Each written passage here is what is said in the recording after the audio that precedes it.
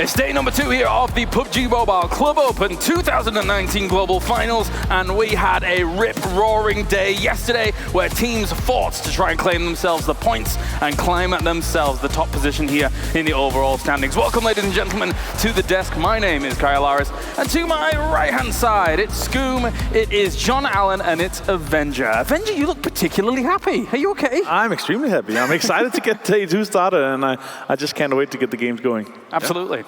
John? Yeah, same from me. I think, day 1, a lot of action going on, all different maps being played. So day 2, I think it's going to start to condense and develop that meta from the regional stages, moving to the global stage. Yeah, Scoom?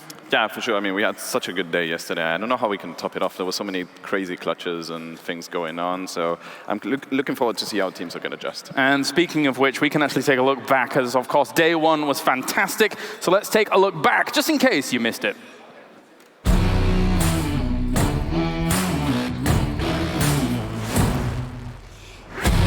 Welcome to the PUBG Mobile Club Open 2019 Global Finals!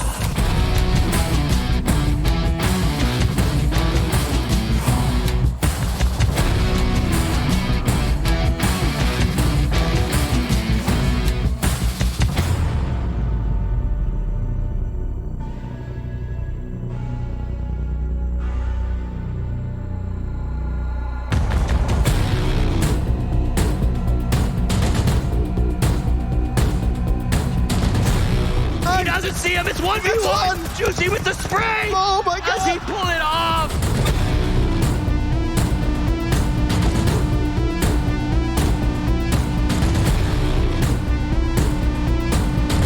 Very close. Cat with the double! X-Quest gets the double burn down. Jump over to Juicy. He's not happy with it.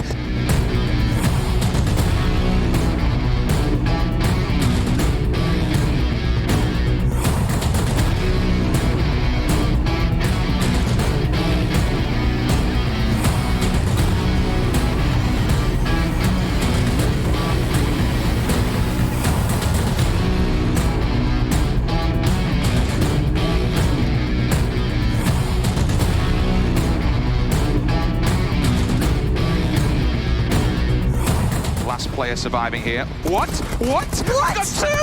What is he doing? 3! Is this real? Could this be the 4 versus 1?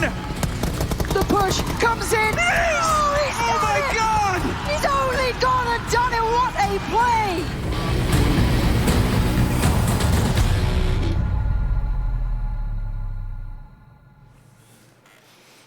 Amazing moments here from day number 1, and an even more amazing performance by Nex, of course, the official smartphone of PUBG Mobile Club Open. Gentlemen, when we look at how things went down in day number 1, we did have some surprises. Mine in part with the standings and how they've shaped up so far, but we had some amazing fights too down the line. Yeah, we had amazing fights, and it seems like China region just kind of showed up a lot on day 1. They were just fragging X-Quest, getting a lot of clutches, a lot of kills, and we also saw top Esports getting that 1v4 there. It was just incredible, and it was just such a good day for them. I think that well, actually, towards the end, obviously, F really picked it up. But I think the interesting shift for me happened when RRQ were sat towards the top of the table. They had that 10, 15-point buffer, I believe, yes. Towards the end of the day. And then going into the final map, XQuest turn that on their head. They get 20 kills, they get a chicken dinner, and they completely blow everyone else out of the water. And they storm on up. RRQ had a pretty poor comparative performance to the rest of their games, so they dropped 2 places down the table. So going from having that buffer to being in that 3rd place and still having to compete to be that top dog, that's what I'm interested in, to see if RRQ are going to be able to step up yet again. You know what? I actually think that it was because of game number 3, where they kind of failed the 1 versus 4, and they got taken down. And I think that hurt them a lot going into the last game, and that's going to hurt them even more going into today.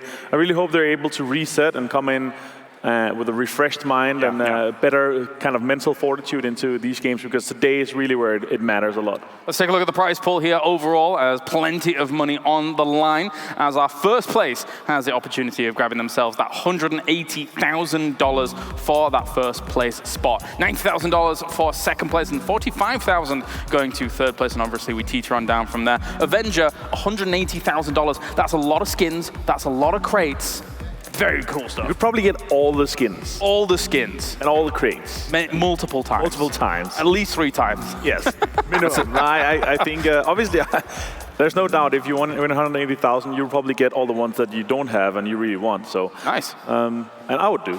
There's John showed me some really nice skins yesterday that I don't have, and I'm now craving like Frost. Frost is usually craving for skins. Right. I'm also craving. In fact, John is exhibiting a future skin right here today. So thank you very much, John. I appreciate that. That's not actually true. But Isn't it? I Oh, would love it. I would love it. If you're going to make a skin, I mean, make the best dressed skin possible. all right. Yeah, I'm going to give you that. You're pretty well dressed. Let's take a look as well at the schedule, as we do have 6 games coming at you today relative to the 5 that we had yesterday. And we will be having a lot of Erangel with the other maps interspersed in the middle of things. So we'll be starting on Sanhok once again. It definitely created some interesting moments for us yesterday, Scoom, but a lot of Erangel. That means that potentially some of these very heavily well-versed, consistent teams who have been playing Erangel forever and ever might have a leg up. Yeah, for sure. And I think today the key thing to look at is the teams that were at the bottom of the leaderboard because they had a bad day. And the thing is, when you have a bad game, it's hard to reset to the next game, but it's easier to reset on the day, right? So I hope a lot of these teams went back, look at the VODs, look what teams are doing, look if the teams are playing passive or aggressive. It also depends on the map. Starting on Sanhok, that's going to be a more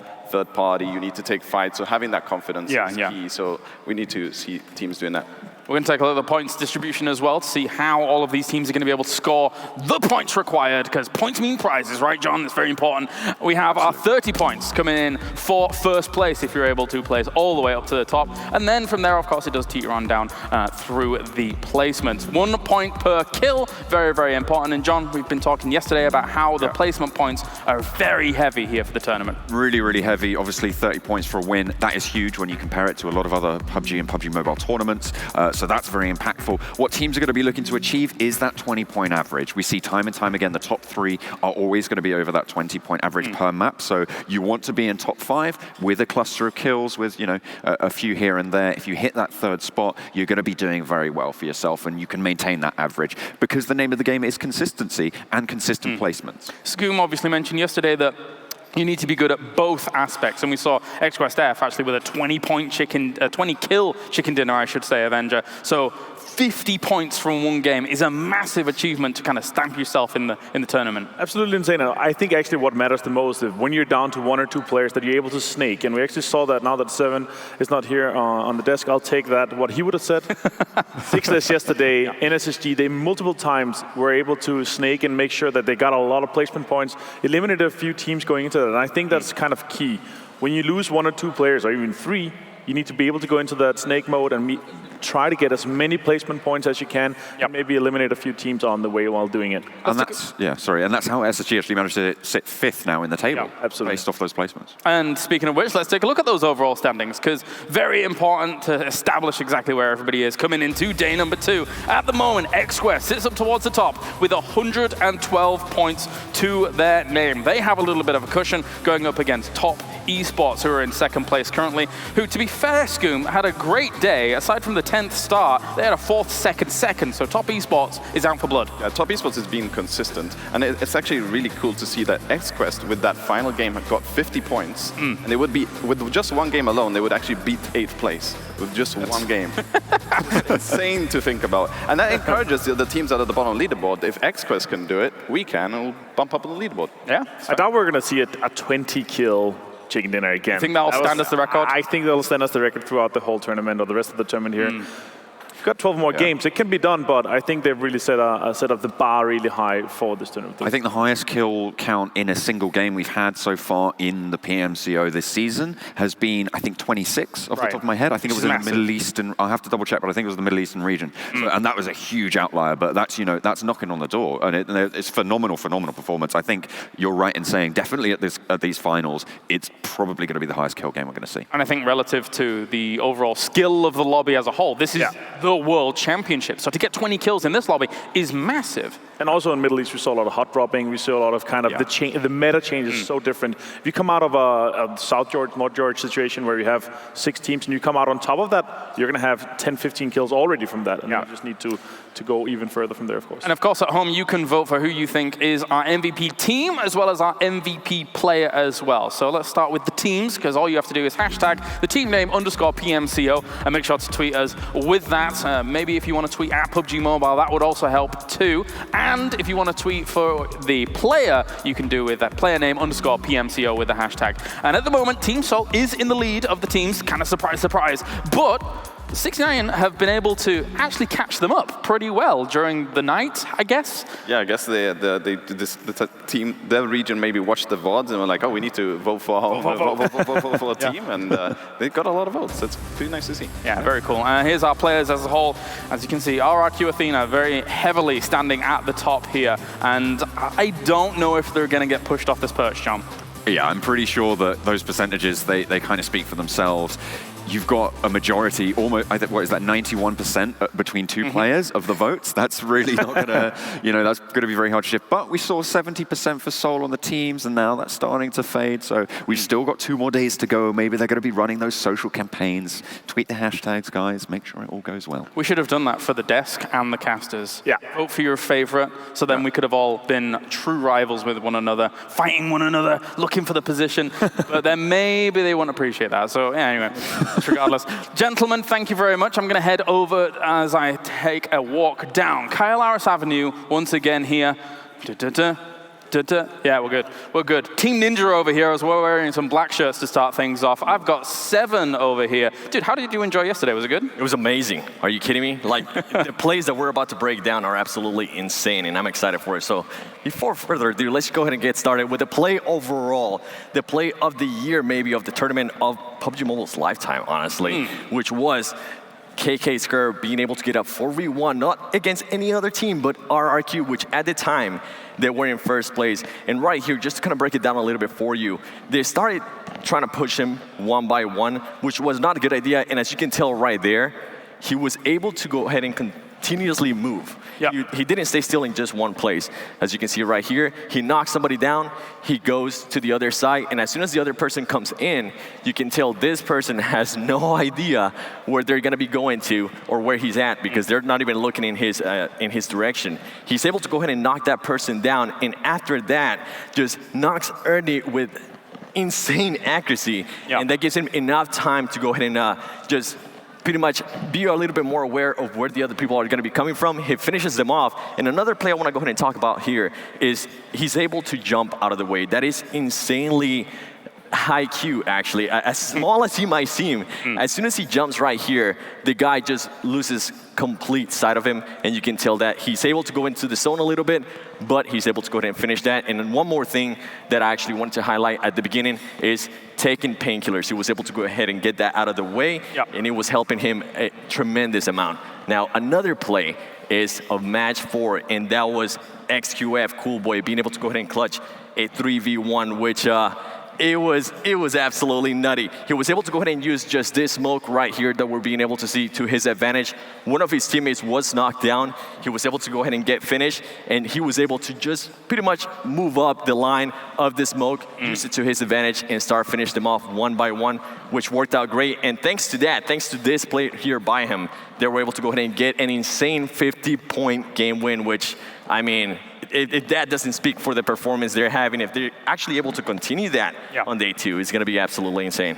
Very big indeed. It's telling that not only is top esports in both of these clips, both of them are biggest moments as well, but also I think for the 1v4, taking different angles constantly to then kind of confuse your opponent when they're trying to breach into a certain location is very important as well. Yeah, and I mean, you have to keep on moving. You have to keep on moving, and that's one of the things that I was able to highlight. You see him knock somebody from the left, move to the right, knock that person, and just continue moving. As he does that, he actually is able to just use the smoke as well. If you're able to see right here, he's using that smoke to his advantage, and he actually threw that before he went into took on the painkiller, which if that smoke wasn't there, he would have more than likely just died right away, and RRQ more than likely would have actually won that game and continued with their momentum. It's the perfect storm of events. Thank you very much, Seven, for that breakdown, of course, as we are now ready to get day number 2 on the way here for the PMCO 2019 Global Finals. Let's get it going. Day number 2.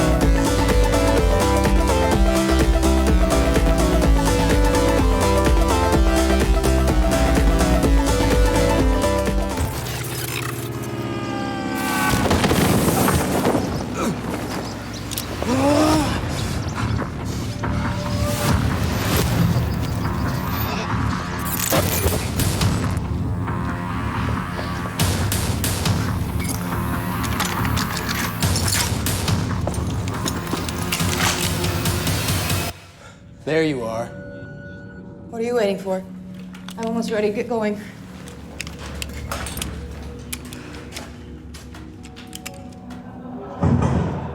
Oh, God.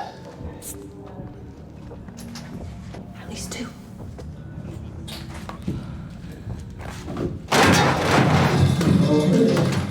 Idiot. Good morning, sir. How may I help you? Yes, sir, that's room 237 on the 2nd floor. The elevator is just around the corner. Serious.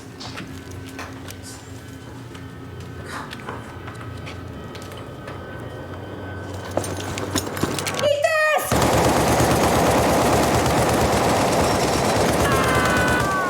Breakfast will be served from 7 to 10 at the hotel restaurant. I wish you a pleasant stay, sir. Thank you.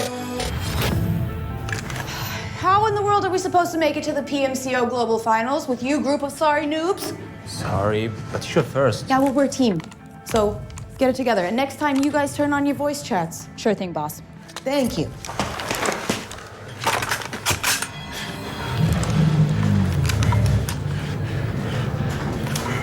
What's his problem?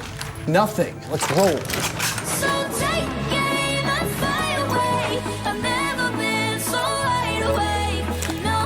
Über Hermannstraße, Neukölln.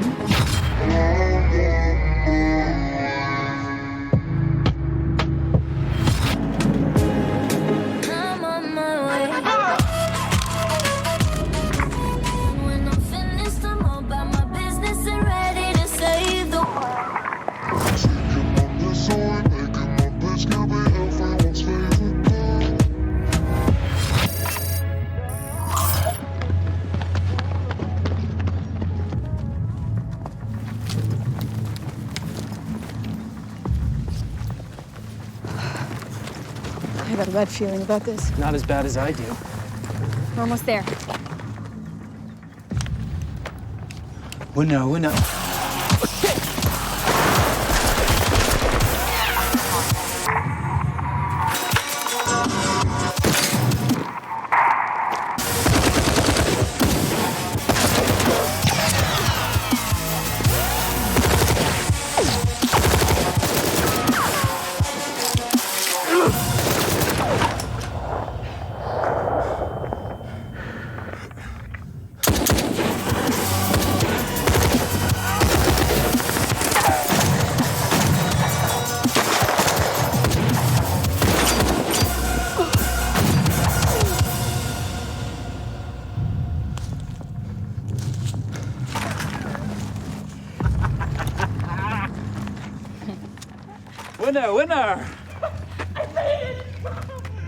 I made it!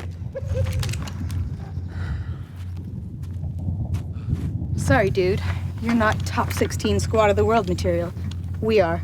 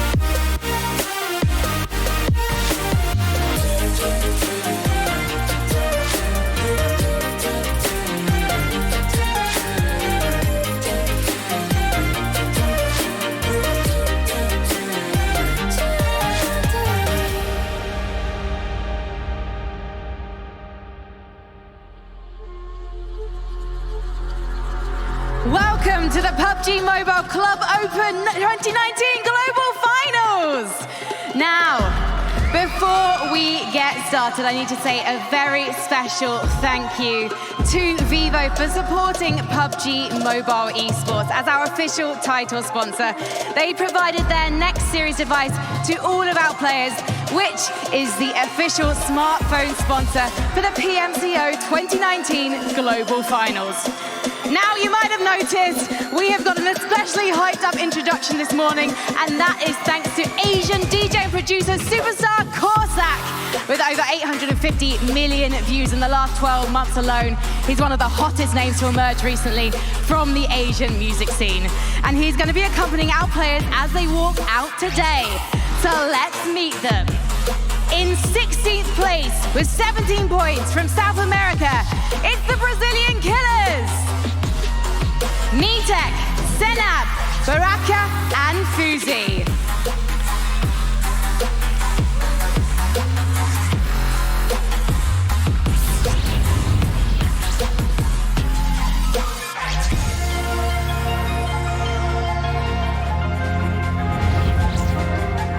In 15th place with 18 points from Japan, it's All Rejection Gaming. Candice, Sarah, Planet, and Lapis.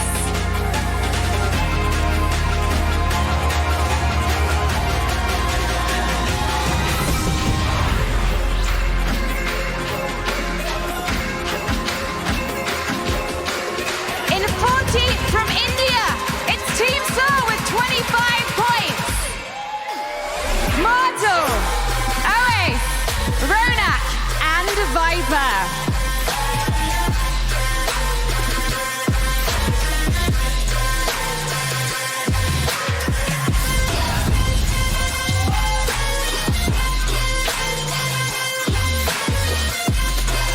In 13th place with 32 points from South America, it's Team Kato. Marco, Axel, Ayala, and Mystic.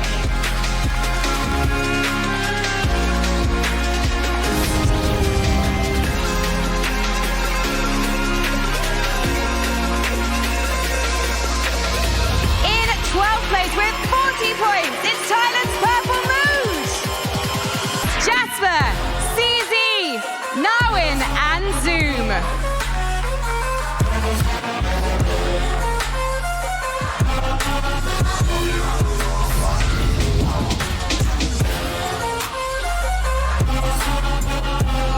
In 11th place with 43 points, it's Europe Team Unique. Kitsune, Yasha, Nagi, and Old Boy.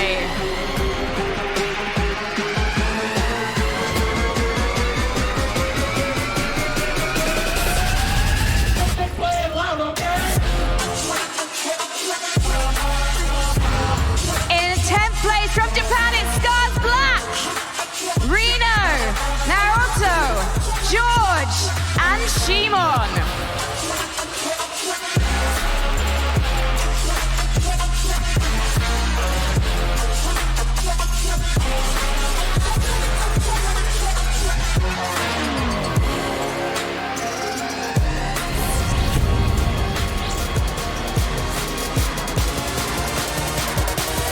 In 9th place with 68 points, they're from the Middle East, it's SNT. Bofla, Lashin, Moha, and Groza.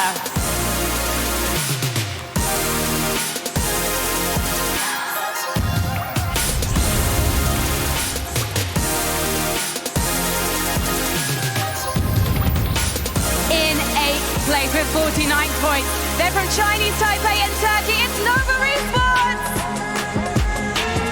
Saoshai, AY, Bandit, and JN.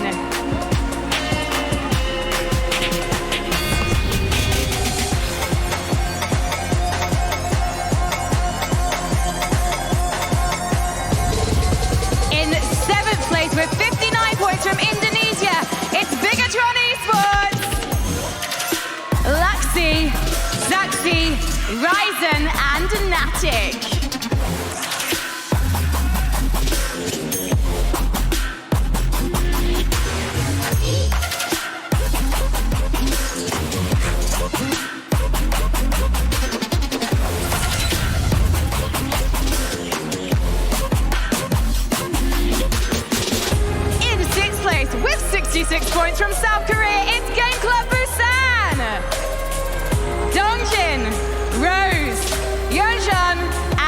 justice.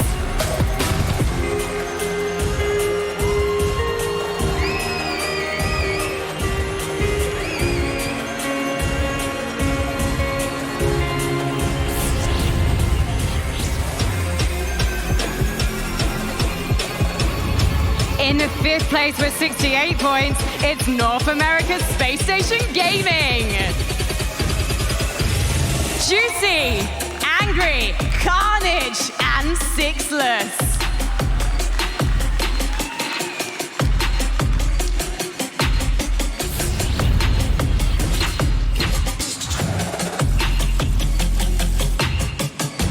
In 4th place from China, they've got 76 points. It's Elite Gaming! Ming, Leader, Baizhai, and Rongzhou.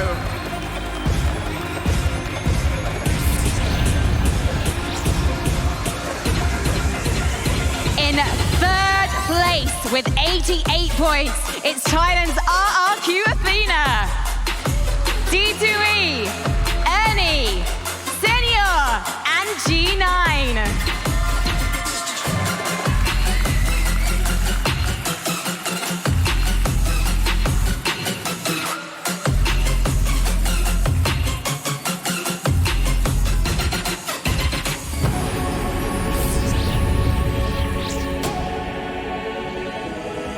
In 2nd place with 89 points, it's China's top esports.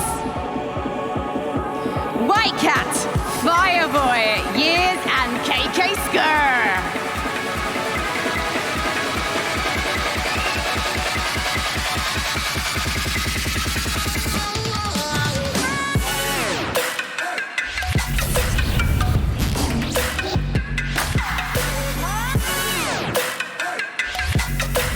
And in the top spot with an incredible 112 points, they're from China, it's X-Quest F!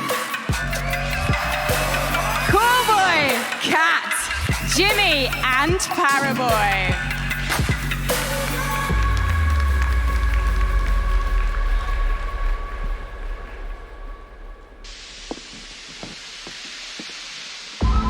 So when you close my eyes, it's just like you're by my side, and I can hold you like it was the first time. And if I only get to see you in my mind, it's not over. This is not a last goodbye, because I love you like the first time.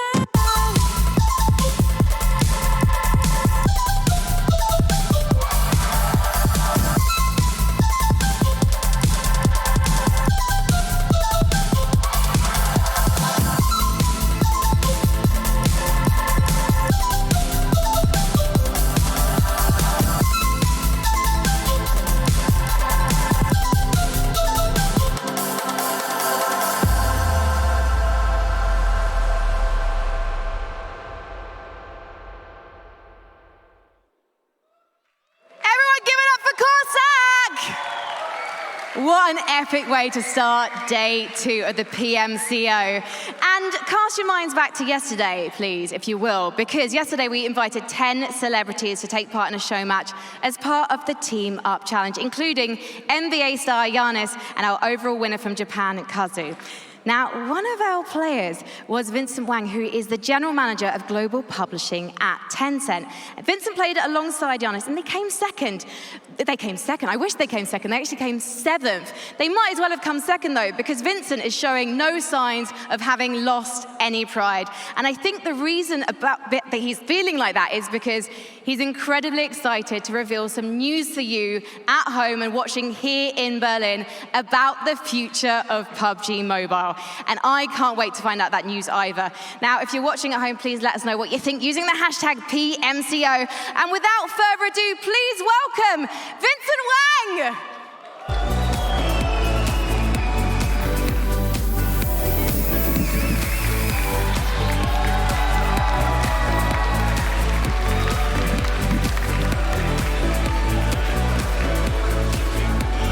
Hi, everyone, and hi, Berlin.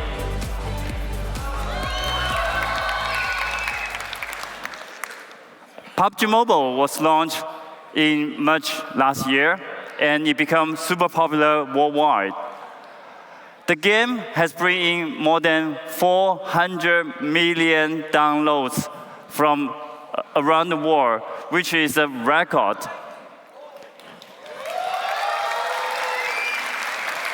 And there are more than 15 million people playing this game every day right now. Thank you in making one part of this. And today, I would like to use this time to also give you some good news. Player experience and feedback have always been the highest priority for our team. We work very hard to bring fresh elements, new contents, and interesting interact with the players. We are working on a new version of Erangel map, which also is our first map in PUBG Mobile. Let's take a look at the new map.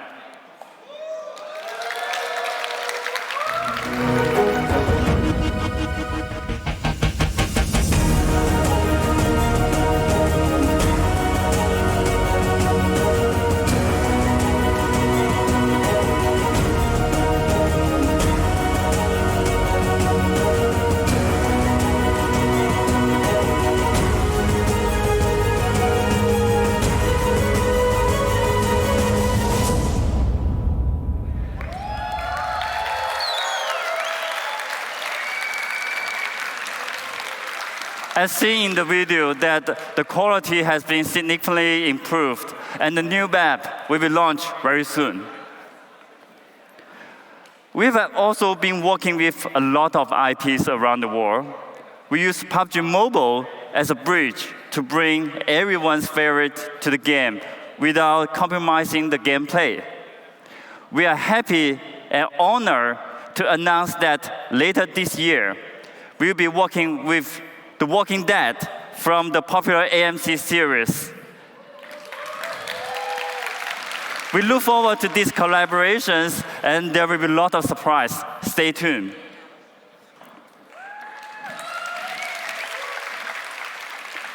Last year, in PMCO final, we announced that we will introduce the Middle East server. And this year, to ensure players from all over the world are well connected, we will be launching Africa server later this year.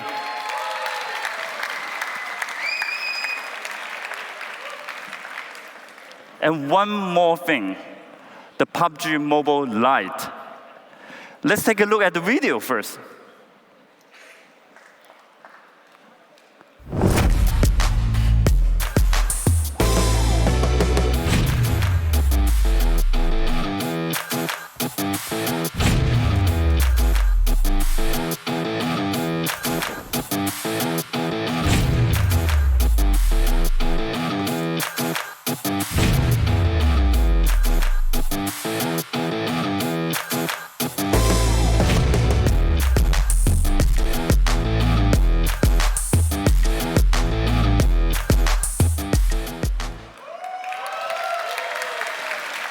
We made a light version because we want more players from around the world to enjoy PUBG Mobile.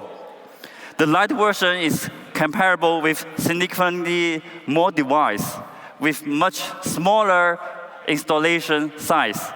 And it will be available on Google Play starting from this month. Winner, winner, chicken dinner.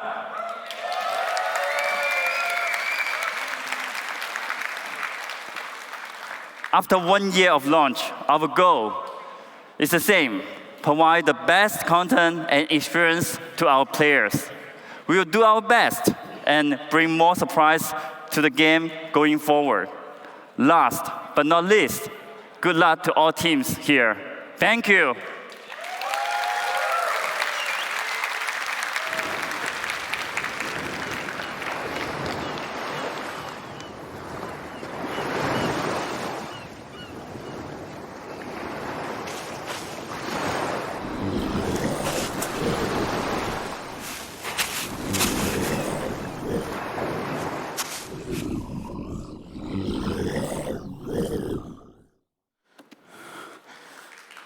Always exciting stuff coming out from PUBG Mobile for the future and onwards. Very, very exciting. The Walking Dead. I do love that series very much. I'm a big fan of zombies. What about you, Skim? You like zombies? I've actually never watched The Walking Dead, so... What? Yeah, I need to... You gotta get on that. No spoilers then. Definitely gotta get on that. Some exciting stuff indeed coming for PUBG Mobile as a whole. And speaking of PUBG Mobile, the Club Open here for 2019 Global Finals, we now get down to day number 2. And I would love to start with our current #1 standing team, XQuestF. They have shown, not only in the prelims coming in, of course they got themselves a 2nd place, but it was a very fiery day #1 from them. They've shown that in day #1 here, they can continue to perform extremely well, John, and it's a sight to behold. Yeah, so if you remember, I talked earlier about how people want to be breaking that 20-point average on these games. XQuestF, they're sat on 28 points on average per map. Obviously, with a stellar performance on that final Erangel map, means that they did catapult themselves up a little bit. With 4 maps, you know, the impact of that did have a lot on their averages, but even so, 28 is incredible. You're looking at the next best team sat on 22.25 on average, which, you know, that's a really, really big margin when you scale it up over the number of games we're going to play. 22 points for 2nd place. That averages them on over four games to 2nd place every time, plus 6 kills. That's insane. It talks to how well they play and also how well they played on the last match, obviously. But overall, I'm extremely excited to see if they can continue this, obviously. We've got 6 matches today, so it's going to be a bit more kind of hard for them to continue this average, I would say. But I'm looking forward to see if they're able to do that. And it's extremely exciting to see that it feels like, Scoom, they kind of ramped up as the day went on. Of course, there was a little bit of a blip of the 8th place. It's not really that big of a blip, but it does feel like as the day progressed, they felt more comfortable. They came in with a 20-kill win towards the end of the day. So people got to be very scared, I suppose, since we have so much Erangel as well. Yeah, they have to be super scared. I mean, I don't think that momentum is going to stop. They just keep going and ramping up and ramping up. So the teams are now like maybe at the bottom leaderboard. If they want a chance of winning, like Team Seoul, a fan favorite that we did see them, like if they need any chance, they need to start now, right off the bat, do a good game on Sanhok, because XQuest is not going to stop. So if you're just going to have mediocre games, you're not going to catch up to them. Let's talk about RRQ Athena. I've skipped top esports for a moment because I will want to talk about them later on. The RRQ Athena, of course, current reigning champions, if you count Dubai as the true stop there that it was for Star Challenge as a whole. They are in 3rd place right now. They started the day in 1st place. However, it teetered down a little bit as things went on. Avenger, what do you credit that to? What was it? As we talked about in the pre-show as well, I definitely think that their 3rd game, and they kind of failed that 1 versus 4 there, or KK's career succeeded, you might even say. Sure. I would say that definitely they kind of tilted them going into the last game. We have to remember as well, we've only played 25% of our matches. We have 6 matches today. After today, when we take a look at the standings, we will have 10 total. So we're really going to be able to see how far ahead are they going to be able to do. But they're only 24 points behind, and we saw, I mean, you can get 50 points in 1 game if you really frag out. So it's definitely still very open for the majority of the teams, especially in the top 6, I would say. It's definitely very open. And depending on how well the momentum from XQuest is going to be, we'll see how everything else is going to kind of play out. John, thoughts? I think I can only agree with that. I think RRQ, as you say, a little bit maybe off kilter, but as you say, 4 maps only. Today, I'm expecting them to try and regain a little bit of strength because we didn't see them perform super strong on Erangel, which means that obviously you've got these 3 Erangel games today coming in. So hopefully they'll be able to, find their footing, not be on tilt as much as maybe they were yesterday, and try and, best foot forward and show us why they were the defending champions. Do you feel like that was a blip, John? Do you feel like I think so. Their Erangel game, I think they got 6th place, correct me if I'm wrong, during that game. But beyond that, you feel like they could probably propel themselves a little bit further into those Erangel games, get themselves top 3s, get themselves podium finishes. Yeah, well, I mean, time will tell, but I believe that they can. I think it's evident from the way they played the first 2, and even the 3rd up until the 1v4, that they know what they're doing. They are super confident. They are aggressive when they need to be. They are tight on those rotations, and that's what I'm expecting to see come in a little bit more today in those Erangel maps. And our first map is going to be Sanhok, starting things off for our 6 games today. And that was the map where we had Scars Black actually getting themselves the win at the beginning of the day. Now, currently they sit in 11th place. That was the current lowest chicken dinner finisher in the overall rankings as things do go. Do you think Sanhok's the perfect opportunity for some of the kind of lower placing teams right now to strike back and maybe cause some kind of upsets for points? Yeah, I think so, because it's a map that doesn't require too much macro play and strategy. So maybe these weaker teams that can excel and maybe taking some team fights, because all of them know how to shoot. They really excel on that. But I think that we were talking about the balance of good rotations and aggression and stuff. Sanhok, it kind of tones it down. It's more just about fights and third partying. So Scars Black did win the first game yesterday, and then they didn't get a single kill, I believe, in the next 3 games. So hopefully they come back and end up with maybe another win or a decent game to start the day with. Yeah, it's a big change to go from first in your first game of the entire tournament, of the entire global finals, to then go 15th, 16th, 13th with no kills, Avenger. That's kind of unfortunate. Very unfortunate, and it talks to obviously their position and how well they played in the first game, but I want to see that continue. It could also be that they put way too much effort into Sanhok only, that they're just specialists on Sanhok, and they, as Scrum said, they don't have too good of a macro play, which is extremely important on all the other maps. But I'm looking forward to see how they're going to be able to kind of come back. They have the capabilities and skills of it, so I'm hoping to see if they're able to do that. XQuest has been able to put themselves dominantly at the top of the kills by players overall here so far. Powerboy and Coolboy up towards the top with 11 each. Just this though, getting himself 10 kills along with Ernie and KK, and I had to do it. Just this, you didn't have to do it, we'll be honest. Yeah, okay, you're right, I didn't. Just this. Is it a play for the word justice? Is that what I'm seeing there? It's either justice or just his. Oh, no, I don't like that one. I like my version better. Avenger? Cat also with 10 kills. It's 11, 11, and 10 kills on these guys. Absolutely insane. 39 kills yesterday. I'm looking forward to see if they're going to be able to break the 100. Maybe even today if they continue this. Maybe even today? Yeah, I mean, 39 in 4 games.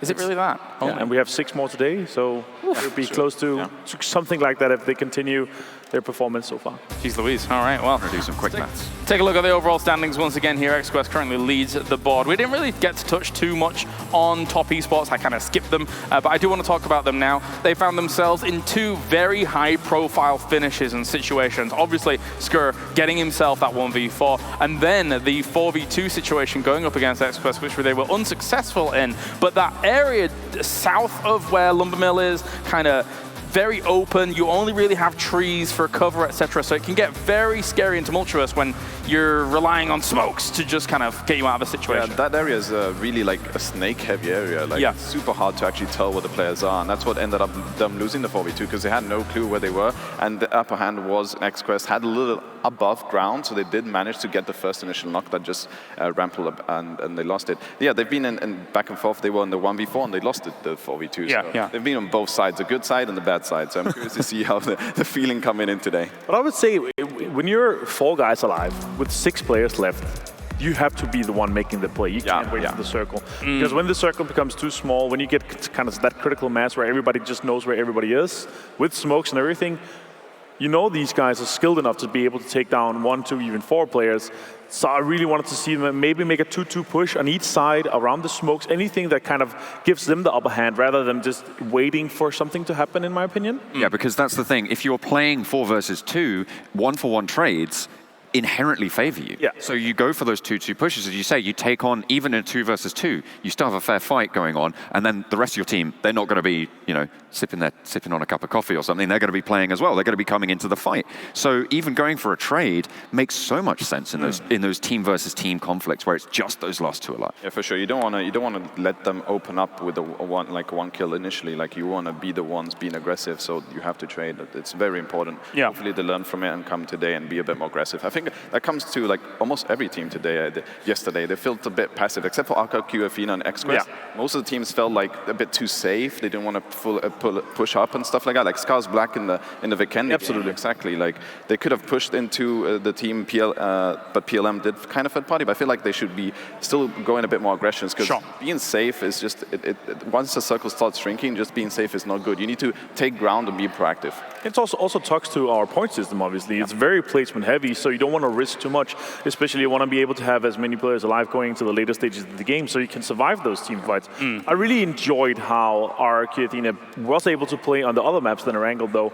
The way they played extremely aggressive, they were playing as a unit. We saw them kind of snowball effect and just moving as lava all over the map and making sure they're taking our players and teams to both eliminate for kills and also eliminate to make sure that they came up with those placement points. I think since we have 3 Erangel Erangel today as well, one thing I'm particularly excited to see, which we don't get to see too much elsewhere, is the prevalence of the potential late game situations with the DP. I think that the DP is very, very powerful. We saw it in snaking situations when it came to our last Erangel game, and 3 games of that today could really be very prevalent once again. Yeah, the DP, because it has such a massive mag, it has a lot of bullets, it allows players when they're proning to shoot through the grass to pick up on players. So that allows them to just spray and pray and hope to see the tag. And it's a very, very good weapon in Erangel, in my opinion. On a similar vein, I'm surprised we haven't seen too much M249s come into the mix. I mean, maybe it means that people aren't prioritizing going for the drops in this situation. We're not seeing that sort of come into the mix because it fulfills a similar role, right? Like it's a suppressing weapon. If you can get it. If you can get it. Yeah. So the DP in my mind is like a budget M249 in that circumstance. Not to say it's bad. I mean, budget. I mean, it's great, you know, you save money, pinching pennies. I'll take it. Also, easy accessible. Yeah, if you're going for 180 grand as the first prize, I mean, you don't need to be pinching those pennies. I want to see more M249s. Yeah, for sure. Well, if they can get the crates, then yeah, I'll happily see that for sure. And obviously, with Erangel, Erangel is one of the more balanced maps when it comes to play style, I want to say. Sure. You can have those kind of very close quarters combats that we're seeing with some of the snaking going on, but range is also a big factor as well in Erangel. Yeah, for sure. It's the most balanced map. It's a map that requires good macro play, good aggressive team fighting, and that's where RRQ Athena normally are good, and XQuest, the reason why XQuest kind of won that game is because they know how to position themselves, they know how to take fights, and this just combination of both of them it's key. Yeah, so we are expecting the cream to rise to the top here with how much Erangel we do have. Of course, though, Sanhok, what are you guys expecting here really from Sanhok? What did you take away from our first Sanhok game of the tournament as a whole? Well, obviously, it's the first game of the day. I want to see some aggression coming out of them. I want to see some of these teams have a good start to the day, because obviously that's going to matter. We have six games in total. You get a good start to the day, you're going to have some good momentum. I want to see a bit more aggression. Obviously, we saw from XQuest in the first game of Sanhok yesterday, we saw them play a bit more safe. They had a comp out, and I feel like if they played a bit more aggro there, they're going to get even more kills and kind of placement points from that, instead of being gate-kept as they did in the end. Yeah, I mean, you saw what RRQ Athena were able to do with that aggression. Oh, yeah. They were just rolling over teams. I think you talked about lava. I'm seeing them more as like a pyroclastic flow. The speed that these guys are moving at was really quite incredible. And just as we do wait here for a moment, we're waiting to get into the lobby, of course. We just had a little bit of a restart, so once that is sorted, we will be getting into that game. So thank you very much for your patience, ladies and gentlemen, whilst everything does go down. Our end for Sanhok yesterday was just north of Paradise Resort, I think it was, and that's an area where, again, close combat is going to be of absolute the most importance. I think it is a road with kind of a small valley just up there as well. So you're in these situations where you're fighting across roads, which effectively, I suppose, are acting like mini rivers when it comes to these kinds of fights. Yeah, we did see Space Station Gaming were on one of the bottom sides of the southern side of the road, quote-unquote road, and they decided to be a bit passive because they didn't want to get third party from different angles. So I kind of like that they became passive there, because they just controlled one side, waited for the fights to happen, and then they were the ones third partying. And I think that's the thing in Sanhok. You don't want to be kind of like centralized like PLM were, although they did get 11 kills in that game. They were bang in the middle, and they just got surrounded. And I think in Sanhok, you want to control like one corner of the map, and that just continue pushing and just clearing the sides. And actually what I was hoping to see from PLM, to kind of take one of the edges, to make sure that they could hold their backs free and get more kills. Maybe they will make a change up here. We shall see. Of course, everybody at home has seen the front of stage and everything that's going on in front of the cameras, etc. But what is it like here at PMCO everywhere else? Let's check in with Rachel to see exactly what's going on. Hey guys, Seltzer here, and I'm going to take you on a tour of the PUBG Mobile Club Open venue. Let's take a look. First step is to get checked in, so you may want to make sure if you pre-registered to stop by the booth and grab yourself a wristband. Next step is to make sure you go through security. This is a safe and secure event, so the only weapons we're going to be allowing are the ones in PUBG Mobile. On my way in, I found some PUBG Mobile fans who came to the arena to watch these teams play, so who are you guys here rooting for? SNT team. Because it's from our region, so. Tell me about your region. Tell me about you guys. We are Arabs, so this is the only Arab team here in this tournament. So we're really hyped for this team. And is this your squad? Do you guys play PUBG Mobile together? Yeah, we're a duo, me and him. Who's the in-game leader of you four? Show of hands. 2 leaders. Well, they're following you guys into the event, so they figured it out. That's my gamer tag. They're gonna put it on a shirt for me. So I got my t-shirt up when I checked in because I follow the rules. I check in first, and it really paid off because not only do I get a t-shirt, I get to customize it with my gamer tag, and I found just the guy who's gonna help me out and do that. So, sir, I bring you this t-shirt and I bring you this tag. Is there anything else I need? Okay, that's all. I will maybe 5 minutes needs to make your name on your t-shirt. It's perfect! Thank you! Now I have my own custom shirt to wear, so I will never forget my time at the PUBG Mobile Club Open. So, you might notice that I look fantastic in this t-shirt. Well, I am among the elite ranks of many others who've secured a similar t-shirt. Let's take a look at all the names who have been printed. What is this? Alan Walker, the tastemaker himself. Now I know I'm in good company. So I'm over here at the sign drawing station where you can make a cheerful to cheer on one of your favorite teams or players here at the PUBG Mobile Club Open. And with so many teams and so many great players, I really had trouble deciding who I was going to cheer for until I realized I could just cheer for good games. This is a sign celebrating coming together and enjoying PUBG Mobile with your friends. It's awfully sweet of PUBG Mobile to think of the ladies like me and provide a husbando opportunity. Hey, buddy. So one of the really cool, interesting things that we have here at the PUBG Mobile Club Open for the audience to interact with is our graffiti wall. So this is a virtual graffiti wall. I've got the handle right here. I'm going to choose my color. And what should we draw?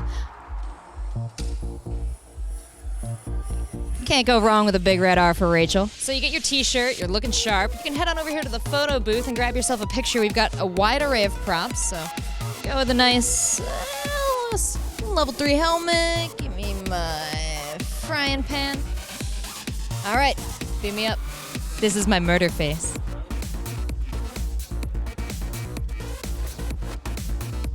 I feel like I look pretty natural with this. 10, 9,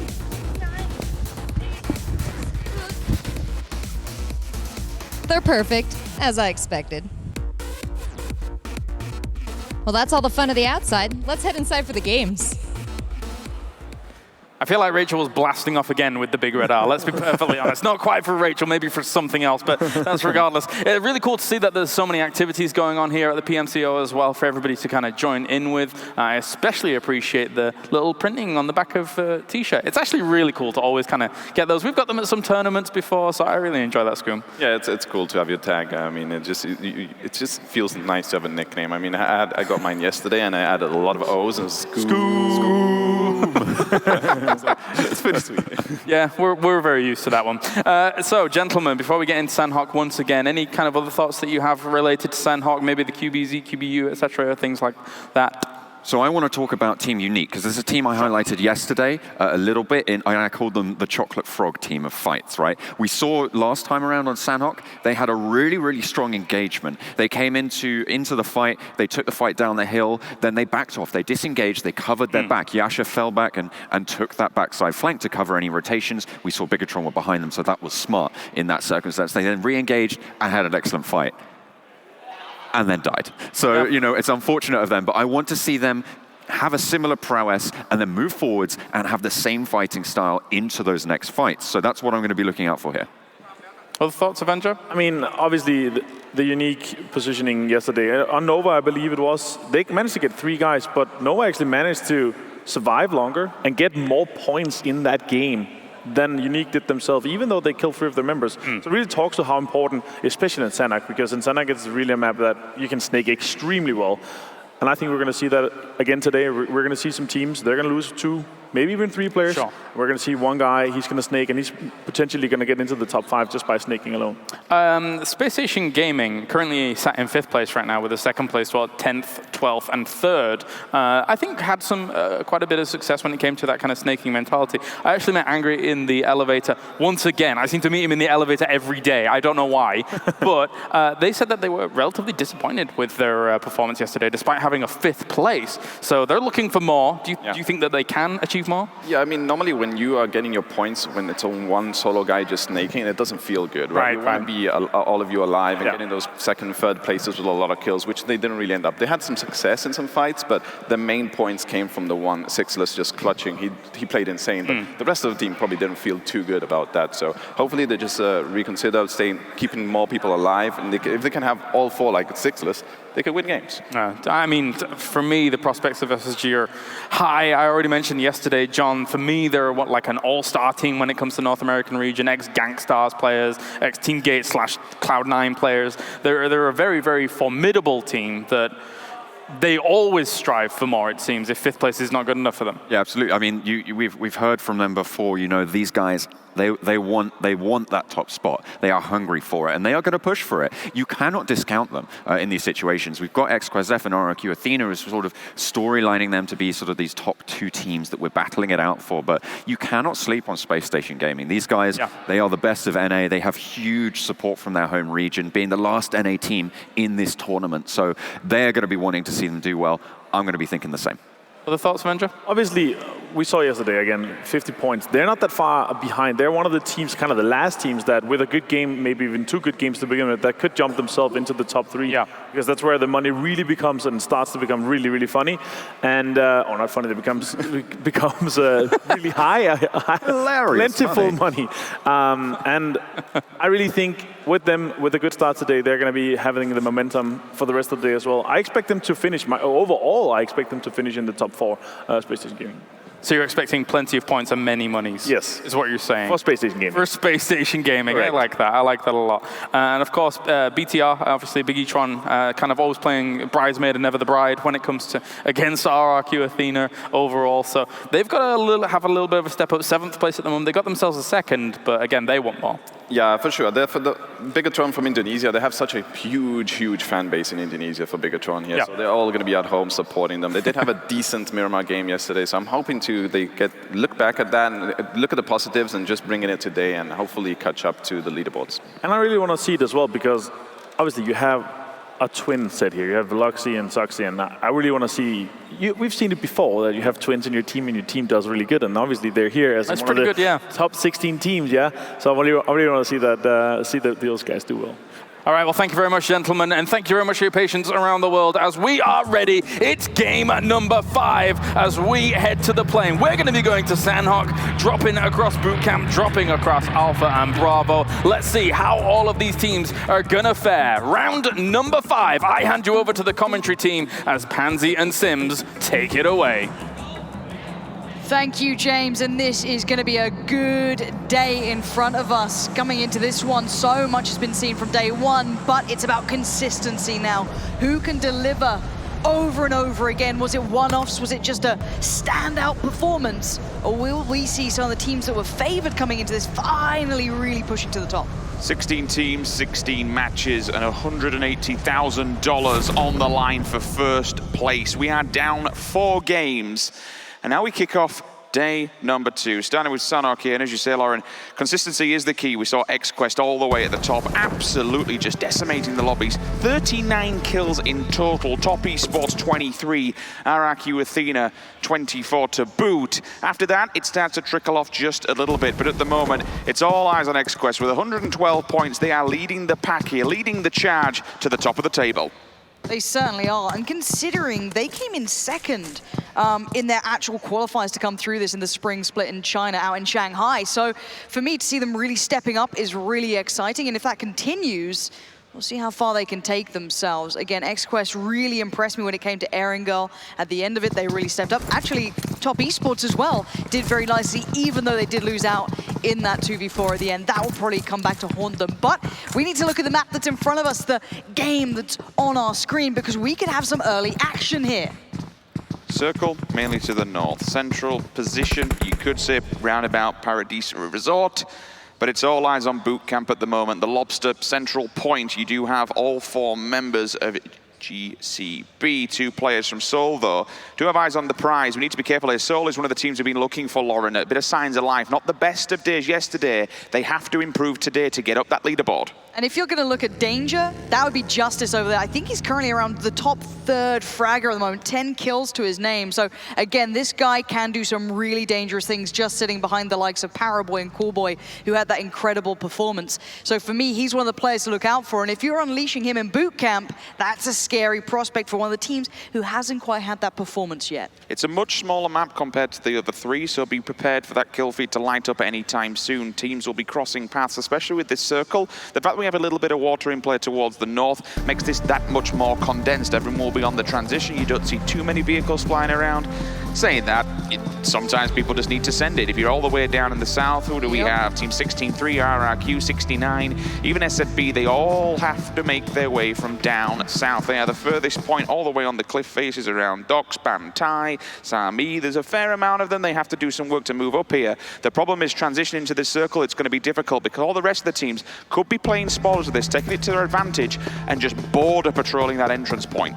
Yeah, and here's Coolboy, one of the most bloodthirsty players so far. Incredible play alongside his teammate Paraboy. These players have been so deadly. And it's not just the frags that have been putting them up towards the top, it's those placement points as well. Currently on 73, and they had good performances throughout this. So again, for me, they're one of the teams that if they come in hot today and they can string this together on Sanhok and then look at Erangel coming up in just a moment's time, they're one of the teams that I'm going to consistently be looking at to find these kills, find those placements, because they were so aggressive as well. Look, we want to try and give a bit of viewership to every single team, run them through, but you can't take anything away from them. A 3rd place, a 4th place, and a 1st place. The 1st place backed up by 20 kills and a 2 versus 4 scenario. Look, if you want to win this top prize and you want to be at the top of the table, that's the way to do it. Placement and consistency is key. Yes, kills are good. 20 kills is going to give you 20 points instantly, but a 30 point for a win, that's where the points really come from. Yeah, and I'm looking at the Brazilian killers here, and I want to see more from them. That region, to me, always aggressive, known for that kind of frag-out ability, but actually, we've got an engagement happening as well. And I see SSG having a bit of an issue, and that's a loss. If that Sixless gone down, he was the one on Erangel who kept them in, got them that 3rd place, pushed them into the top 3. If he's been caught early, that's a big issue now for his side. I've just seen a response from Angry in the kill feed. We'll try and get you this fight up on screen now. Juicy, little bit of a tag. Sixless, he's down but not out. This one's ARG. Well, there's been a return knock, right? So they can at least get the time to maybe help him. But on that bridge, he is very exposed. Maybe if they can use the smokes, commit the utility, there will be a tiny amount of cover. They have committed carnage to this one. He needs to be careful because if he goes down, that's potentially 2 players. Juice is also being tagged up. They know they're making a move here to get that revive. Yeah, you can see the 2-2 split on the hill as well. Yes, they have one of these players here, and they did manage to get that connection. That's really good work, but they're going to fall back, allow the other 2 on the hillside here to maybe get a good position for a crossfire, make it very difficult for the recovery from SSG, and that's what you're seeing now. Carnage being knocked. This is bad news for SSG. They were NA's hope. They were the superstar team put together. If you'd watch PUBG Mobile, you'll know these guys. They're household names, but suddenly they could be the first team potentially gone. Carnage was sent in to be the front man who can get the revive on Sixless. Yes, he did get the revive indeed, but instantly he's knocked, he's confirmed. Sixless also bleeds out for trying to get the revive. There's cost them 2 members. Instantly, the North American powerhouse is sent down to 50% manpower, losing 2 on the transition in the kill feed. Meanwhile, ARG, they got problems of their own because all of a sudden, Nova's turned up to the fight. Yeah, there's the 3rd party coming in. For ARG, this could have been a really good pickup of some points in the kills, at least. Only 2 points thus far for them. So if they'd managed to get that cleanly back away, that could have been excellent. But unable to make it happen for themselves here. They at least get a little bit. But again, SSG have suffered so much already. You don't want to be losing out on players this early on in the game. You don't want to be down to 2 because it will force you to be passive. This is the name of the game when we look towards Sanhok. 3rd party galore. You might be able to take one fight and move on to the next, but you have to be ready for it. You need to get your stims on, your health up, make sure you're changing out any gear that's damaged for next fight survivability reasons. BTR, just seeing a bit of a tag in the distance there. Luxy and Ryzen clearly have eyes on Unique. Information will come through now. 2-2 split vehicle down south if they need to transition further afield. I'm looking about where they are on this circle, though. I think they're in a particularly decent spot. Inside and safe for now. Unique just down south, behind them on the east might be the problem. I don't think they realize that ELG is just lingering the distance south side of Mong Nai. Very cautious in a way here. Oh, bit more of a contact, yeah, from TES. Yeah, and Top Esports had a couple of good performances. They had that one individual moment that certainly will be remembered. And Mortal just got found again. We're seeing Seoul not having the best of starts, maybe feeling a little bit too much pressure, maybe the jet lag, whatever it is. They haven't woken up yet today, but they could find a response here. But Top Esports are no pushovers either. We saw what one man from this team could do to one of arguably the very best. I wouldn't want to tangle with them. The advantage for Top is that they are quite literally on the top of the hill. Seoul have to have the uphill battle if they want to take it to them. They could completely disengage from this, but they have to be aware that teams will be on transition also if they do evacuate this building compound they're in. Seoul, everyone they've got a huge fan base. People want to see more from them. They had a bad day yesterday. Today they have to turn it up. Losing one player like that instantly in the conflict, it's not great, but they kept 3 alive at least for the split. There was no revive available. How they approach this one, I think they disengage from this. They're leaving Oice now just to be the man who overwatches, make sure the backside's clear, send the 2 off first. And we have Top Esports, they're all laying down there. They're waiting for this engagement. They're not pushing it and forcing it. I'm absolutely fine with that. And this is a team that the fire should be under right now. RRQ Athena coming into this, everyone looked at this team as probably the ones to walk away, you know, with the gold medal, the trophy. But there's been some real heavy hitters up there with them. And they had that real suffering loss against one of the players we were just looking at. They got 1v4'd, which can put a team in a really bad position. It can make you kind of have internal issues. So hopefully for them, they've been able to reset overnight. They can come back into this strong. But they still have to find that way forward. They're still working their way out of Quarry in the southern side of the circle. There is a decent run ahead of them. There isn't too many teams nearby, but there is one close enough. Yeah, that's the problem. 69 is on the same transition path here. I can see players, they might get an eye line on this should they hit the roadside. Athena might potentially get lucky here. If 69 run onwards without checking the backside, if they watch this, jump, right? They could completely get the jump. They are in a 2-2 split, so they won't confirm all members down. There could be a scenario there where you press the advantage, and all of a sudden the 2 players that are disconnected from the rest of the roster just bite you in the backside. So they have to be careful. They don't overextend themselves. But they are on a parallel kind of mirror image transition. We are looking at the moment with Purple Mood. There is a team Nova also in the same scenario, same area. Purple Mood will be up against the hillside, up against the cliff, so the only one way they can really go is forward. And unfortunately, forward will be the gauntlet as all of Nova is just spread across that hillside.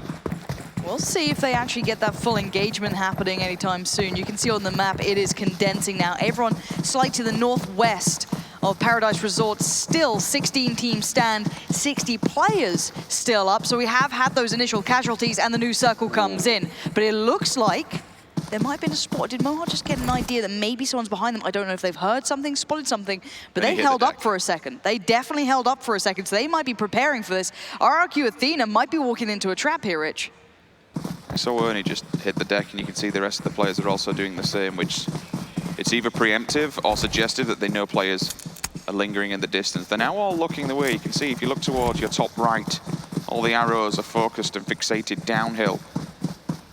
But the same goes for 69, so maybe, just maybe, by the skin of both of these teams' teeth, they've avoided danger. Both of them outside the circle, the longest distance to go. It did shift up to the north, so many players happy. You'd have to suggest by his screen, maybe Buffalo has some info. PLM still in the water, just trying to transition this one. Stay a little bit safe for now, but it looks like Nova do have them red. We mentioned for PLM there was only one way to go, and they have opened up. And Nova have been putting bodies on the board. These guys, yes, they haven't had the biggest results. They're kind of sitting middle pack at the moment. But if they get a couple more of those kills, you can see what happens when they do go off. So I'm wondering if they've got this position, they can maybe isolate some players. But here we're going to see Unique. Again, a bit of a ball in the China shop at times. We saw them playing towards Shelter on Erangel, and they were hunting down teams. They were looking for any way they could pick something up. But they're not going to have an easy route here. There is still one man spotting them out. So keeping track on their location, their movement. But Nova's on the play here. They're pushing this one for now, down the hillside. AY and JN not in the safe hitters positions. They're very in an open field. Maybe now Win now gets that info, feeds it back Oh, here comes the utility. This is where it gets scary. First knock in his go time. AY gonna make the push, but Zooms is there and he holds him back. Nice work from Zooms, but trade instantly comes in. Excellent work from Nova to make sure there's always a trade available, not allow their players to fall without an answer. And where is the rest of the team against them? It looks like Nova have stamped their authority on this area. They'll control the north, but I see a third party moving in. They may not be alone for long. Picked up the points, but Jasper will be over by Cow. He's safe. He's the emergency black. He's just the backup plan, right? Now, you might see in the distance, Rich, ELG, they're coming over. And ELG's performance so far has been something to really take a look at. Currently in 4th Elite Gaming, looking very nice. Good placement position throughout this. Couple of kills to boot. Certainly no slouches, but not quite up there with the top 3. But this game could really springboard them forward. But it looks like Bandit's got an idea. He was scouting. He was keeping track of who was close by. So these guys, they're taking their time. They're being smart. They're cautious. They're getting the information. It's good suppressive fire. And that single hillside scout, it's forced them back. The utility's there. Bandit does the job. Broncho will sit forward, front and center, ready to receive should they make an advancement on this one. So it's good preemptive play from both teams. No contact made from either side, and I think ELG just disconnect from this. They can wait it out if they really want to again. Nova's in a position where they don't have to move. They are circled. They are not quite, but nearly central circle, so the next one should be favorable to them. Everyone else still has the work. But for ELG, you know, if they can remove Nova from that position, they have that entire quadrant of the island. They can just sit and chill. Oh, look at this bridge situation, though. SSG, they lost out on those Sixless and Carnage earlier on to ARG, who are on the other side. So this is far from fun. They're locked into this bridge. I don't think they can move too easily off of this one. Juicy, I think, unable to heal beyond that. Maybe lacking some utility, some of those stims, some of those boosts, maybe just kind of unable to get the full loot they wanted after suffering that casualty to start with. I wonder if Plant knows. I wonder if either team knows. It's just a stalemate, standstill. Circle, meanwhile, does fixate. Goes central, ELG, Nova. Quite a few teams around Tapmock. They're all going to be happy for now. Anyone coming out of Paradise or looting Paradise will be all extremely happy. They'll have got geared up to the 9s. Meanwhile, SSG again, still ARG laying down the hammer here, Lauren. That was earlier. That's the little reminder of why they're in that situation on the bridge. That's a little look back. This is Top Esports as well. That was their engagement. And this was that great compound breach coming in. So we were already seeing those moves coming through. And so many of these players being put through their paces early on. No one afraid to take a fight, but just to remind you, we still have 16 teams alive. All the teams still stand, but there has been losses. And look at this vision coming in from Dongjin here. That is a really nice bit of information. Do you want to engage? Probably not. Maybe not yet. Get the rest of your team in good position and maybe work it out from there on.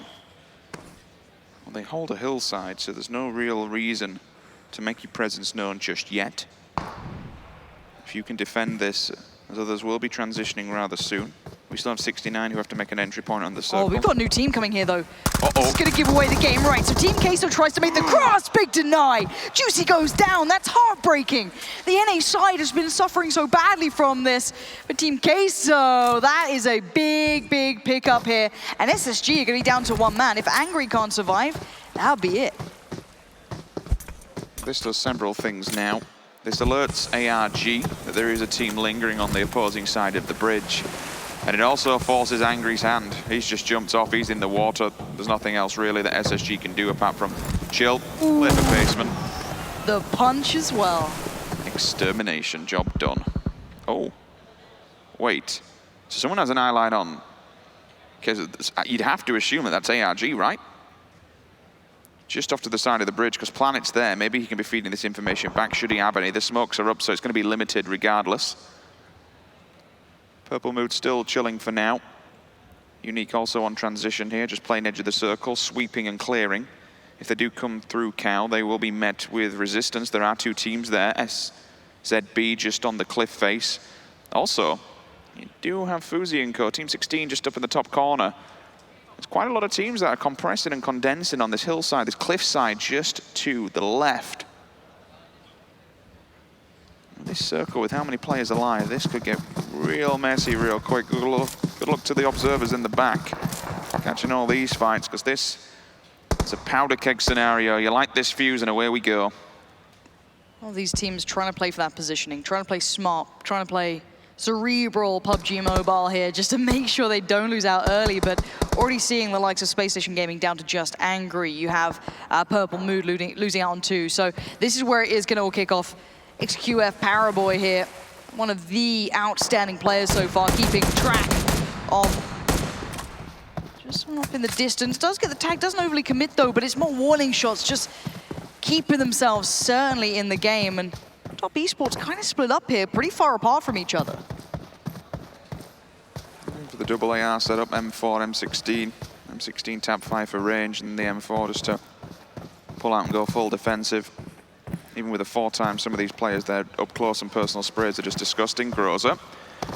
69 have finally made contact, and that was just to the south. Circle has again been unfavorable. They just have to keep moving time and time again.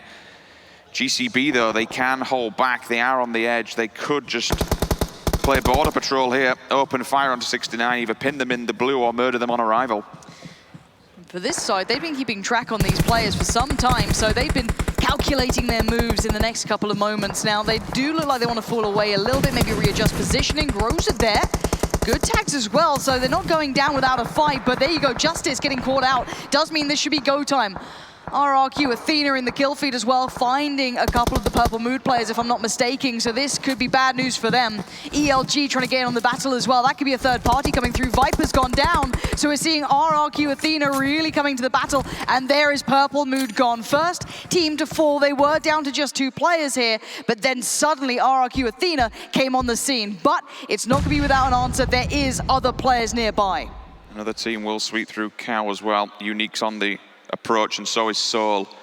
And honestly, Tatmok's about to just explode. ELG know exactly where Athena is. The grenades have been damaging, but certainly not deadly. Still plenty of Membles up. They can hold them here, hold the line, hold them back. They need to be careful. They could be crunched. Unique's on the approach. 69's here, Soul's here.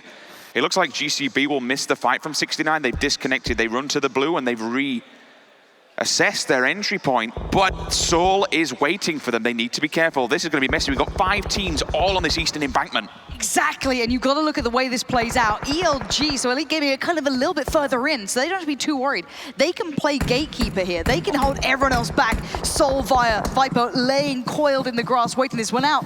We are seeing G9 then just got picked up. That could be a huge issue. If they're not careful, they can lose out on a lot of players, but now they spotted out the issue. They've spotted out where these players are coming from. This is ELG, though. They were further in here. They're still safe. They're keeping back RRQ Athena here, pushing them back in the lumberyard, and here's those kills coming in. That's ELG racking up some bodies. 2 kills already. Can they confirm them, though? Plenty of teams will want to get that steal, get that takeaway, and oh, Viper's been caught in the back. Run, Viper, run! You're in danger. Hits the prone, and he gets knocked. You can't get away from ELG like that. Confirmations there. RRQ, they said, you know what? It's time to go. While they're making an aggressive stance to the people in the blue, we need to move up, and move up exactly what they do. They need to be careful. That left-hand side, it's exposed. There is one player in the form of Ming who is holding that angle. Look at him, just waiting behind the planks, bottom corner.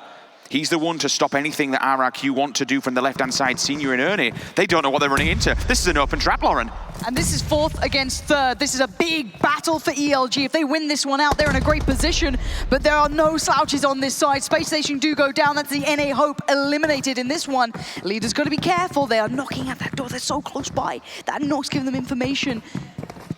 And they're just playing it so carefully, so cautiously. Ernie, he's your danger man. His kills were so strong, but he gets tagged up. Ernie's in danger. Oh no, ELG are hunting them down, and this does not look good for RRQ Athena. Down to just 1 standing at the moment, and this could be the end of them. D2E better go big or is going home. They'll be going out in such an early position. That would be a huge upset here. Team Queso goes down in the meantime, but ELG might just be able to leap a spot here if they do manage to take out RRQ Athena, and that would be a huge upset. Circle 5 is just punishing. As you mentioned, only 1 more player holding on there for RRQ. Anytime soon, I'd see that 1 player to go down and Athena to go out in 12th position. The circle, though, is going to cause havoc for all of those teams that are fighting in that location. It's pulled away. It's hard shift. It's moved more towards the south on the eastern side. Yes, GCB and Seoul, they're safe, but everyone else in the north, they all have to run. There's like, what, 6 teams there that all have to make an advancement? Meanwhile, down in the south, It's going to kick off as well. Nova still eyes on the prize towards ARG. They've been there for a while and watching this one. This hillside has been theirs. XQF there now. Need to do something because everyone's just moving from the blue. This is easy pickings for everyone who's just sat inside the circle. There isn't that many. There's maybe 4 teams out of 12, and here comes the run. They're all trying to make it across the road. ELG disengaging, and it is an open space, and look who's waiting on the other side. Bigatron waiting, laying in wait. Is there a clear path to cross through, or will they die on that transition? Candies goes down. I'm seeing Old Boy doing work as well. Years onto Jimmy, he's gone. Oh, Skur, Paraboy does find him in the kill feed. That's with the M4 CNAP. Bandit bleeds out, job done, he's dead. Xiao Hai also. I'm seeing Playzone just murdering people who are just left out there, just knocked for by individual players. Nova's gone. And instantly we lose 3 teams back to back to back. People just spraying down through the killing fields, finding the bodies, leaving the corpses to the blue. This is just murder. This is crazy. There's so much action going on here. It's so hard to keep up with everything. Paraboy going down, though. This is RRQ. Athena eliminated. They held on as long as they could, but they've gone down pretty early for a team of their caliber, in my opinion. I wanted to see more. XQF trying to hold on, but they're down to limited numbers here. They've suffered casualties as well. Some of the biggest names are now down to 1 player. That's just Cool Boy left standing. He's the only hope for his team now. I think he's just gone down in the kill feed, so make sure you watch that top mid area. Yep, XQuest. There it is. These teams at the top, Lauren, they are falling like flies. And this is the perfect moment for ELG. If they have a big game here, if they can make it through to the final couple of teams, that could be huge for them. That could boost them way up on the board. Same can be said, though, for Bigatron Esports. They're within reach. They were down at 7th at the start of the day, so they could really boost themselves up here. And both of these teams keeping a lot of numbers alive. ELG, I think, do have a knocked player right now. Yes, it's Leader, so they need to get him back on his feet. But Ming catches a glimpse of one, takes him down, I'm pretty sure. That should be a kill coming through. And now ELG need to move. But there's Zuxi in the way, and this could be Bigatron holding them back. They're just stuck in the blue here. This is huge from Zuxi. Big Nate comes out, they fall away. Bigatron Esports playing this really well.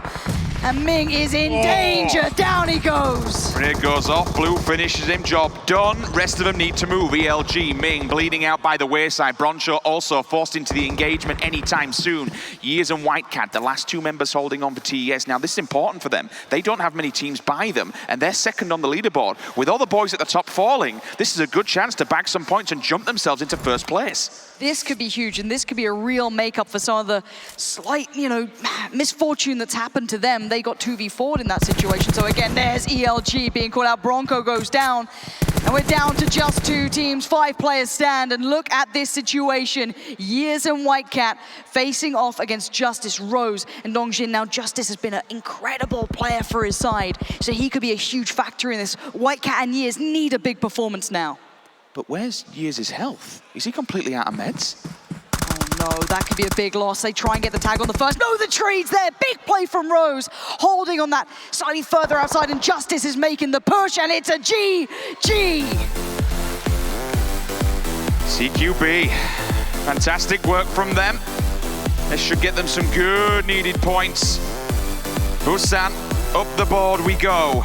There were 6 coming into this. They did have a win, but an 11th place finish yesterday with no kills. It did knock them out of the top 5. Definitely some solidified points, and that's going to do wonders on the leaderboard. GC Busan gets themselves the 2nd chicken dinner of the tournament. Very good stuff from them. They had the perfect compound to be able to launch themselves and propel themselves to the victory. And look at them. They are happy indeed with that victory. Very good stuff here by GC Busan, our Korean representatives coming into the tournament as a whole. I'm joined by Scoom as well as John and Avenger once again. Guys, GC Busan seem to have a lot going for them in that game. Yeah, they did. I mean, they were controlling the east side for quite a while, and all the action was kind of happening on the west. They did hard shrink once on the east that kind of favored them, but they played it really smart. They played it safe. They played it with a good approach, and ended up with a win with most people alive. Yeah, it was quite an odd final circle. The dominance really shifted time and time again from sort of who was controlling it. We didn't see the speed that we wanted to see from RRQ. Unfortunately, that was something we talked about. Certainly in that lumberyard, they sort of just got a little bit pinned down. Yeah. And then out of that, we saw Elite Gaming come out, and then Bigatron was gatekeeping them. And then we came in and, oh wait, it's GC Busan now. So the swap arounds that we saw there were really, really cool to see that all of these teams are starting to step forwards. And a lot of the top teams went out below the top 5. Sure. And I was actually surprised to see Bigetron not to take more control because they actually had a really good compound. If they were kind of more proactive towards the later stages of the game, I believe they could have taken down Elite and also pushed into the final circle a lot better than they did. Fortunately, they did get eliminated. I would like to see them take down a home win here from that position. And Unique did pretty well as well. I mean, we see them on the screen at the moment. They were able to get in pretty far. Actually, Old Boy 1v2'd the final 2 members of Seoul as well on that eastern side of the circle on the rest of the push. I can't remember exactly where they finished. I think it was around 6th or 7th, maybe even 5th. But they did very well to get there. And taking a look at how things shaped up towards the end as well. Top getting themselves the 3rd second place in a row. This team is flying away with the consistency. The last 4 games, 4th, 2nd, 2nd. Crazy stuff. Yeah, their name is consistent right now. Throughout the tournament, they're just placing so well over and over and over again, and getting some kills here and there, but their placement is what stands for sure. But you can see there, 30 points actually coming in for the 2nd place team. They weren't placed 2nd, they came 3rd, but coming into it, they were able to leapfrog because of the lack of maybe those super high kill games. But 11 kills for the 2nd place team, that's quite a lot there for Elite. This is going to make our 1st place even closer than it was before, and it's going to kind of open up the top of the leaderboard, I feel like. It's going to be exciting to see how the overall is going to be looking. Yeah, it's still standing as well.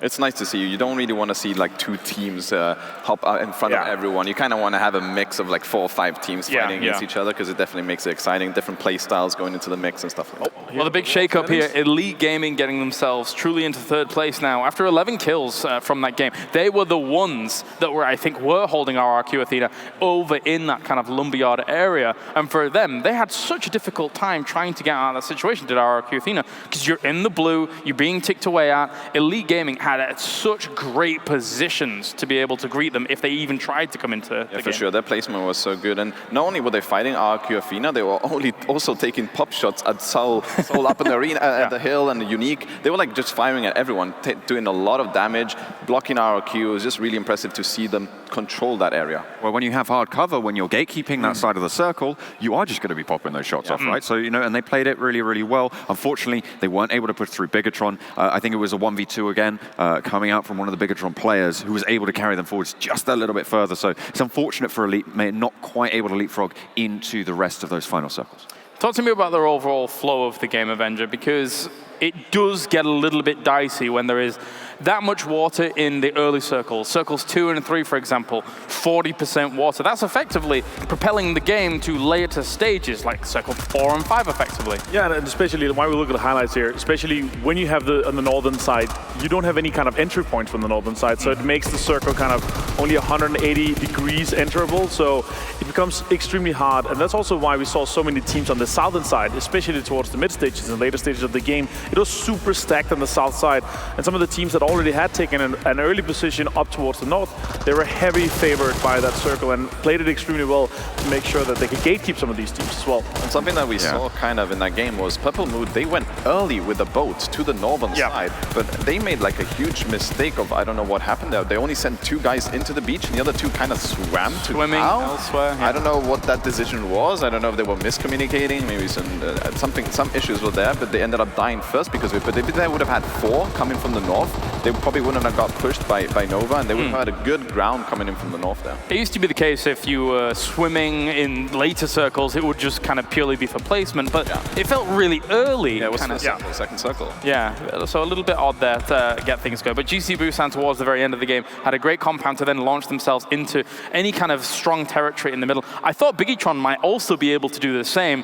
Them and GC Busan had great spots on the edge of some of the final circles. I was sure that from that position that Bigetron had, if they had pushed a bit more aggressive to make sure that Elite Gaming was taken out, they would have had kind of an uphill battle towards the 2 other teams where they could fight that easily, and they didn't do that. So I was surprised to see them play a little too passive when they knew and they had all information about the Elite Gaming players that they didn't decide to go out. They decided to stay in the houses and just take some pot shots at them, and then when the circle kind of shifted away from them, they moved too late. And there's another thing as well to mention about the final fight as well. Top Esports, they were completely out of meds. I think one of the players certainly had no bandages at all, no first aids, no stims going on. And we saw the health bars. I think Richard Sims talked about it on the cast. Why is his health bar so low? He can't be out of meds at this stage. They'd invested those earlier. They'd been fighting maybe a little bit too much, and they really paid the price against GC Busan. They didn't have the nades to make those rotations and take those disadvantage fights. Let's take a look at our top MVPs, of course. That's why we do have our 4-player dream team here from game number 5 of the day as a whole, and it will be many elite gaming players, as Bronco here is able to take himself that top spot, along with Sarah and Pyroboy. They make appearances as well. So pretty decent roster, pretty decent list to get things going here on Sanhok. I think Bronco was the man to actually clutch it out towards one of the fights that they had earlier on, moving forwards, and then unfortunately did get taken down by I think it was, I forgot, Bigatron, that was it, on the guard there. So they got 11 kills. Nice to see him come in, and they got 11 kills overall, as you say. That means that they essentially finished second in this map. So it's nice to see that. We were talking about, placement, but we have also added that caveat of kills do matter. And when you have 11 kills to 6, that's going to put you up a place. I feel like we're seeing a big division already in the first 5 games between our kind of top 8 and bottom 8. It feels like our top 8, or maybe even the top 5, these names are repeat occurrences, constantly being up towards the top, no pun intended, with teams like Top Esports getting themselves such consistency. Yeah, with the consistency and the aggression. I mean, we saw one of the XQuest players there as well. They just keep showing up on the leaderboard in those kills over and over again. All right, gentlemen. Well, thank you very much. As I'm going to head this way, I'm going to head and have a little look and see what Mr. 7 Worlds Gaming has got for me. So, my friend, what did you take? What a last game. Let's go ahead and actually talk about the last engagement between those two teams. And one thing I want to point out is, look how close up they are right here. They're all within each other. As soon as they realize that, hey, it's the end of the game, is actually going to go ahead and be the final 2, they decide to start spreading out. One goes that way, one just actually stays right there, and the other one starts rotating towards their left angle or right angle. And then it works out perfectly because it distracts them. He totally forgets about GCB Rose being right here, and he gets super focused on just what pretty much he's going to be doing right there. And that's going to be giving them a huge advantage. Whitecut totally forgets about the Rose, and he's able to knock him out. Another one that I actually do want to go ahead and highlight a little bit more is SSG right here. The engagement with Team Queso. Juicy, let's be honest here, he absolutely choked that. He should have been able to go ahead and get that. That was a huge part, and something that I'm not going to be able to showcase right now, but is a lot of teams are not willing to actually take chances and just let maybe one of their teammates die. I know SSG did that with Sixless at the start, and also with, I believe, was Team Unique. They got a teammate down, they wanted to go ahead and pick him up, but at times I feel like they might want to go ahead and just let him die off in case of just risking another life. But this player right here by Team Queso, absolutely insane. And another thing that actually might look familiar to you, to the 1v4 that happened from yesterday, is as soon as the player jumps, he actually throws off the SSG player. As soon as he jumps, he was not expecting that. He loses complete track of him, and Team Queso was actually able to clutch that kill. Unfortunate for Juicy. He kind of had to try and hold the bridge, I guess, as Queso, that was their only route into the next circles. They'd gambled to be on the west. It was almost always going to shift over to the east. So that's they have to be moving that way, surely. It was, and actually, now that you mentioned that, we actually have the overview here. They had to go ahead and save this right here. Yeah. They had Juicy right there and Angry right there. And on top of that, look who's up there waiting. No XQF, just waiting to see if they can get some more kills, because I know Parabai loves getting these kills. Perfect opportunity to camp some things on the bridge in time-old PUBG tradition. Thank you very much, my friend. It's time now to head over to our interview with GC Busan, who won the match. Thank you very much, Colaris. I'm with Rose from the team. And first of all, congratulations, Rose. How does it feel to win your second chicken dinner here in Berlin? 저희가 첫 번째는 이제 치킨 먹은 게 실감이 안 나서 잘 몰랐는데 이제 두 번째 1등을 한 번 더 하니까 이제 실감이 나서 기분이 되게 좋은 것 같아요. Yeah, when we got our first win, we couldn't quite believe it, and it didn't seem real to us. But now, as we won for the second time, we finally feel that it's happening, and we're really amazed by it. Now, you finished 6th on the leaderboard yesterday. What did you and the team change going into Sanhok this morning? 저희가 어제는 이제 자기장 외곽 주변에 머물러가지고 이제 순위 방어하는 식으로 게임을 했었는데 그렇게 하면 1등을 할 수 없다는 걸 알게 되고 이제 오늘 중앙 근처 자리를 먼저 들어가가지고 이제 좋은 자리를 먹어서 이제 1등을 하는 식으로 플레이를 바꿨습니다. Yesterday we stayed in corners and at the very borders of the circle, but we've realized that that's not the way to win. So today we changed our tactics and we decided to go inside the circle to the very middle and play there. I was about to ask because it seemed like in that match, early circle rotations, particularly in the late game, were very important for you and the team. So is that going to be a priority for the team going forward? 이제 오늘 6경기 이제 5경기가 남았는데 이제 지금같이 계속 열심히 해오면 이제 1등 따라잡을 수 있을 것 같습니다. We have 5 games left today, and we're planning on continuing that strategy and getting the first spot. Fantastic. And finally, XQF, they are in the top spot at the top of the leaderboard. Can you still challenge them? 네, 1등 가능할 거라 생각합니다. Yes, we can get the first spot. Well, thank you so much, Rose. Congratulations to you. And GC Busan, we have to take a short break, but don't go anywhere because we've got 5 more maps to go and anything can happen.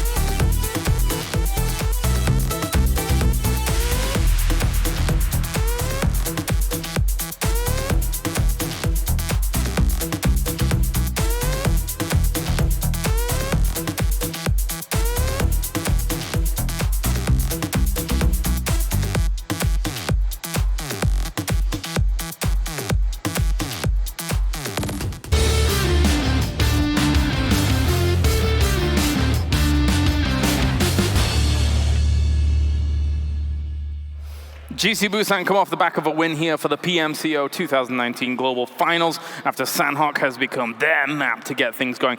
I'm very used to watching South Korean teams and players win in the esports that I cover, so I'll take it. Double chicken dinners to start off the tournament as a whole, the only team to do it so far. Joining me, Seven, as well as Avenger and Scoom here to get everything broken down for our next game, which is going to be on Erangel. And of course, yesterday, Seven, we did get to see Erangel. We saw it play out south of Lumbermill as everything was going on. And what do you make of our first game on Erangel, maybe coming into today? I think it's gonna be interesting to see what XQF does, right? They had such a huge game yesterday in Erangel. I want to see what they go ahead and come out with that. Are they gonna try to go for 20 kills or maybe even more? Or are they gonna go ahead and just start slow? Because yesterday, actually, the first game I was looking at their stats, they got 10 kills. In the last game, they got 20 kills. But in between those two, game 2 and game 3, they were only able to get anywhere from 4 to 5 kills, which is what they did in the last round. So I want to go ahead and see if they're gonna start picking it up a little bit more in regards to kills, because every single time they're able to get the kills, they're gonna end up getting just, it seems it pumps them up more. On Erangel, I'm extremely excited to see. We're going to be able to see some more macro plays. I know Scoom loves those as well. One of them that Scoom also highlighted is the purple mood breach onto the compound, just the first big compound south of the Lumbermill area. Yeah. And for that, I want to see that happening continuously, because in the third and the fourth circle, it's going to be extremely important for the players, especially in Erangel, to have a more centered location if they want to get into those top placement points right there. Yeah, Purple Mood is actually the team that I'm going to be looking most into Erangel, because they're a team coming in from prelims that had the most strategic macro play out of all the teams that I've seen, and they've been doing this in this tournament, but the execution has not been good. And then that Erangel game, they did breach, I think it was Nova, but the execution after breaching was a bit misplay. And the same just happened in Sanhok. Their rotation to the northern side with the boat was really good, but how they continue to play out of that was a bit iffy. So I'm hoping that they structure down, focus on the execution, because their macro play is really good. So you want their mid-game and late game to kind of have the bolts tightened a little bit? Just stick together, because they seem to be splitting, or one guy goes alone. Just stick as 4, do your rotations, stick as 4, take fights. And we've seen that be very, very successful in the past. Obviously, some 2-2 splits have been successful in the past as well. And Erangel is kind of where the birth of your 2-2 splits was really kind of prevalent and get things going there. Yeah, and it was. Now, going into the next game, the one thing that I'm going to be looking for is actually our team is going to be willing to sacrifice their players, or are they going to just try to pick them up and risk their own lives as well? So I want to go ahead and see what happens in Erangel in regards to that. Let's take a look at the overall kills here for the players that have been participating here in the PMCO. And XQuest, of course, has been doing very, very well for themselves when it comes to the amount of kills they've racked up across almost all of the members of their team. So it's going to have to be very scary for some of the guys here.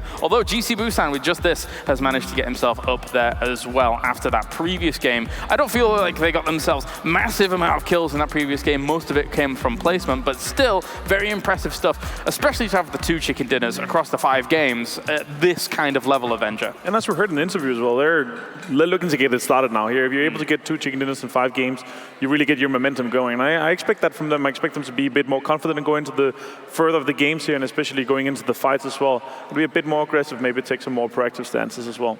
Yeah, maybe.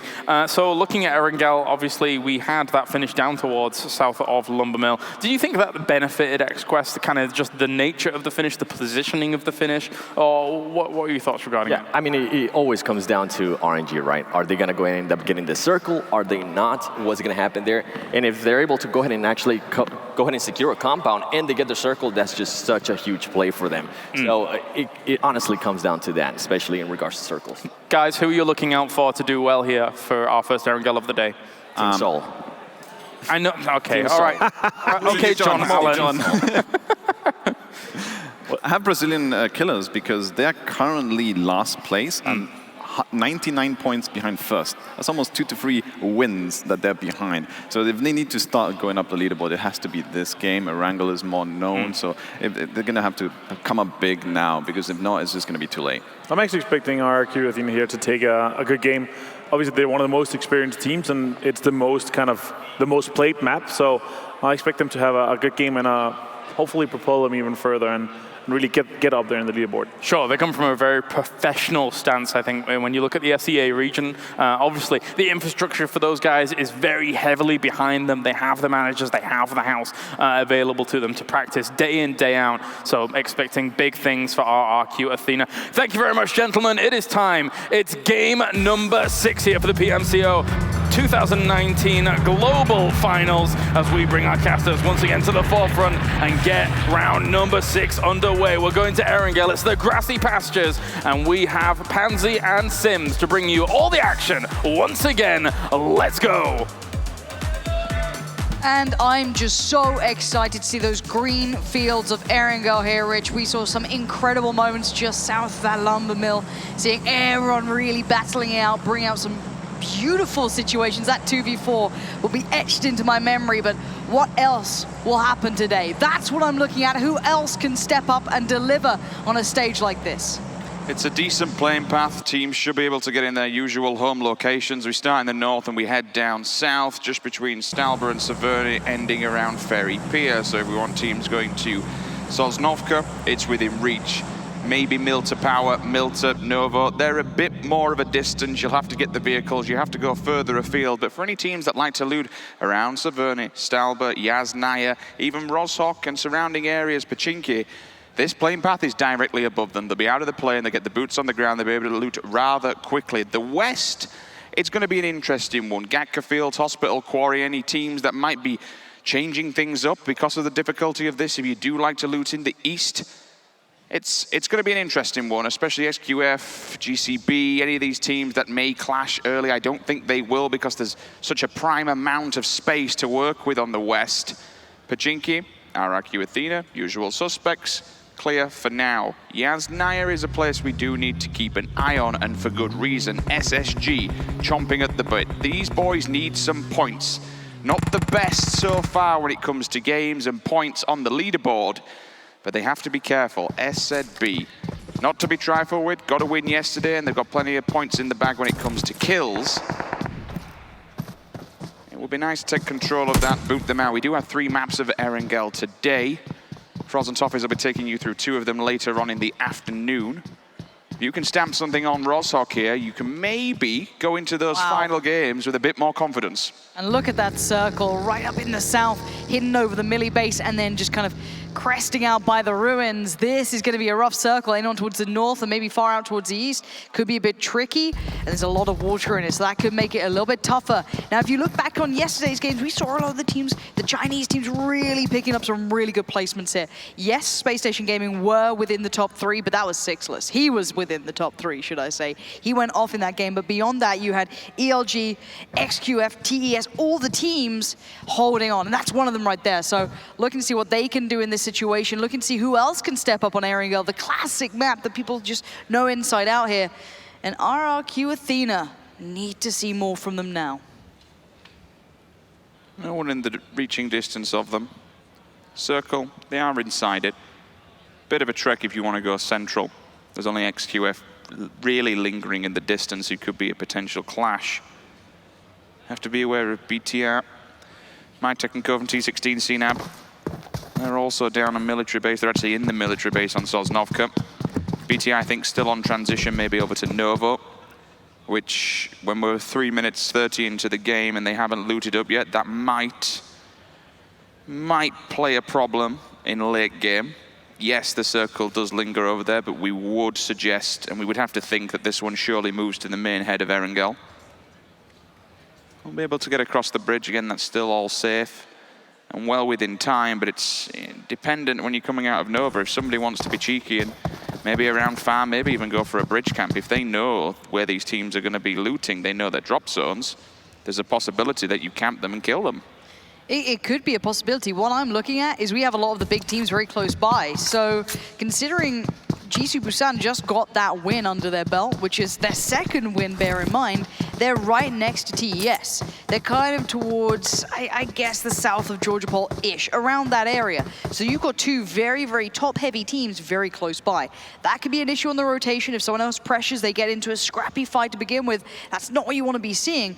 And Jisoo Busan really pushed themselves up the top of that board, up in 4th currently, knocking RRQ Athena just down towards 5th. So beyond that, though, it does get scrappy the lower you get Bigatron in there, Space Station Gaming. All of these teams could definitely do with a win. That would keep them really in this one, but I think ELG just got a spot there. They did. So we'll have the information that Seoul is on the opposing side. There is return fire. So now he needs to be aware. He's just checking behind him. He knows where this bullet came from. See Ronak just eyes on the prize, but contact is made. Tal's got his hands full. Two coming for the Oppress here. There's one knocked down. See, there is a response. Oh, Mortal again going down the first. That's such a big loss. Oh no, that could be devastating for the team. We wanted to see more from Seoul. We saw so much from them. Everyone really loves this team and wants to see them do well. Everyone had to respect that long qualifier they went through. And then Mortal's gone down first, I think, in the last game, and now this one for the side at least. And that's not what you want from a player of his caliber, his reputation. But when you've got ELG knocking the door, these guys, they're in 3rd place right now. Yes, they're not the heaviest of killers out of that, the top 3, I guess, but they're well up there. These guys are deadly, and I think we're about to find out why. Oh, another tag. Do they get away with it? Seoul trying to get out of there as best they can, praying that Darcy will get them to safety. And it looks like ELG have won the Battle of Rozhok. So that right there is kind of one of my issues with maybe why they're not having the best of time here. You saw the player arrive with the Dacia late after we'd already lost one person. They are so spread out on the looting. You've literally got 2 players just holding down Rozhok on their own. You then put someone in the tower, up on the water tower, just watching and overwatching everything else that goes on. You've got 1 player back in school. You can't really put up a fight. You're fighting individual battles. They're going to be broken and bent and certainly not out. They will continue with 3. Move across to XQF just on one of the main hillsides here, gatekeeping all those teams that want to make a cross-check coming off of Sosnovka. Potentially unique, have been fired upon, so they have the information. Bit of damage done. You can see their line of approach coming from Gatka and heading all the way down to this point now. But look at this. There's all 4 teams coming through this way. If they kind of clash or one of them decides to pull up on this, you could lose out on a lot of players here. So let's find out if anyone does. Obviously, still 63 players standing, so only Mortal going down so far. We are 7 minutes into this game, so these teams playing very cautiously, very smart, very careful, moving away if they have to. They don't want to lose out on anything. You can see Jimmy from XQuest keeping tabs on everyone going past. This is on that southern road, heading past that western bridge towards Ferry Pier, and we might start seeing these sprays. Nice connection on the first couple of bullets there from Jimmy. Is there a follow-up, though? Looking to see those DPs coming out again. They were very, very prevalent. Not sure if that's going to be the case here. Kind of scares me, Lauren, that these guys have got 43 kills in 5 games. Should be scared. You add that with a 4th place, a 1st place, and a 3rd place finish. There's good reason why they're at the top of the table now, but we do have top Esports just hot on their tail with 117 points. Always the bridesmaid, never the bride, so to speak. 3 second place finishes back to back to back. Yes, it's consistency, but they are chomping at the bit for that win. There's that dinner plate. The DP's out. Power Boy maybe going to show us how to use it. XQuest, such a good team. And they're in good position here. Well, it depends what you want, right? Do you want the action or do you want quiet? They are surrounded by a lot of teams. Now, they don't have too much pressure, but everyone's going to come and pass this way. So they might catch a team in rotation. If someone pulls up, they could definitely take the fight on it. RRQ Athena just slightly up towards Pachinki. You do have Unique out towards the east by the kind of yellow houses on the coastline. Ferry Pier with SZB. As said, there's a lot of teams around. Everyone's trying to work in their way towards the circle now. And actually, Axel might have caught a glimpse. Yes, definitely caught a spot there. Definitely knows there's players nearby. Team Queso looking to do some work. Scars isn't safe yet. And as I say that, for good reason, the grenade just Hail Marys across. Have to make sure they're split enough so if a mortar strike does come flying their way, that multiple casualties don't happen at once. They can get the revives. They can also leave people on defense. Rich, look at this circle. Look at this circle. It's gone towards the melee base. And it still has Fairy Pier in it. It still has the bridge in it. But this will funnel teams all the way across. This is going to be so hard for some of these teams now. You have XQF being the gatekeepers on the bridge. If they want to stick there, that'd be them going for a high kill game. I think that might be too risky, but I don't know. If these guys go wild, this could be their game, and they're in the perfect position. Let's see if they pull up or if they go over. Are they playing for the circle, or are they playing for those kills? Honestly, I don't think they should pull up on that side. If they do want to camp the bridge, then going across onto Sosnovka to have an emergency backup plan is the better play. If they do this, they could just absolutely farm people coming across that bridge. Everyone else now has to make the transition. You will probably expect to see BTR, Nova, ARG go to the opposing side, take the western bridge. That looks like where safety's going to be because people can't stay there. It's in the blue. They have to transition, come down the lower side of Sosnovka melee base. All the way on the opposing side, though, on the beach, Fairy Pier is about to be lit. There is literally 6 teams about to smash into one another. This could be deadly. This will be carnage for all these teams that want to try and make something happen, especially for the swimmers that are just diving in the water. This could be a field day for anyone who wants to wait on the beach for them. It could be, and this was the early fight we saw. Mystic here with Team Queso looking towards one of the other teams, but now everyone else is turning up, and I can hear the communication behind me. I hear the team starting to shout. They know what's going on.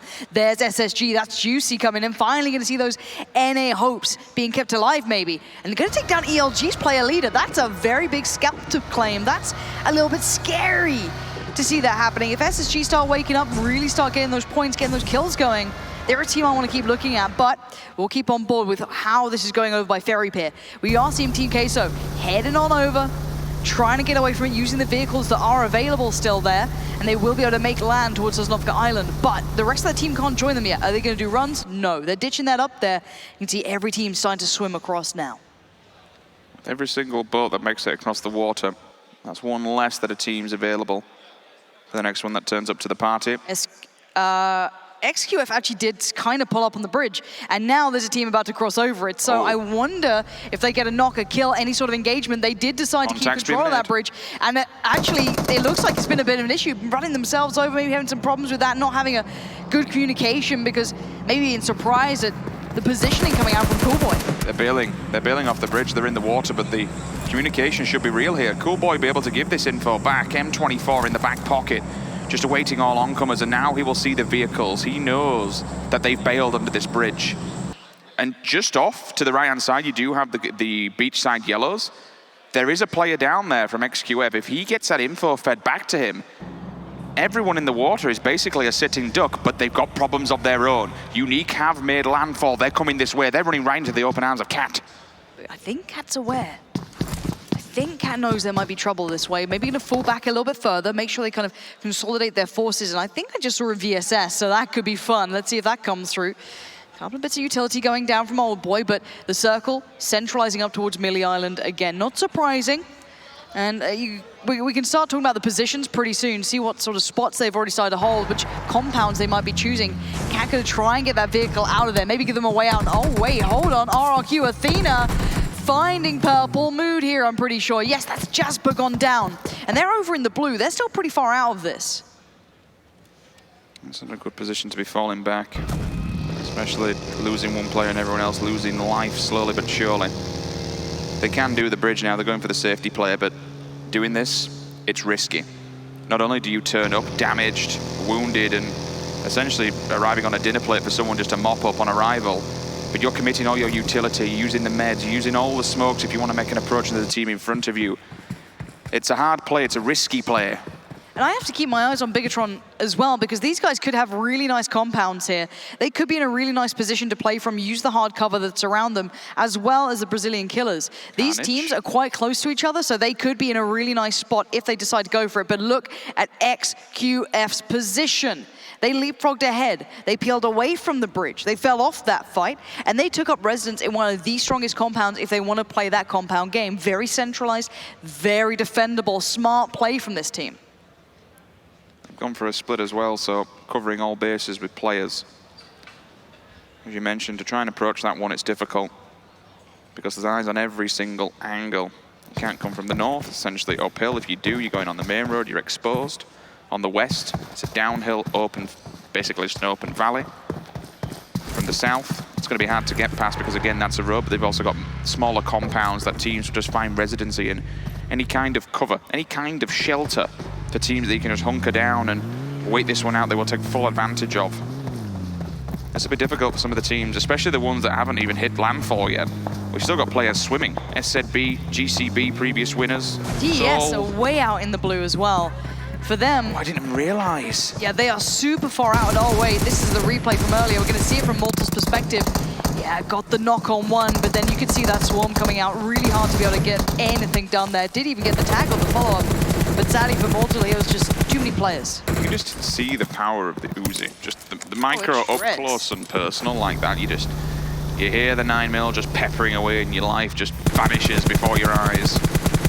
You can see some of these teams on the coastline actually having a couple of issues as well, especially in the south. That's two teams very close by. Yes, we see Luxy popping off shots, but you can prone, use the cover down here. There's plenty of room to be doing that. But for Luxy, you got to be careful. You don't get picked off here. Maybe being able to keep out ARG to the blue. SZB finding a couple of players as well. Justice being lost early. That's going to be a bit of a problem. And Cool Boy from absolutely nowhere finding Luxy. That is a shot. I want to see what these guys can do. And you don't often see those snipers. You know, the DMR meta is still very true here. Or even that M16 still works so well. But that was a nice pickup. Commit utility to this one. Put the smokes up and give Luxy an avenue to get across the wall. You never know, even Zuxi might go from behind, take the Dacia and hide and just get his head down and pray that he doesn't find the god shot. It can happen. Paraboy. They're racking up bodies. They're just continuing the force, right? Yeah, everyone's trying to send it central. You got Soul coming in, you have Nova coming in. A lot of these teams just trying to get right towards the middle of this, and they're all converging towards the point where basically XQF have perfect vision. They went for the 2-2 split. They were greedy, and it's worked out for them really well. If they get isolated, if they get crashed, and maybe someone takes over that compound, okay, there could be trouble. But for now, they hold all the cards to this circle, and the outskirts are just going to be a brutal battle. We've just seen Rose being lost to the blue. They were trying to make landfall over towards the west side, trying to come in off the coast. You had Team Queso there, you had SZB there, a lot of teams trying to slow them down out in the west. That's the problem. SZB are holding them dead to rights in the blue and just forcing them to drop by the wayside. We've seen the same happen. I think it was one of the SSG players, not entirely sure what happened to Carnage off the back of the vehicle potentially. Rose does go down, so you would assume that's the first team to leave us here in Erangel. We're down to 15, 49 players. The XQF are just laughing. They're in such a vital position that everyone has to advance on them. Yes. That's White Cat going down there. There's a bit of a fight here as well with Purple Mood. That's going to be a brutal one. RRQ Athena pulling up, or at least D2E's pulling up, going to try and get towards the tower, get a position going for themselves. We are seeing teams now being lost down to 14 here. So a lot of these teams get a lot of pressure. White Cat, again, suffering a terrible fate, trying to come in on the eastern side, working their way up through the kind of wreckages of the planes, using that as cover, but they're being held back. I like what RRQ's trying to build here. Maybe press the situation from the little tower that we saw them as they moved up close and personal. The XQF. They've got vehicles still for mobility, but at this level with a circle, really, you won't be using... Oh, they have an island on this, right? They are very close by to this at the moment. They're going to be maybe working their way forward here. If they want to be a little bit careful, okay, but TES, I think, are actually pretty close by as well. They're just slightly further back. So as the blue encroaches, all of these teams we push together, it looks like TES are disengaging, but it looks like Unique are starting to think about how do we get around this. That knock just shows how exposed they are. Like every single angle, yes, you have the walls, yes, they have the vehicles, you have the cover, but one tiny gap this nade in the could armor. Be big. If they get the nade right. Wait, Natic killed himself? Oh, that's dangerous. I think that's hit the wall. Luxy and Zuxi. If they get these nades right. ELG, yeah, look at them running. They're trying to get out of there. These nades coming through are going to be so good. This could be the downfall of ELG. Another one! Zuxi, that's two! Is there more? Will they push it? Options are there. Zuxi is going in. This is BTR on the push, and this could be the downfall of ELG. Looking to hold on. In they go. Zuxi finds Bronco. This is a huge pull-up from BTR. Massacre. Two men standing, the nades open up, they rain in hell from above. And then the Death Squad just wanders in to mop up what's left. Elite Gaming, they're gone. That's an unfortunate position down in 14th place. Also, Unique still on the back foot, being held. RRQ, they have the info, but they can't make an advancement even though they have the barrels to work with. And ELG were our 3rd place team. They were way up in the top 3. To lose out in that spot, again, keeps that top 5 so open. This means anyone can do anything. That circle has moved north. We're down to 12 teams as Top Esports. Wow. Just went down as well. Another top 3 team. Top Esports were up in 2nd. This is very surprising. This could be a real turn-up. This could allow so much room to happen. For both of those teams, 2nd and 3rd position, that's their lowest placement so far this weekend. Keep in mind, Busan's down as well, and they just picked up their 2nd chicken dinner. This is going to be a game for the underdogs. If you want to see a team maybe try and turn up here, excluding XQuest, they're still doing pretty good. This is the game to do it. Yeah, that's the issue. It's a night and day scenario. For everybody else who's below that top 3, they can now just hunt the players, get the placement. But for XQF, they're laughing. The people are on the back, they're gone. The next team down was Busan with 102, 22 points behind. So for Busan, this has kind of opened up now. If they can get another win on the board, their third win. win. The run. Unique trying to make it away from the blue, but look at Nova up above, spraying in. Xiaoji going to be trying to get the connection towards Old Boy, but nade comes out. Can he get the nade through? Going to try and cook it just right. Goes down, but I don't know if it's going to go far enough. I don't think he got that one through. Can't believe Nova hold 2 different... Oh, no. Oh, Cat. Bandit with a minute. Senior, he's put down and just, he's not out. It's certainly a position where he can't make an advancement across this road, and Unique are right behind them. Yeah, look, Xiaoji needs to be so careful here. He does get the tag, but oh boy! Oh wait, that was support from Kitsune. Really well played, coming in on the play just at the right time. But Nova is suffering, so are Unique. It's all going back and forth. Neither team is walking away from this cleanly. They've spread themselves too thin. They've taken too many fights. He should have been the emergency to cover their backside. Instead, he was aggressive. It's now come back to haunt them. Unique have just come up the hillside and smashed them to pieces. AY's bleeding out. Bandit and JN, they're left to mop up here, which I think they will do. Or rejection. They go down in the meantime. There's either 1 or 2, potentially just 1 member left. Kitsune, that might be them done and finished. If not, it certainly will be shortly. Fuzi with a grenade, saw on the kill. Bigatron, yes indeed, they're now gone. They're eliminated. RRQ still standing strong. They managed to make it across the road. This is impressive. And they need this game, but look at that new circle. It's so far away from them. Down to 17 now. 21 players. RRQ are desperate to catch back up on this scoreboard, and everyone in front of them just went down. So this is the game to do it. I like how they took advantage of this scenario, though. They knew that Nova was engaged with Unique, and they just bailed across the road. The only problem now is that XQF is directly behind them. Boy, look at these shots, Rich. That's insane. That DP, that 4 times. This guy is just dropping shots. And BRK desperate to get on the board here, re-put up some numbers for Seoul as well. This is a very good performance and a very good position in the circle. Maybe we're finally seeing what everyone's hyped about. And the reason Paraboy's probably doing this is because XQF are now the furthest from the circle. If they can remove the enemy on top of the hill, they can send it. They still have the vehicles packed up in safety. They have to get in the vehicles, they have to go now. Where do they go? Where's their avenue approach? Maybe they just go to the team that they've been laying down cover fire on. That could be the entry point. That could be the gap that they needed. RRQ are going east towards Nova. Nova on the move in the vehicles. They're sending it in. We are going to see XQF go down. Cat's been found. Oh my word, Coolboy goes down too. It's all coming up on the other side. They've suffered numbers. BRK on top of the hill is going to find Groza, but where? And what has happened to the team down the hill? Coolboy's gone down.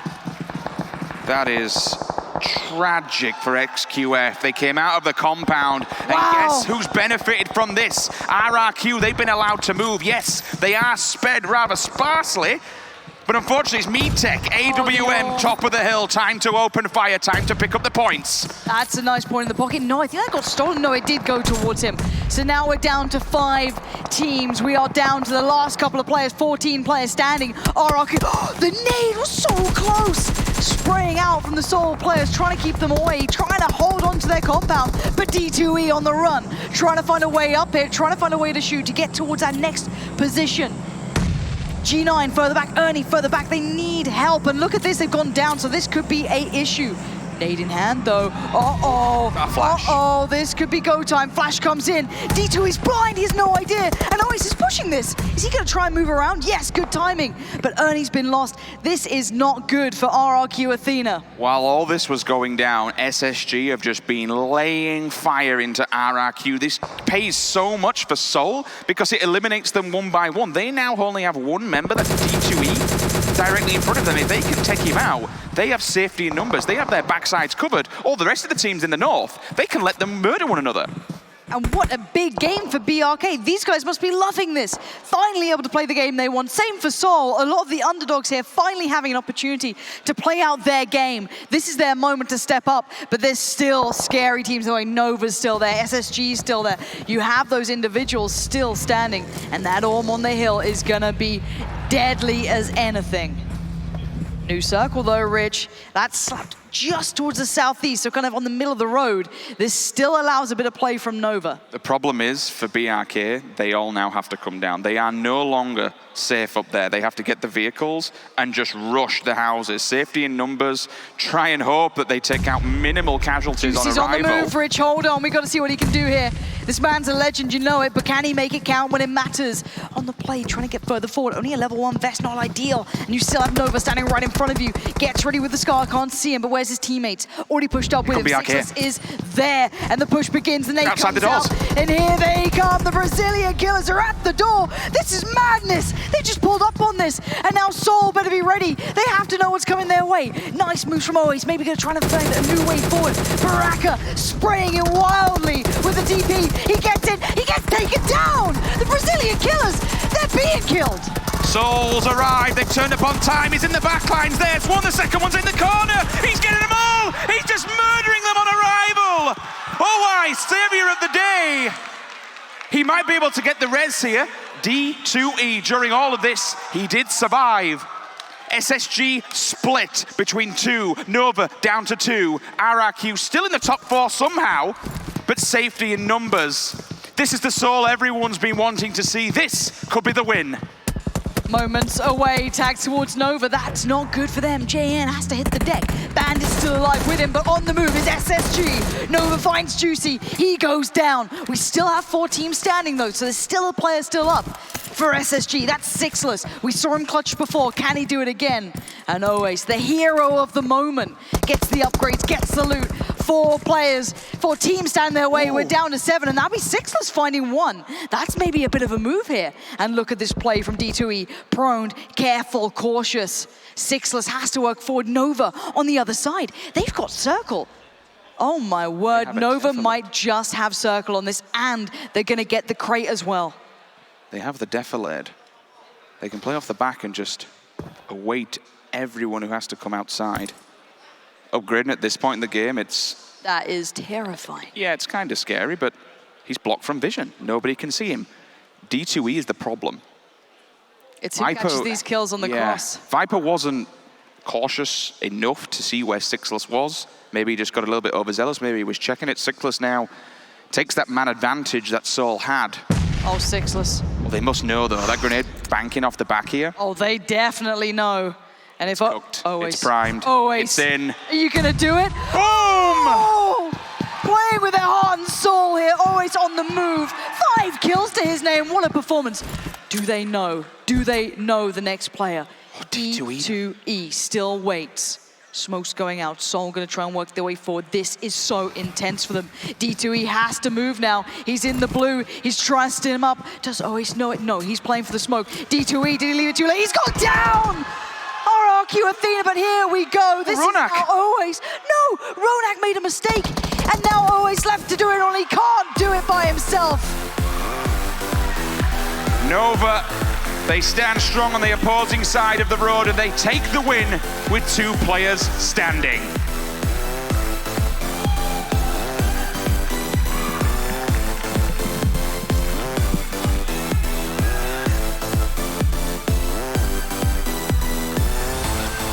Silver Esports with the win there over towards military base, and what a win for them. Steady, calm, and collected, even managing to pick up themselves a crate towards the very end as well. But realistically speaking, that was some of the only cover left alive in that final circle. Very good stuff by them. Joining me, Seven and Scoom and Avenger. Guys, that game in itself did present some important challenges, and a big shout out to our crowd here, who is very much on Seoul's side. Every single kill that came in, they were loud and they were proud, Seven. I'm not gonna lie, I might have lost my voice a little bit there. As soon as Seoul was able to go ahead and clutch that up against BRK, my goodness, I was standing up and just screaming. That was a huge clutch play by them. And some of the teams we were actually talking about before the game started, BRK, Seoul, and RRQ, they're being able to go ahead and be on the final teams. That was just a great showing. Kind of unexpected for me that Nova managed to get in there. They also only got 2 kills. One of them was in the end there, so they played it extremely passive towards the end, but obviously positioning is extremely vital in here, and they have managed to have the northern side of the compound and hold down that safe. So they got into the circle and managed to hold everybody else. But I really love the push from BRK. The comms was just, guys, we're sending it. It was just full send into the compound. But Seoul managed to defend that extremely well. Take a look at some of the highlights here as well as we get things started. Already from the very beginning of the game, guys, and Scoom, I'm going to go to you for this. Everybody had important choices to make, and there was only 2 teams that were on Military Island whilst the shift was even going on. Yeah, you had the Brazilian killers inside Millie and Bigatron. But something about Bigatron, they were outside the blue. Even though it was a military circle, they were outside the blue, still in phase 2. So that was a bit surprising for me. And I was praising PLM here in the highlights. I was like praising their macro play and the rotation. First circle that comes in the Millie, and they loot Severny. So that's like the worst place to come in from the north. And they kind of got caught outside the blue and lost players, unfortunately for them.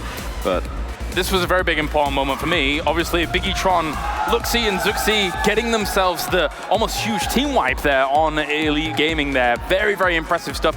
I kind of gets brother connection to be able to get those grenades in the right place at the right moment. Yeah, it definitely is. And you could just tell they were just going to keep on throwing them until they got some more knocks or at least some confirmed kills. And once they were able to see that, they decided to go ahead and all pushed in. It was just a beautiful play overall. And going back to Dubai, it's something that we actually saw back then. I'm glad to see it back now. And Nova, as we mentioned, just being able to, this was actually a great battle between Unique and Nova. They exchanged a lot more than we thought they were going to. And going in regards to BRK, I'm really happy to see BRK get higher placing. I know they were super nervous yesterday, especially their IGL Mitek. I was able to talk to him, and he told me we're a little bit more calm. We're kind of getting used to the lights now, this kind of stage. We're not as nervous, so you should see a better performance by him. So I'm glad to see that.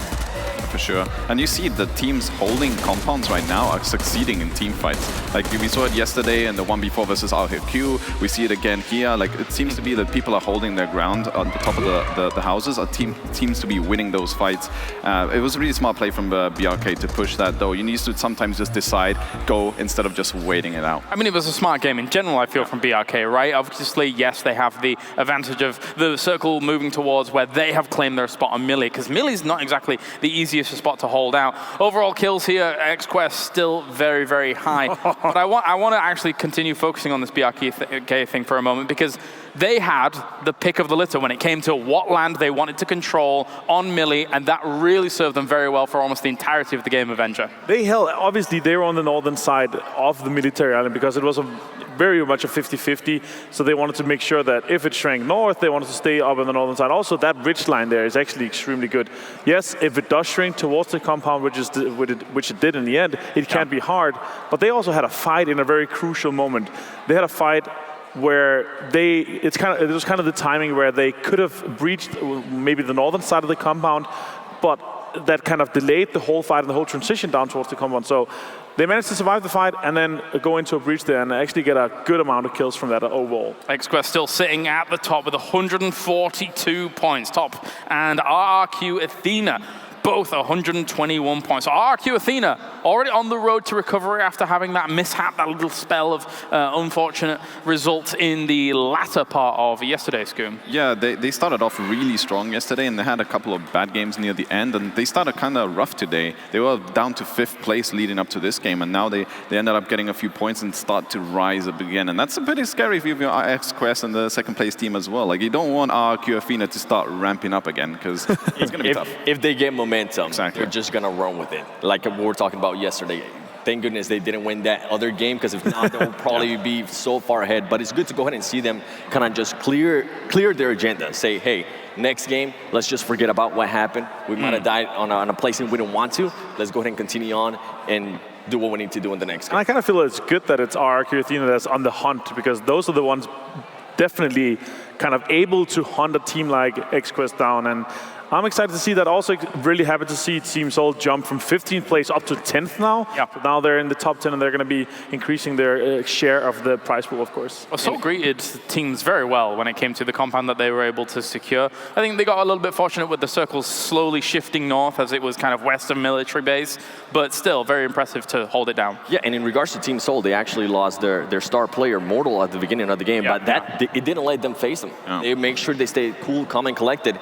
Same with SSG. They're now getting used to, you know what, if we lose the players, don't struggle after it. Just try to play smarter, play safer, and maybe just win until the later rounds, and that's exactly what they're doing. All right, well, thank you very much, gentlemen. I'm going to head down this way for a moment. We're going that way. So we're going to head over to Mr. John Allen, who does have some of the moments for us for this game. Actually, I think more overarching moments of this game, right? Yeah, I just wanted to talk a little bit more about the macro on this game, James. It was really, really interesting. The early circle was quite a heavy shift down towards this southwestern side. So what that does is actually isolate a lot of ground. Obviously, it's heavily water dependent. So first of all, you're taking out this much of the area coming in. You've also obviously isolated the river. Then you're looking at, maybe you can use some of that, but what you want to have is options, right? Even though it is majoritively on the mainland, you want to be able to make these rotations if you want to go down in through over to Military Island, which again, limits a little bit of these areas. You can start to move up. Obviously, we saw a lot of teams focusing around Ferry Pier and trying to go in there and get that position done. And eventually, that actually crunch them together quite a lot earlier. So you can see all of these teams from the north, they're going to be aiming for essentially the same sort of area, which just accelerates the process. And you can see as they sort of start to move forwards, you can see that continue to develop here as teams start to go towards that funnel near the bridge with that push starting to come through. And again, if you move a little bit further ahead in time, as they start to crunch in, it is gathering around there. With that next circle, it pretty much designates a military island, so everybody's going to be moving west. Everybody's going to be moving towards that bridge, trying to find those boats maybe. We actually, in the end, see these teams here on the eastern side rotate down through there. There were 3 teams who ended up crunching out. And when you have rotations like this, it makes vehicles all the more important. And what we saw actually was Unique come in towards XQF. That was on the northern side, just towards the south, the northern side of the island, just to the south of the western bridge. There's a lot of directions there. But you can see he's just going to move up. He's going to take that buggy away from them. What that does is it limits XQF's rotation options and allows Unique a little bit more ground to play with. And then again, as you can see, these circles continue to shift. And a team we have to mention, of course, Seoul. They're going to be there. They're going to be wanting to rotate. Once they make this rotation over into the circle, you can see they were in the same compound right until the end where they start to go for it. Now, this is where the combat breaks more into open ground. And the first good example of combat that we saw here was actually Bigatron with their bombardment. They have a lot of nades coming in and a lot of pressure being developed. The smoke's just all around there, and you can see it's just going to be so difficult for Elite Gaming to find anything. The number of arcs just being thrown over the top towards that little shack where they're playing. It's pretty insurmountable. Then, of course, towards the end. How many do you have? You've got the crash. I've got one more. Okay. There we go. The crash here. We have to highlight Seoul coming on in. Obviously able to hold this one. I really like this dropout from Oasis. I think that was a really good reposition. It threw a spanner in the works and forced BRK to take a fight. Maybe they didn't want to. But in the end, obviously, Seoul came second. They weren't quite able to finish it out. A stellar performance, nonetheless. Thank you very much, Sean. As of course, now we can head over to the interview. We have our team who was winning that map, of course, here on Erangel. Reaction into the 8th circle.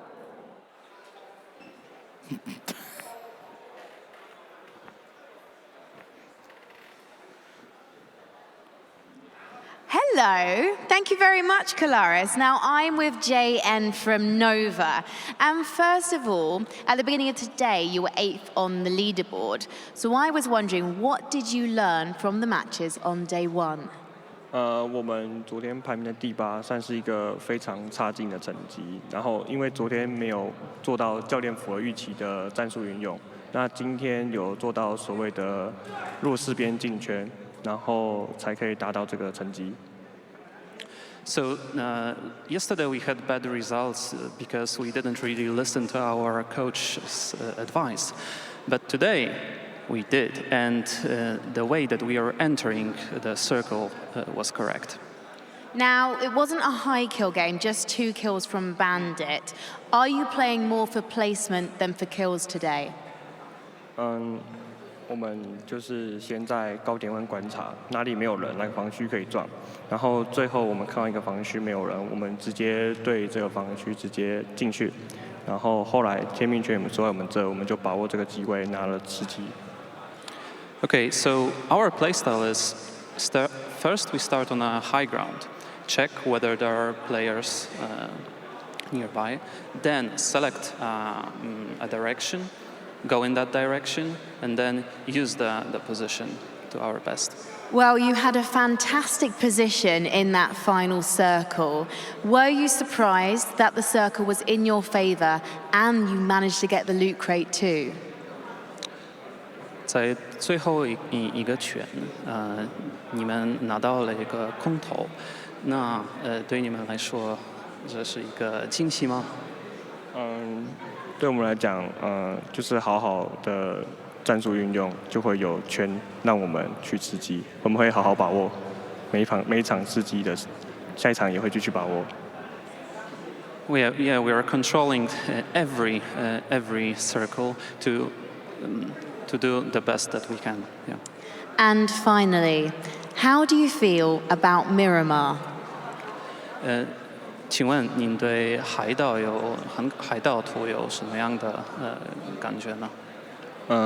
应该是我们战队第2熟悉的图，然后今天就是在南岛圈，我们也很适应，我们常常打南岛圈。Yeah, I think it's the second best map for our team. Yeah. Well, thank you very much, JM, because Miramar is coming up next. So will Nova Esports get their second chicken dinner? We'll find out after the break.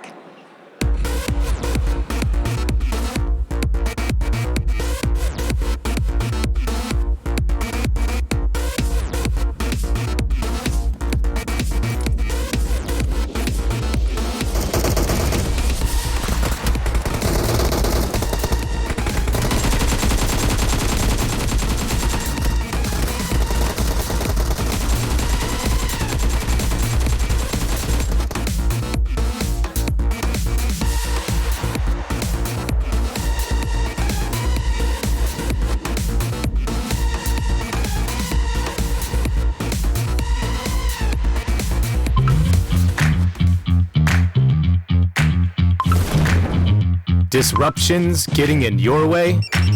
Focus up with competition mode. Up your game with the Vivo V15 series. Vivo.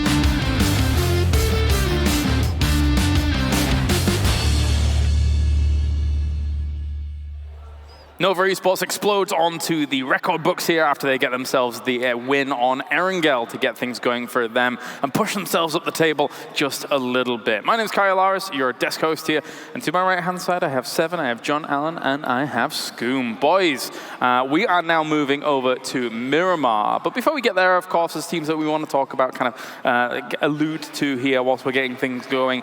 Seven, SSG is a team that got themselves 4th place in the previous game. It was Sixless once again. Yes. Sixless seems to be the man with a plan when it comes to late game circles. It seems that it's coming down to Sixless and Juicy, so I want to go ahead and see more out of SSG. Is their fragger starting to come out and actually start doing some more work? Angry and Carnage, we've seen Carnage actually going down a lot early in the game now. I believe it was the first game, and the first game of yesterday and the first game of today, he was killed first. So I want them to go ahead and actually start getting more kills. And in regards to also BRK now is starting to be more comfortable, actually. I'm starting to see more plays that they did from regions in these games, which is good. Their IGL is starting to get more comfortable with the lights. He's not panicking. He's not shaking. So I love seeing that. Yeah, for sure. And it takes sometimes for some teams a time to warm up, right? You see the RRQ, Athena, XQuest already had the prelims, already experienced teams. So for them, it was just off the bat they came in hot. But BRK, maybe a bit less experienced, need that time to warm up. And now they seem to be pretty good. There's a team we haven't said. It's Team Soul. Oh, really? Yeah, they came second. I don't know if you guys knew about this, but they actually came second. They did very well. And they've managed to launch themselves up from 15th up to 10th position on the standings, which is really, really cool. It's a really great start for their first Erangel today. So I'm hoping that we'll be able to see more from them coming in as well. They were very lucky with the circles. It has to be said, once they'd rotated, as I highlighted before, once they'd rotated onto the military island, they were in one compound for the entirety of the rest of the game. In the way, props to them. They were on the northern side when the military circle did happen in a super packed area of Ferrypier. So they had to get to military in the first place, and they managed to sneak in there and get to that spot. So it was a lot of credit from them, with 3 players as well, because they lost one early. Yeah, and actually, in regards to that, they need to go ahead and start looking out where they land and how they land. They landed 2 in school, and I believe it was 2 in north of school. So they need to go ahead and be careful with that, because Mortal got killed, and one of the other players was barely able to get away, get into the car, and run away towards military. So they need to go ahead and start being more patient. They need to figure out a little bit more their strategies. Their skill is there. Mortal, one of the best players out there, he needs to go ahead and just start strategizing more with his teammates, because I want them to do good, baby. I want them to do good. Yeah.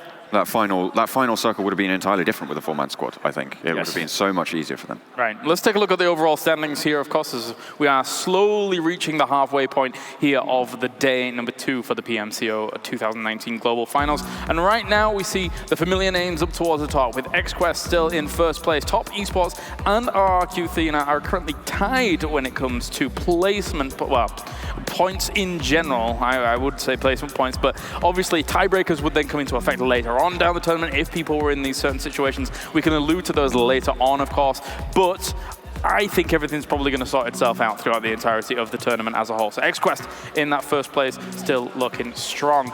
For teams like Space Station Gaming, of course, currently sat in 7th place. A lot of that, in my mind, has come from those placements that someone like Sixless has been able to accrue for them after doing some shimmying and snaking, right?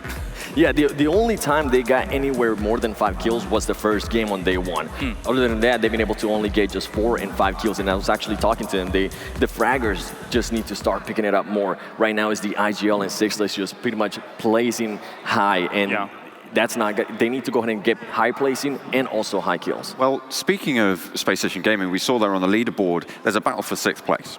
There's 3 teams on 91 points, but not only is there 3 teams on 91 points, all of them have the same number of placement points and the same number of kill points. There is nothing between Bigatron, Space Station, and Nova right now.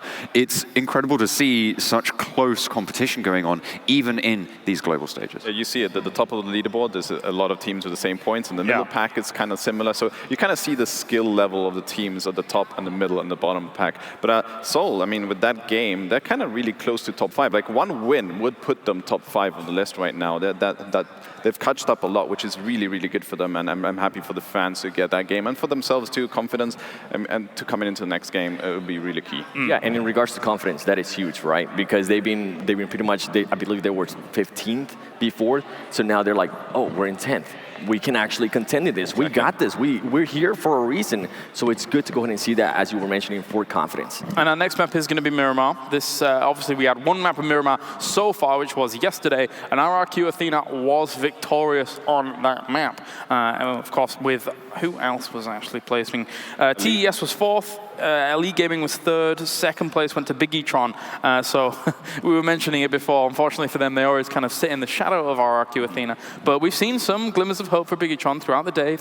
We've seen some really good positioning from them, some hesitation in terms of execution, but overall good team fights and stuff like that. I think Miramar is a bit more structured for them to take those team fights and push those hills. So hopefully we get another of that hill ending that we did see in the Miramar on the first day, because it was kind of fun. You don't really see those where it just kind of divides the two hills and you have battle of the hills on each side. It was really fun. It's actually a really good point, though, because, John, when you look at that kind of circle that we had on Miramar yesterday, that kind of circle is very unusual. So it allows teams that are able to react to certain situations they may not be used to better when it comes to the overall success there. So if we get a normal circle, maybe that'll play out a little differently. There are always 3 steps to a plan.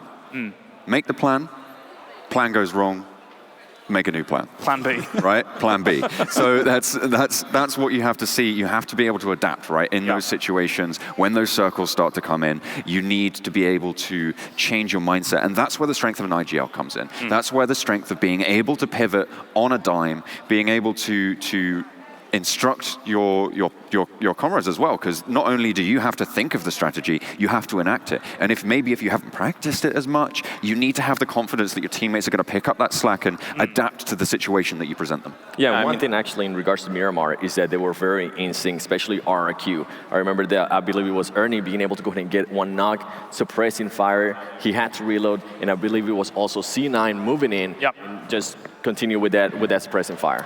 Thank you very much, gentlemen. It is now time for Miramar. We are going to game number 7 here as we figure out how everything is gonna go down. Will RRQ get their repeat here on Miramar, or will someone else challenge for that top position? We're about to find out as we head over to the commentary team for one last time today. It will be Pansy, it will be Sims, bringing you all the action. And you know what? I'm so happy to see more teams pushing through, and the Death said it perfectly. This could be anyone's game. We've seen so many teams now just closing that gap. We've finally seen Team Seoul waking up, and I know so many fans out there were waiting to see them strike. I want to see Mortal still standing. I want to see what they can do as a complete 4. That to me would be so exciting, but there's so many teams in their way. Let's see where they go. Let's see how they drop, because this is Miramar. The playing path, it's quite secure. Anyone that likes to go further afield down to Minas de Val or Los Higas, they might have a bit of a difficult time. You wouldn't expect transition to go that deep all the way down south. It can be more treacherous if you would get a southern or even a central circle, to be fair. Moving up the hillsides, perpendicular all the way down from Los Leones, Cumasera, La Juliette. All those areas can be extremely difficult to range or traverse should you be on the back foot. And then teams, while all that's going on, you're having a difficulty to get to the circle, they'll just be playing border control, setting up, awaiting your arrival, and getting prepared and geared. I do see a bit of a potential busy drop here just to the western, to the eastern side on Impala of Los Leones. You see Baraka with all of SSG around him. Los Leones, ARG, they'll take up residency there, that's absolutely fine. GCB, they're just above Cumasera. Picado, is that hot? Do we have Seoul round there? We do. They're just to the bottom side of it, down south. RRQ for now, boots on the ground. They're happy. El Pozo, no one's near them whatsoever. La Cobreria, SZB, they're happy as well. Cruz de Val could be a little bit busy. Have to be aware. Tinqueso, there's no one around them. And Picado, happy days for them. Get all the gear that you want. The more important thing about Picado is you can just, off the back of it, you can play off the back foot and go whatever you like. Yeah, and we are going to be seeing Seoul, again, challenged so early on. They have to be very careful with this. We saw it in Sanhok on Erangel. We've seen them kind of having a couple of issues early on. They did lose out on Mortal there. That was their big loss to start with. So hopefully they can keep themselves safe, play smart in this situation. If they get those early kills, even better, but you've got to know when to fight and when to back away. I actually thought Seoul was further away in Picado.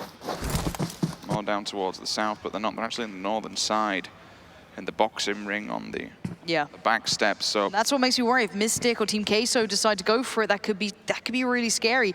You do have Viper slightly further around, but again, like, I don't want to see one of these players get isolated and then get picked up just because they weren't maybe super focused on there being a team close by, because it's very hard to keep track of some of these players. Yeah, Viper's the overextender here. He needs to be the one that's careful and not show himself. You can loot those western side houses, go down all the way to the bottom if you feel lucky, and then move back to your team. Mystic's the bird in the nest, so to speak. He's the one that can keep track of them and keep an eye on them. If he sees that'll be really the information and maybe they make a collapse, even taking away one player from Seoul, it puts them on the back foot, it puts them into an emergent scenario where they might have to panic. Maybe they even force the engagement themselves by just getting over aggressive, and you can be punished for it. So Seoul just need to be very, very careful, listen to the IGL, keep the teamwork, keep the team together. Don't go off on an individual battle, don't try and pick a battle individually. And maybe then you can make some kind of a stance in this, because the winner, if you do take a fight in Picado, you've got the circle to play with. You're in a decent position here. Well, that's what I'm looking at, is how this then plays out to the bigger picture. I'm looking at other teams here, like for the likes of XQF, for example. They're within the circle, slightly further northeast. You saw one of them looting a little on their own, but they're still in a very good spot. They can really work their way in, offer good rotation. I think I saw Busan as well. Yes, they're in a very nice uncontested position as well, over towards the western side. So you're going to see a couple of teams having some really nice starting positions, as long as they don't get overwhelmed. Now, Purple Mood are actually quite close by towards Picado. They could be overlooking that from the cliff side. So again, more things building towards Seoul, having to be very careful about how they approach this. One player's more towards the cliff, so they'll be able to relay the information, or just keep track of where teams are. Could be a point where teams evacuate Picado and then they move in just on a transitional path or somewhere in safety. They are safe up on that hillside for now, Purple Mood. Natix doing a little bit of falling damage. That'll be no problem. They'll get the stim off and get yourself back to 100%. Oh boy, player who's been impressive so far, doing a hell of a lot of damage for Unique. Yeah, the music in the background's pretty cool. I like that. Can we go back to that? Just listen to it. Alan Walker just chilling out. Yeah, again, all these teams, this is Miramar though. It will have a slower pace to it. Teams want to get that loot. They want to then eye up that prime position that they like to take. They need to get their vehicles. You saw how important the vehicles were even in just the last couple of games. So for these teams, they've got to keep doing that, keep focusing towards it, and make sure they keep that in mind as they go forward. You don't want to start getting caught out, mid to late game without having plenty of vehicles available. ARG finishing their loot route. They're over by Los Leones, so they're not really in a mad hurry. They're actually pretty well positioned currently. ARG can do very nicely at this point. They can just kind of take their time, get the loot that they want. There's no one really that close by to challenge, but there will be soon. The rotations are on the way. Looks like Seoul have... Wait, look at Purple Mood. Themselves back together, yeah. Hold on, they've come in very close by here. I like how they're just trading up here. Look at that, the shotgun comes out, so that's the defensive stance. If anyone wants to breach the building, they'll be there to take them down. I saw an M24, I believe, as well, lingering, so maybe you're giving that to your marksman to take central point. CZ says, you know what, we're completely split off. There's no point in taking this one. Otherwise, you can see with the X-ray vision, just looking, leaning, watching and waiting, and they disconnect from this fight. But it's nice to see kind of what we touched on at the start of this. Solar back to a unit of 4. They're working together as a team. Tell me it's not just one vehicle. Oh, that could be scary. Especially if it's the bus as well. Everyone on that. I'm a bit worried. I'm a slow boy. Yeah, that could catch them off on rotations. Because they're coming out of Picado, so a lot of teams will be looking their way. Now this is Team Queso. We saw them looting. And there's the music. I'm a fan. Need more of that. And Team Queso did make it out of Picado earlier on. They left pretty early, it seems. They went off and tried to get a more centralized position, which may be a good idea for them. Maybe not feeling sticking around for Picado too long was a good choice. We again see Seoul and Purple Mood quite close by to each other. And I'm wondering if they maybe take a couple of shots on the way, if they're going to engage off this. I think there's a lot of fights out towards the western side of Los Leones. The problem is, the deeper they go on that transitional path, directly in front of them will be Bigatron. Yeah, this is one of the fights we saw potentially building. Purple Mood are in a bit of a split here, and the two that pulled up early have come across XQF. Cat and Coolboy both hanging out here. You don't want to be rolling up on that first position team without being ready, and it looks like they might be moving on. Maybe having a feeling, maybe not feeling it, and here comes Cat ready to pound. Zooms, trying to get out of there as fast as they can, and Cat going to keep track on both, but saves the bullets, takes the time, plays it cautious, gets back to cover. Smart play. And that's because of the return fire. That's a different team, the third party ARG. They smell this one, so they open fire, do a little bit of damage. Meanwhile, Yalala does pick up one. That's going to be a knock reposition. Jasper down. Hunkers it for now. Waits for other teams to go flying by. We'll try and get some of those fights up on screen. I believe that's more to the central side of the circle. Narwin did go down earlier on. Was confirmed. K98 on the back, so certainly ready for the long game. Should he want to play at distance. Angry. Oh dear. What's happened there? That's some kind of an explosion. Whatever's happened, that's not good for Space Station Gaming. Yeah, and now that's why. Maybe an issue when he was, taking the fight with Nova. Oh no, that's really bad news for SSG. It looked like they maybe started to build back towards this, maybe doing okay for themselves, but they're down in 8th position currently. And with the teams like Team Seoul turning up, Team Unique looking deadly, Bigatron looking good, Nova, all of these teams, you can't just rest on your laurels. They need to keep getting these big performances, and Nova are a scary team to be around. They will take fights. They will happily be aggressive. They currently have around 23 kills, I think, so far, so that's a good amount. I wouldn't be tussling with them lightly, and we do see the circle move in, heading out slightly towards the southwestern side. 16 teams still stand, only 2 players fallen thus far. Soxy and Luxy, brothers in arms. Previous round with the completion of a team inside with the grenades. Just scouting now and feeding the info back, seeing what's ahead of them. The next target, or potentially the next obstacle, if they want to avoid it. I've seen teams avoid. Even in the previous rounds. Touched on the circle, it did go more towards the south, a little bit of water in, so we still see BRK lingering in the distance. Brazilian killers are all the way down on Los Higos. It's really good because they've gone for this 2-2 split, leave 2 back on the island and then 2 front and center on the bridge to gatekeep and give protection. Ronak goes for the montage shot but doesn't find it still. Vehicles heading their way at M24 in hand, might be able to do the damage at range. They are stuck out on the edge here. It does mean if that circle goes further south, it moves away from them down the line, that could be a problem. But there's teams with bigger issues. TES are way further in the north, 69 way further in the north. ELG working their way in the east, you still have Nova. So some of these teams still yet to get in towards this. Alan Walker's still banging out in the background.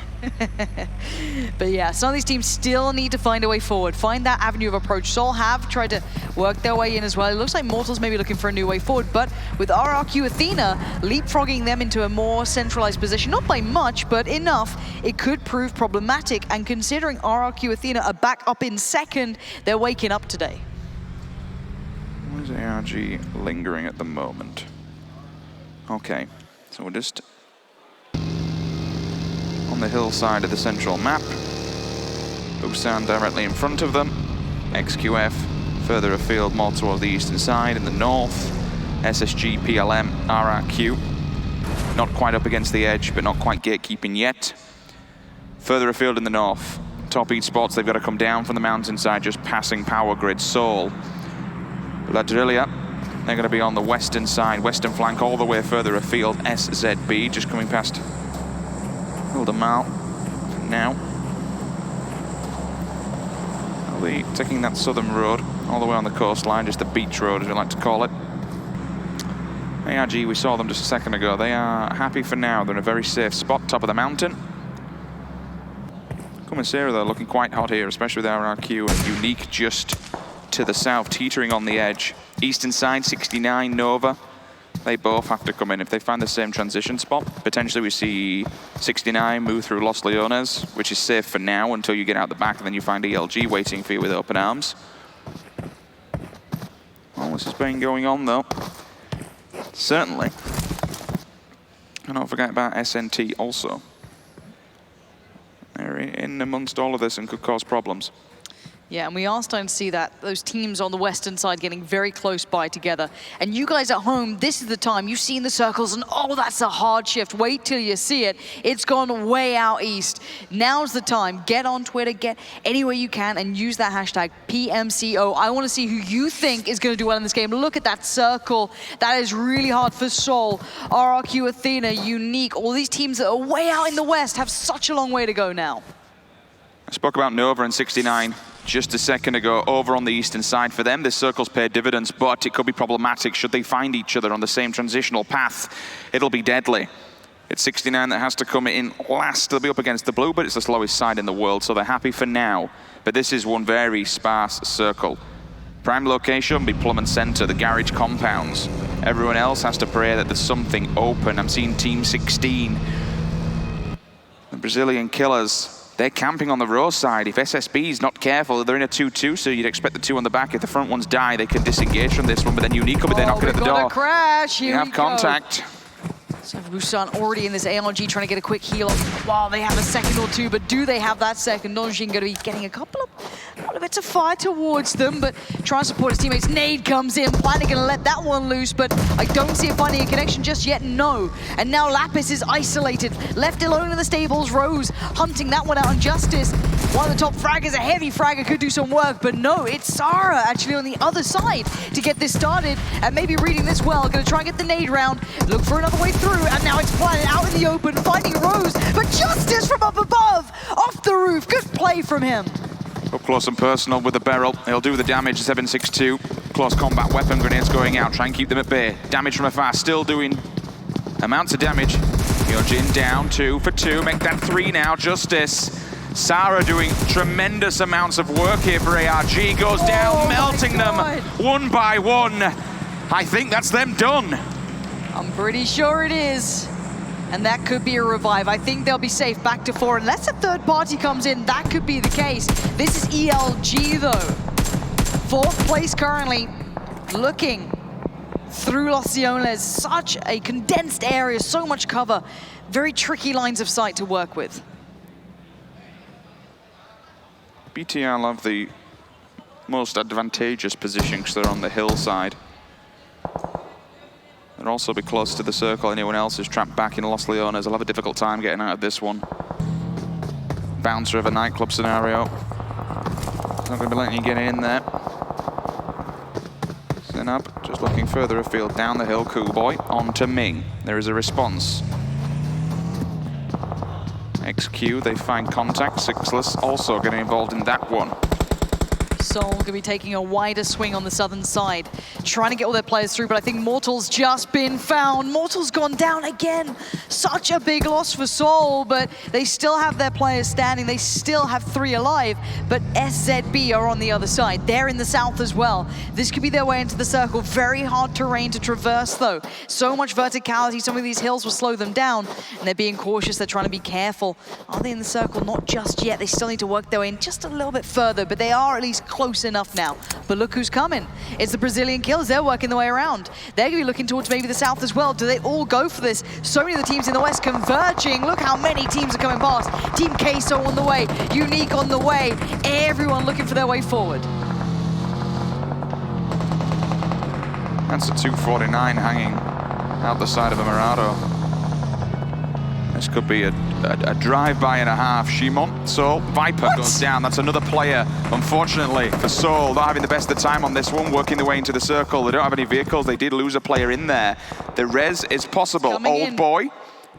And again, just with this circle, because of how many teams left, this is going to be disgusting. Even Yasha's getting involved from distance. M24, that's twice now we've seen that thing come into play. They could be so deadly. If they get them just right, that could be 2 kills picked up. That could be the end of Team Seoul, but it looks like they want to get into this. Look at Rhino, he's looking over the ridge. Look and see if he can get maybe a spawn. Planet over there, though, going to be engaging towards RRQ Athena. Bron shot down, not quite out yet. SSG on the gate, RRQ also the same. ARG fighting their life here. Candice in the vehicle, 4 players still alive. Everyone encroaching on their position. RRQ don't have to extend, they have the vehicles for cover. And they do have the blow on the back, there's only one way they can go now. And with every single bullet, the game is given away, their position is known. now with 14 teams, but 52 players. There's so many teams still standing, so much more to be played for. All of these teams desperate for that win. Team Queso getting super centralized. Same with Unique. Looking like Nova wants to do that too. SSG trying to hold back XQF.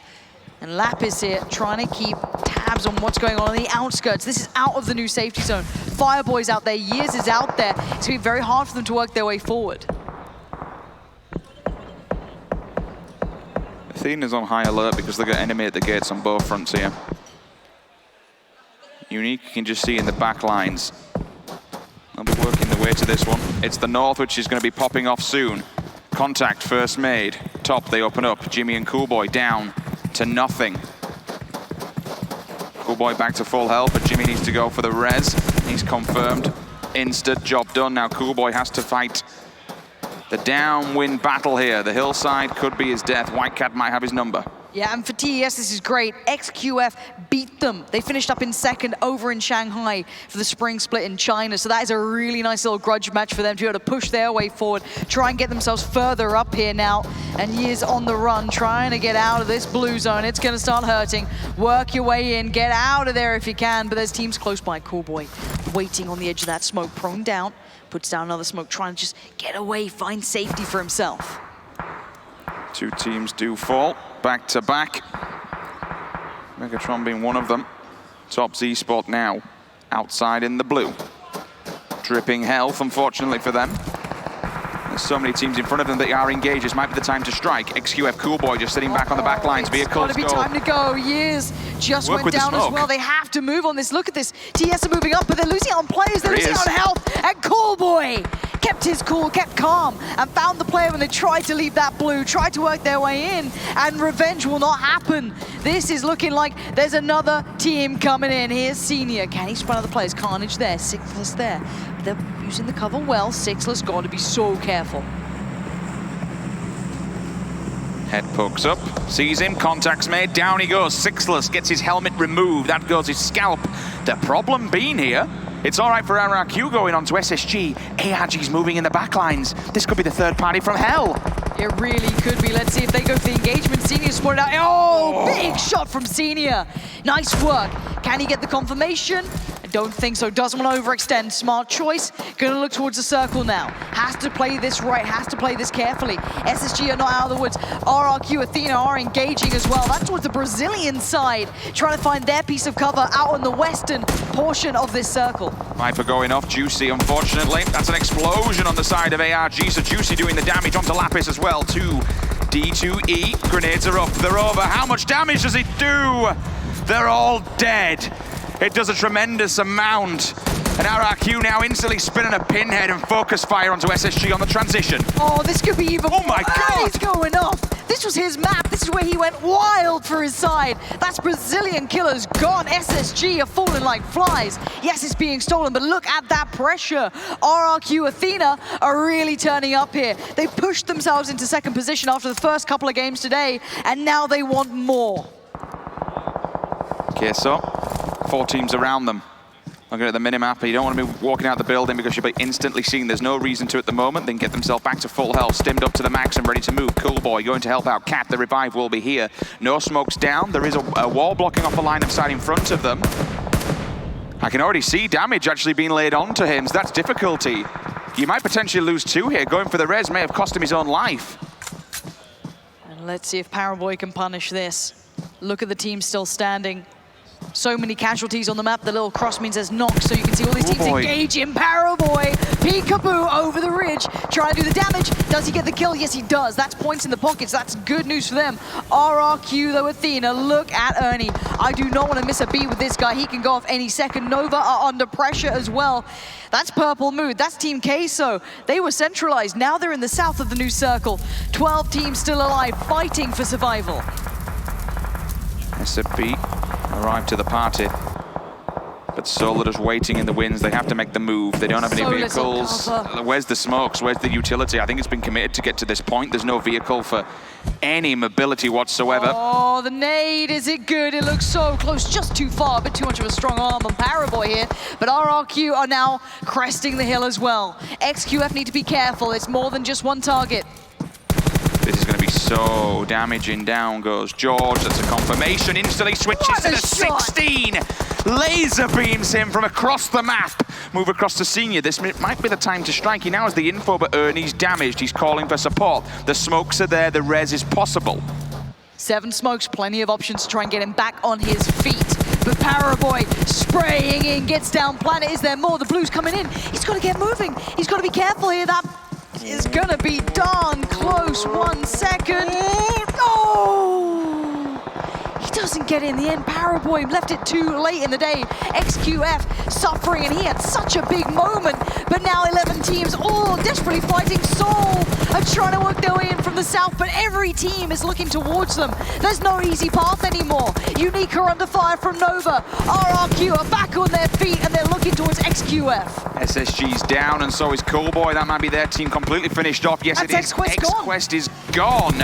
Ice doing damage though. Senior putting the power down onto Nova. They're backed into a corner. Scars also falling during that complete transition. Senior does get done. Nova from a high. AY spots him. RRQ Athena still 3 up. Senior damage. Smokes are up. The res is possible again.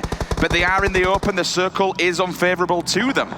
Nova, they can hold this small ridgeline to play with, but as soon as it's gone, they're exposed, and the row side might be their grave. This could be a jump-up game for RRQ Athena. They were in second. They're about 20-ish points behind XQuest. This could be their jump-up game. This could be them back in position. I think Seoul, again, still struggling to get into this new circle, trying so hard, truly making their region proud in the last game. This one not having the same opportunity as Viper goes down. That's Seoul eliminated. Blue will finish them off. AY is just trying to find a snake in the grass. 2 vehicles to play with, but really, all you need them to do is give you cover and provide an avenue to hide away from the bullets. Spots Ernie in the field, that's 1. There is a response though. The refrag's there, straight across the map. Bandit does go back with the SKS, that's job done for now. Vehicles again, acting as a defensive bunker. They can get themselves back to a full 4-man stack, and maybe they push on this. If they have the grenades, then it's time to throw them. Yeah, this is go time for them, as RRQ Athena do currently, even though they are on, under so much pressure, have so much good position. Nova, though, are fighting everyone they see. Bandit still right at the forefront of this. Does he spot out one of the players? No. I think D2E just got away with it somehow. Gonna hit the deck, hit the prone, let everyone else battle out, pick those points, because it's gonna be go time. The circle moves in a couple of seconds. Moha on the move. Purple Mood on the other side, still in cover. Team Queso is there, but Nova finding D2E. Purple Mood could be finding Jasper there. Excuse me, Jasper going down there. And it will be Zooms trying to pick up the slack, trying to make up for losing out. Oh boy, gets found. This is madness in the south. Nova's pulled up on RRQ, they're here. They've literally just got the vehicles, they're taking it right to them. There is a response there. M4 6 times doesn't work. 6-9, he's down. On the opposing side. I think it's just literally AY just decided to turn up with a vehicle and murder them. I think just Senior still alive though for RRQ. Athena trying to do everything he can to keep their hopes in this one. We'll see how that works out. Team Queso trying to hold on as well. Working their way out the blue, because this one hurts. You've got to get moving. That will chunk you down. Senior's fallen. I think that's our Athena gone. It is! They've been eliminated. We're down to 3 teams here, and the blue's too strong, but Nova looks so deadly right now. Purple Mood eliminated. 249 now comes into its own. We saw it earlier before. It's doing so much damage. You can hear it kicking up in the background. Bodies are just falling by the wayside. Mystic holds back for a moment. Needs to be aware. 1 player's behind him, hiding on the crate. If he decides to pop out, that's going to be full level 3 gear and maybe a big gun as well to boot. Rich, this is going to be potentially 10 kills. This could be a back-to-back win for Nova. 4 players standing just against Mystic. This is incredible play from them. Can they finish this off perfectly? Mystic knows his days are numbered, his chances are over. Team Queso, yes, they fought valiantly, but this one is all Nova's. 2 kills in the previous round and now plenty more this time, but it is the back-to-back win for Nova.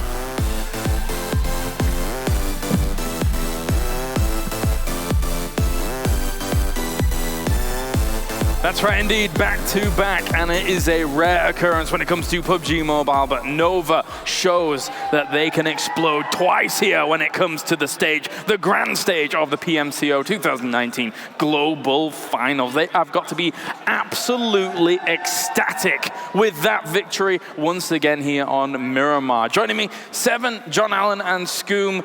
Scoom, to see Nova get this back-to-back here, very impressive stuff. That's going to be rocketing them up the leaderboards. Yeah, and they did say in the interview this is a second best map, and they won one in Erangel. Now they win one in Miramar. Maybe Vikendi is a third best map, and they win one there. You never know. Third out of four. Good game. I mean, they knew that they needed to wipe RRQ Athena at the end there. They were controlling the whole circle on the western side. They got that initial knock and finished at the beginning, and then once they got that second knock, you saw that a bit of hesitation, but they did end up pushing because that was the winning play. They needed to kill RRQ Athena to win that game. They did so, and then from then it was just ease on. It shows a very strong reset of mentality, right, Seven? When you look at what Nova was able to do yesterday, which wasn't exactly up to standards for them, to then come in today and get a back-to-back is very, very impressive. Yeah, and it's actually funny you mentioned that because I was able to speak to one of their players yesterday, and he told me, man, we're just kind of frustrated.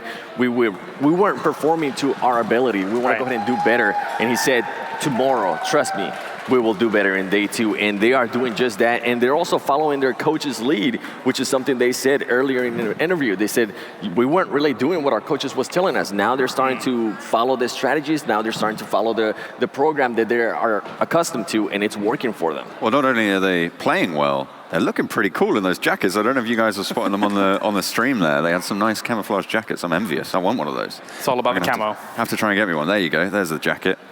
Check that one out. Yeah, pretty swish indeed, but they were able to blend into the background on the maps as well, and were able to just control it so nicely in pretty much every facet. Yeah, 11 kills coming in for them to start things off for their Miramar game. RRQ Athena with 6 kills, likewise so was XQuest F. Sorry, not Froz. I'm so used to him being on another desk with me. Scoom, you had a point that you wanted to make? Or? No, I just wanted to say I want to see what the coach actually said. Yeah, that's really important. A second day coming in hot with 2 wins already. So props to the coach, I guess, in that one. I would have to guess it would be win. And that was pretty much what they said, because it seems like that's what they're doing consistently now. I want to see where they end up in the end, as you say.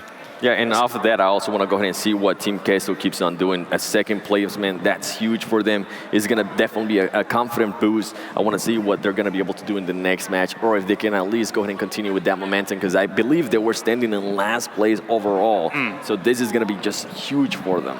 Yeah, big points coming in for some of the top teams here, and for some of the top teams as well, like Elite Gaming going out pretty early, not exactly the best of situations for them when it comes to overall points gained. But as you can see, there are a lot of Nova fans in the crowd here representing in Berlin, and they're going to be fueling the fire for Nova throughout the rest of the day and tomorrow, one would suspect. Hello.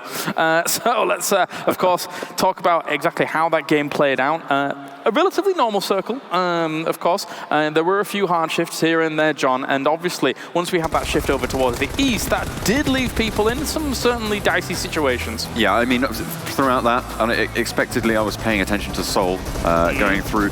They actually started on the northwest, and they had to rotate all the way down, and actually, this is kind of what a lot of the teams did, except for Team Kosa. They were the exception, but everybody else split out from the direct rotation into the circle. They moved away from that path and instead opted to try and go to the sides, which in the end actually came back to bite them because everybody did it, so they ended up being in the most clustered situation, which is exactly what they were trying to avoid. I can understand the decision-making, though, to a certain degree, because if you're trying to rotate in south of Picardo's Scoom, it's quite open there, so maybe if you want to take a western route, you can use the mountains for some cover. And for sure, and they knew they were, with Team CEST and Picardo, they were fighting an initial loot spot, so they had to abandon to the west side. They couldn't follow Team CEST because they knew they were just going to be ahead of them, and there's going to be a lot of people, so they had to take these wide rotations. And Team CEST did really smart there. They left Picardo pretty quickly. They went center in the very first circle, then went center again, and they kept just pushing and being proactive with those rotations, which ended up getting them the second place. Seven, your thoughts? Yeah, I honestly, the one team that I was looking for was VRK. They had a weird 2 split. One of their IGLs was on an island all the way south. I'm not sure why they were doing that. I wish they would have just kind of pushed up on high ground, maybe taken a compound. As I was talking with Avenger, he was letting me know it would be so much better if they would have just kind of rotated towards that higher ground. Yeah. And in the end, just the rotation, I believe it was just a late rotation. They got caught in a car and blown up. It was reminiscent of, you know, other 2-2 splits where you're looking for a potential circle shift, but it was never going to happen down towards the south. And me and you, John, were speculating, okay, they'll move in like 45 seconds or so, but it took them about 2 or 3 minutes to then make that move up to join the rest of the... Yeah, I think it was about Circle 4, where it was the first time they actually met each other on this map. And it was exactly when Scars Black actually started to roll into them, and then Sol came up behind as well. So it was very, very lucky, in fact, that they were able to get that rotation, because meeting up from Los Higos and Puerto Paraíso, it's pretty tricky to make that rotation if there's someone else anywhere in the way. And very important whilst we look at some of these final moments, for me, Nova had an amazing position scoom across the rest of this circle. They started off in this little divot, they had a few buggies, kind of like a portable stronghold for themselves, and then from there they were able to push out for the victory. Yeah, northeast of that certain area is really crucial to be a part of, because you have so many ridges and divots and stuff like that, and you can easily push out of it. And they always did it successfully. They ended up with 4 players alive, I believe, at the end. So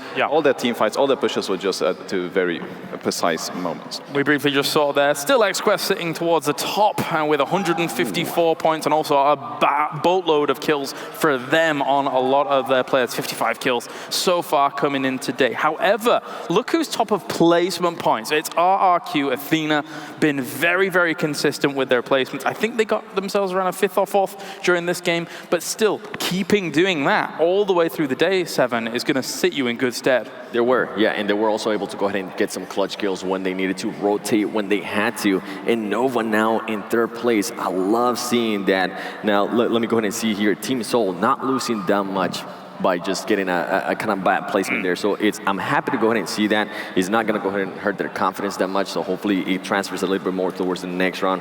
But yeah, as you were... Nova, I'm just impressed by what they're able to go ahead and do now in day 2. What I was interested there was actually 24 kills going in for Team Unique, and we saw actually Old Boy sat on 3rd in the total frags. I think it was 14 off the top of my head, if I remember correctly. But that's really interesting to see for a team that's down in the middle to have such high frags. Now let's take a look at our MVPs of the game, of course, our dream team. I do like to call it a dream team, I don't know why. But there you go, and here we are. As usual, we have a lot of our RRQ Athena members. That's going to be a given. Also, Paraboy up towards the top there for XQuest, and AY there for Nova sitting at the top. So, very nice stuff, Scoom. Every single game, there's one XQuest player. Yes. It has to be just the top fragging all the time, just insane. I mean, RRQ Athena, 2 players there, not surprised. At one moment there, I thought they were going to take the game. They were just like shooting SSG off the buggies, killing Brazilian killers like off the truck. Like they were just, their aim was on fire. Like if teams give RRQ Athena space, they just destroy everyone. But Nova was like, no, I'm not having that. I'm going to knock you and kill you. You bring up a very good point, that fight of RRQ Athena versus Brazilian killers, because that was almost terrifying. Yeah. Just the potential to get the right sprays down when you need to, switch over to the SLR, so have a lot of strong versatility and I guess good reactions when it comes to knowing what you need to do in that right moment. Yeah, that's definitely what it comes down to, right? If you see somebody and you're going to take their shot, make sure you are super accurate with it. Make sure you're able to actually execute that kill and try to get the finish, because I'm starting to see a lot of teams getting the knocks, but not really getting those extra points. Paraboy actually being able to go ahead and steal those extra kills for XQuest. So maybe that's why we're able to go ahead and see him on the MVP list all the time. But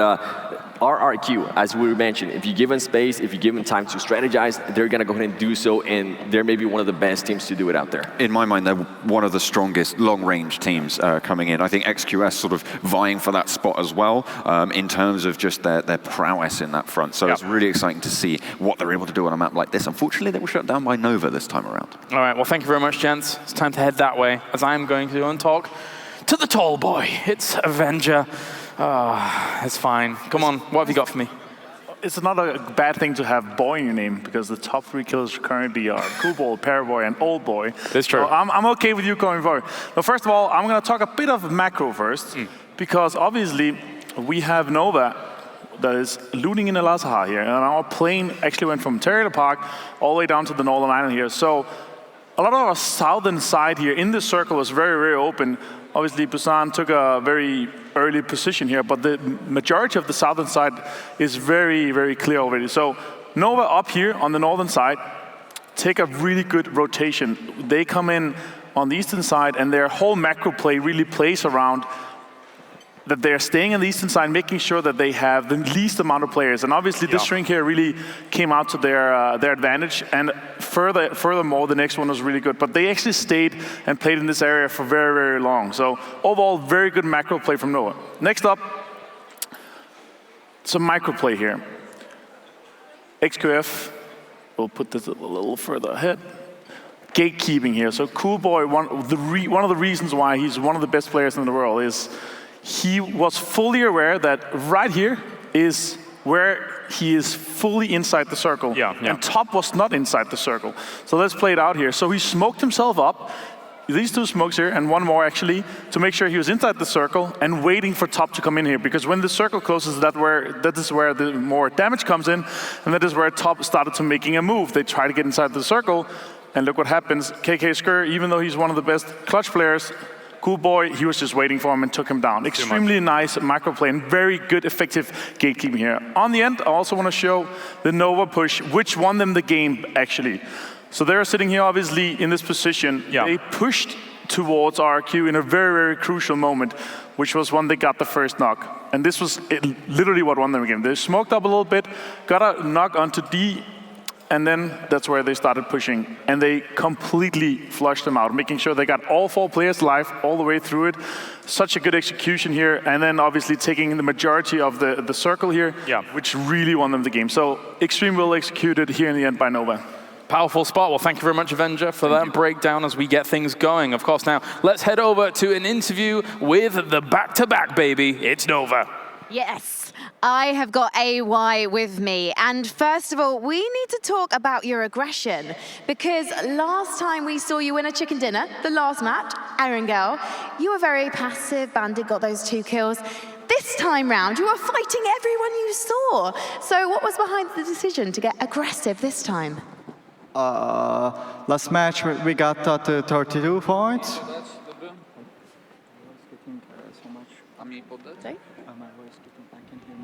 You can hear your voice. That's because the whole audience needs to hear your voice. Don't worry, AY. This is your very first interview. So what I would love to know is about that aggression. And I'm guessing you spoke to your coach. So tell me about that. Okay. First match, we get 32 points. And we decided to get more aggressive here to Miramar match.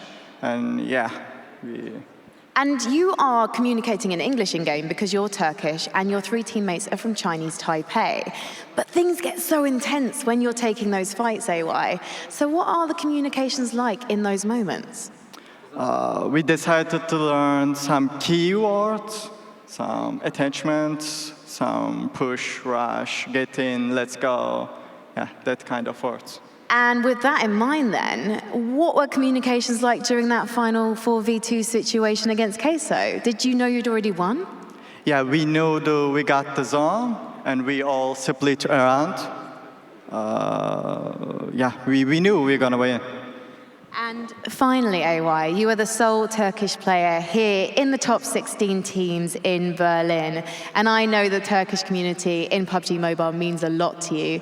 Have you got anything you'd like to say to them? I really want to thank you to Turkish community. They supporting from us the beginning. The first day, yesterday, they supported us really much. And I really appreciate that. Thank you for that. I'm going to try Turkish now. Teşekkür to the Turkish viewers watching. Now, we have to take a 30-minute break because our players are a bit hungry and they've still got 3 more maps to fight on. So they're going to go and carb load and we'll be back in half an hour. So keep your eye on the clock and we'll see you for more matches after this break.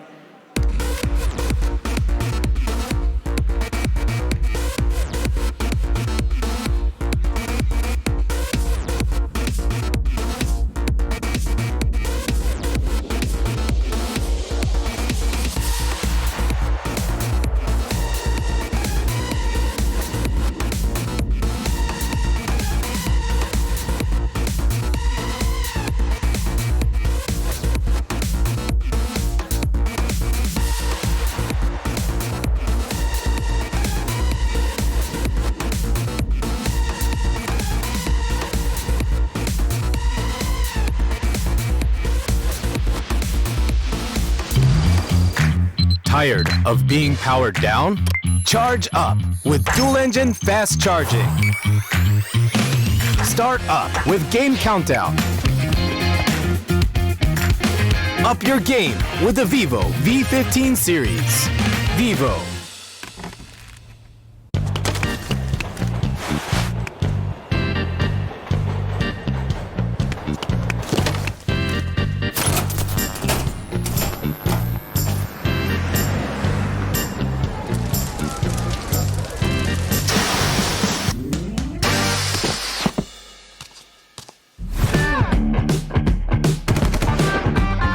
PUBG Mobile Team Deathmatch. Anytime, anywhere. There is a better choice.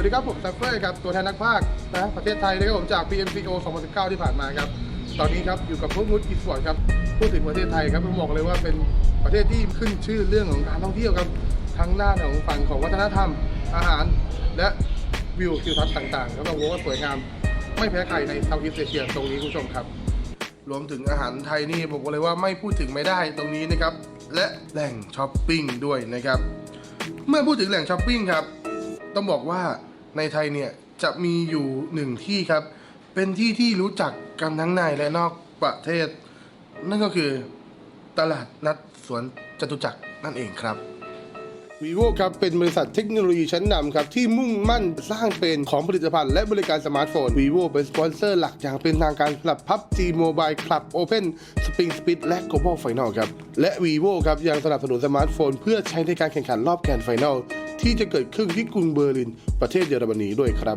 พูดถึงผลงานที่ผ่านมาจาก PMCO ซีรีส์ที่ประเทศจีนครับก็เราก็ทำผลงานได้ตามคาดอยู่แล้วครับเราที่ลีกเราหวังเพื่อได้แค่แบบได้ไปต่อในรอบไฟนอลเท่านั้นเองอาจจะมีพลาดในสัปดาห์ที่3บ้างแล้วก็ดึงผลงานได้กลับมาเข้ารอบตามที่เราตั้งเป้าไว้ครับรอบไฟนอลที่จาการ์ตาเราก็ หวังที่โฟกัสที่เรื่องเข้ารอบไปก่อนส่วนเรื่องอันดับเราเป็นกำไรของเรามากกว่าเราเล่นพลาดน้อยเราเลยได้เข้ารอบน้องวูดอีสปอร์ตเนี่ยชอบการเดินเที่ยวตลาดนัดมากเลยนะครับอย่างวันนี้ที่น้องพามาคือตลาดนัดสวนจตุจักรนะครับผมตลาดนัดแห่งนี้ครับมีทั้งที่เที่ยวทั้งกลางวันกลางคืนครับเป็นแหล่งรวมของช้อปปิ้งและของกินราคาถูกมากมายครับ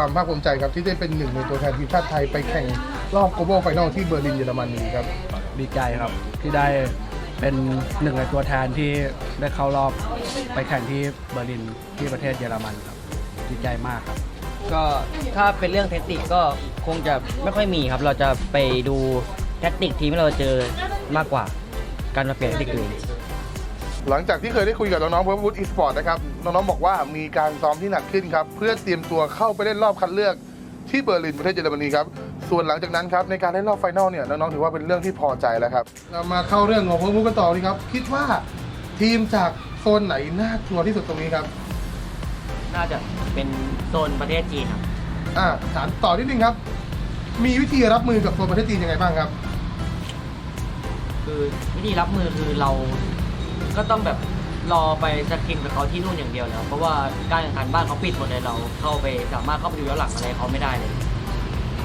และนั่นก็เป็นเรื่องความเห็นคร่าวๆจากพวกมูดอีสปอร์ตครับ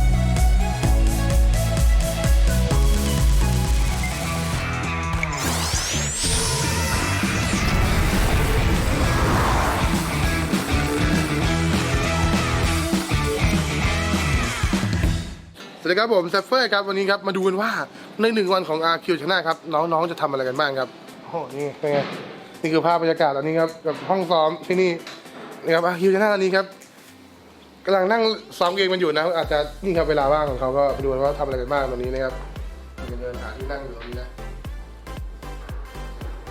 ดูนั้นเขานี่หน้าตาค่ำเครียดนะไม่มั่นใจว่าดูอนิเมะหรือว่าดูแผนอยู่ตรงนี้เราไปดูนิดนึงครับว่าเขาเล่นอยู่ตรงนี้ฮะตรงมุมนี้เป็นซีเนียร์นะ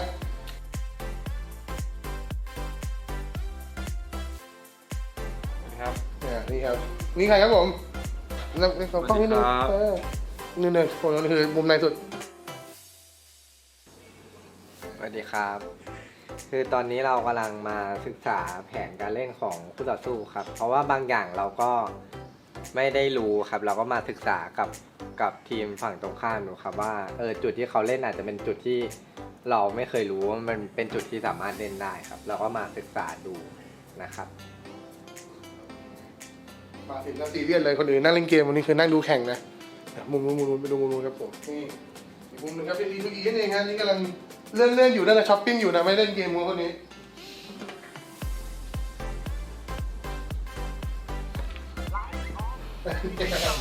นั่งดูไม่ได้นั่งดูซีรีส์นั่งดูอะไรครับผมนั่งดูแข่งของ PMCO ที่ Thailand Championship นั่งดูเป็น VTNC นั่นเองของ Thailand Championship ตัวนี้ครับนี่ก็ถือว่าดูการฝึกซ้อมเหมือนกันตรงนี้สำหรับ D2E นะครับผมใน1วันของการเป็นนักกีฬา Esports เนี่ยต้องทำอะไรบ้างครับก็ วันหนึ่งนะครับก็จะมีการซ้อมประมาณ 5-6 ชั่วโมงนะครับแล้วก็จะมีเวลาพักผ่อนนะครับเวลาพักผ่อนคือมันก็ต้องมีให้นักกีฬาทุกคนนะครับเพื่อให้สภาพร่างกายแบบสมบูรณ์ที่สุดครับเวลาซ้อมจะได้ออกมาเต็มที่ที่สุดครับแล้วก็เวลารีแลกซ์ของแต่ละคนก็จะมีอยู่ครับใน1 วันใน1 วันของ RQ ชนะเนี่ยซ้อมประมาณกี่ชั่วโมงครับก็ซ้อมประมาณ 5-6 ชั่วโมงครับตั้งแต่1 ทุ่มถึงเที่ยงคืนแล้วส่วนนอกเหนือจากเวลานั้นคือถ้าใครว่างก็พยายามเล่นคนเดียวเพื่อฝึกตัวเองเราบอกว่ามีการฝึกฝนตัวเองอยู่ตลอดเวลาสำหรับ RQ ชนะตรงนี้นะครับแล้วพอได้รู้ว่าตัวเองต้องไปแข่งรอบ Global Final ที่เบอร์ลินเนี่ยซ้อมหนักขึ้นกว่าเดิมไหมครับไม่ครับเหมือนเดิมแต่ว่าก็คือเน้นเวลาว่างก็คือฝึกตัวเองแล้วก็ผสมแบบการที่ดูคู่แข่งมาด้วยแล้วก็ปรับไปเพิ่มตรงเวลาที่เราฝึกตัวเองฝึกการเล่นดูเทคนิคต่างๆเพิ่มขึ้นครับแต่เวลาเท่าเดิมเพราะไม่งั้นเนี่ยมันจะล้าเกินไปโอเคครับวันนี้น้องๆ RQ ชนะครับผมนัดผมที่ Illuminate Gaming House ครับเพราะพวกเขาสนิทกันมากและชอบเที่ยวด้วยกันบ่อยๆครับเรายังได้พบกับเพลเยอร์ของ Illuminate The Murder ด้วยนะครับวันนี้ครับน้องๆ RQ ชนะและ Illuminate กำลังจะออกไปเที่ยวเพราะฉะนั้นครับวันนี้เรามีโอกาสพูดคุยกับน้องๆ RQ ชนะเพียงเท่านี้ครับอย่าลืมเชียร์ทีมไทยทั้ง2 ทีมในการแข่งขัน PMCO 2019 Global Final ที่เบอร์ลินประเทศเยอรมนีด้วยนะครับแล้วเจอกันใหม่โอกาสหน้าสวัสดีครับ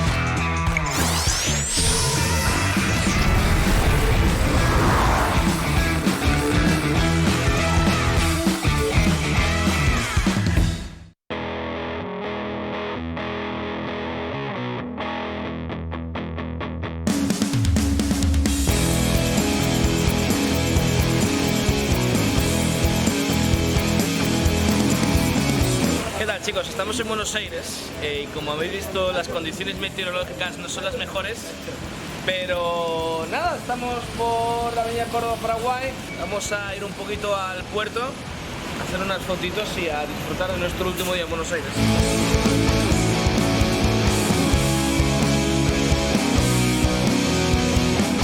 Este papel son árboles de Uruguay.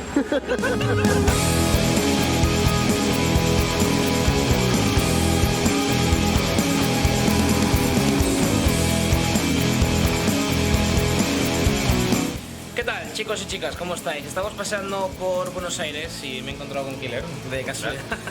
Y va a estar explicándonos un poquito dónde estamos y exactamente qué es lo que veis detrás, porque eso de ahí es el Río de la Plata, si no me equivoco. Es una parte, sí, es uno de los canales que pertenecen también a lo que es el Río de la Plata. Sí, esto es Puerto Madero, para los que no lo conocen. Y bueno, estamos en una de las partes donde se encallan todas las embarcaciones y demás. Y bueno, vamos a ir recorriendo seguramente estos lugares para ir mostrándoles. Y parece ser que estamos ante un momento histórico, porque en Buenos Aires no llueve tanto como... ¿Estás diluviando otra vez? Ah, creía que...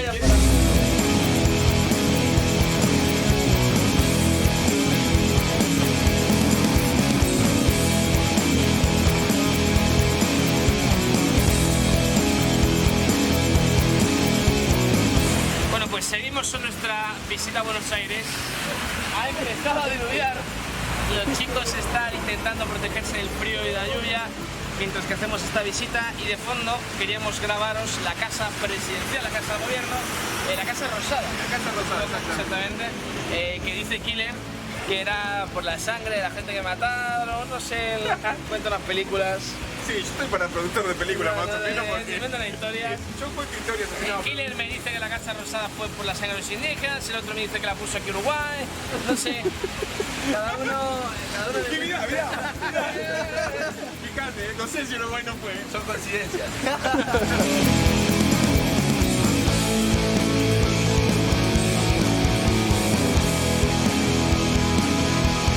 Seguimos probando comida argentina y me han recomendado la pizza Kentucky. Vamos a ver si es verdad que esta pizza es tan buena como dicen. ¿Cuál me recomiendas? Guaceta. ¿Cuál? Guaceta. ¿Me pones una porción de esta y una porción de esa, porfa? Ya, gracias.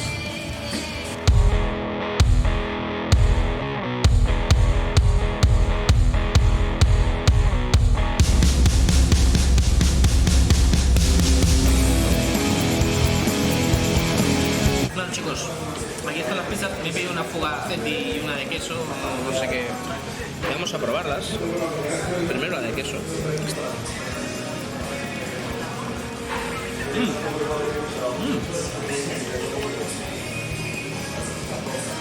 Muy tradicional. El pan es bastante bueno, se nota que está hecho a mano.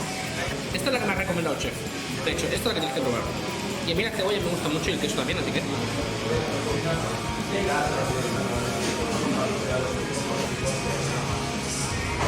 Bien ricas, ¿eh? Bien ricas. Muy buena. Pero no que el pan está hecho normalmente, tío.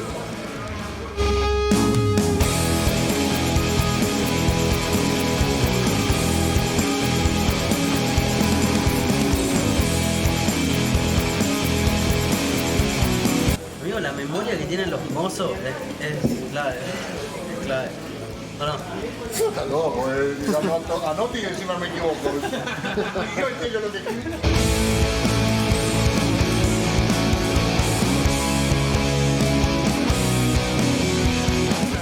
Yo siempre lo veo como que...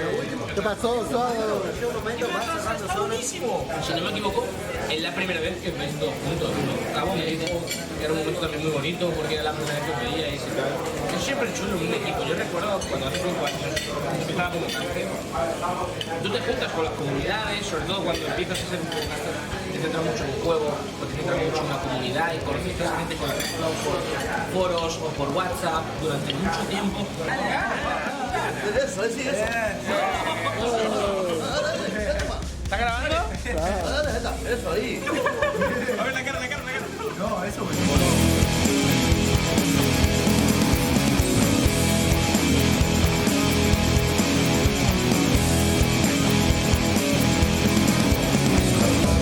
Panza llena, corazón contento.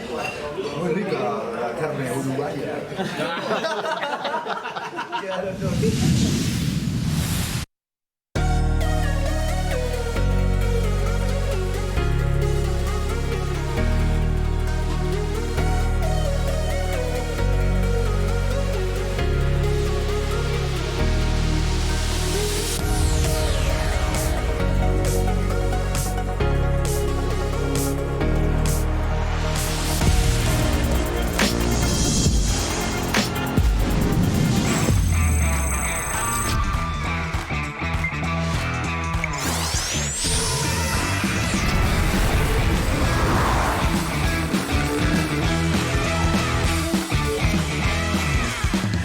Salve família, sejam bem-vindos a mais um vídeo do canal e hoje o conteúdo é diferente. Tô aqui com essa rapaziada, os melhores gamers, mano. É verdade. E eu vou jogar com eles, vamos ver aí como que eu vou me sair, né? Ih, rapaz.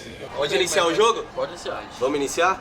Vamos ver se a gente tá Vocês mal. vão me carregar, né, mano? Não, nada a ver, irmão. E a situação aqui é meio complicada. Aí você vai andar aqui nesse botão, a mira aqui na tela, aqui embaixo, ó. Fechou aí, então. Pulo, agacha. Aqui eu ando. É, anda com o dedo. Aqui eu levanto e a mira é a tela, né? Aqui é soco. O mesmo do soco que é tiro, então. Quando você pegar uma arma, você vai usar. Clica no pezinho lá. Vamos lá. Ó, o inimigo cai na direita, squad na direita. É nós 4 aqui, né? Tem gente caindo também, não tem? Aí. Uma 12 na mão. Vai cima. Você tá sobe. Aí, baraca. Aí, bota. apontando pra cima dele. Nossa.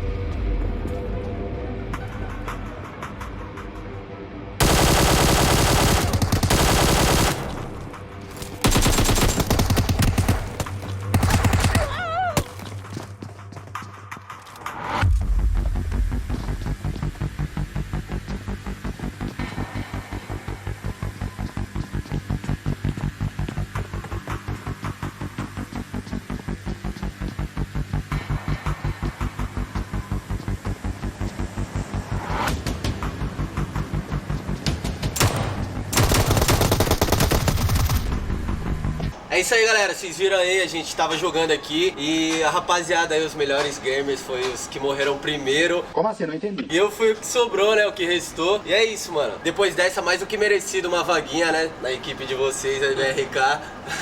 É isso aí, rapaziada, não esqueçam de acompanhar o Instagram do time BRK. Vai estar aparecendo aí na tela pra vocês, falou?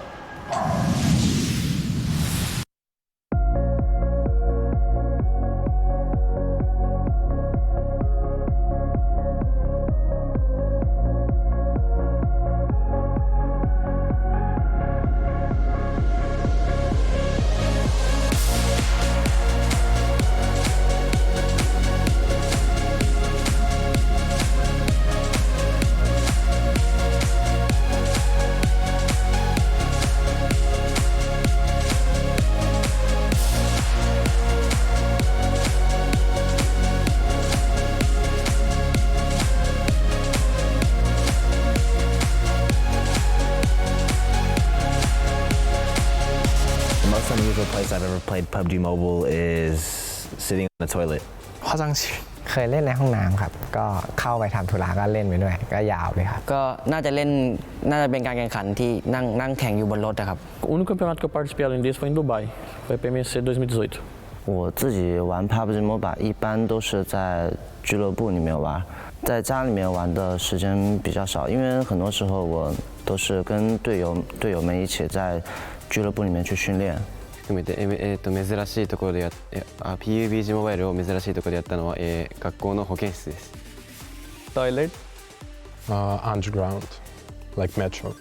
في المطار يعني الكل يناظرني مستغرب. The unusual place that we play is the noisy one. We don't like noisy because we cannot hear footsteps or something, and we don't like mall that people around see us.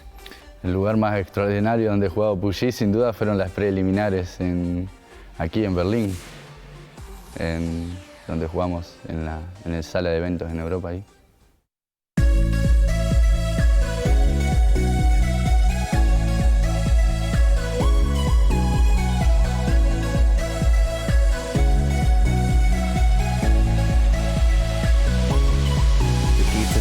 is to be fast-paced and well team-oriented.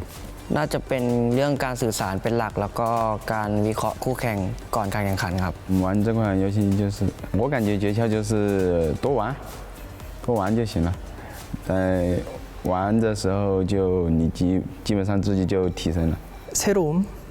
Na verdade, eu acho que eu sou certo de jogar o treino e o empenho. 就是先去练习把枪打稳，然后之后再去做一些跟队友之间的配合，就会是最大的诀窍。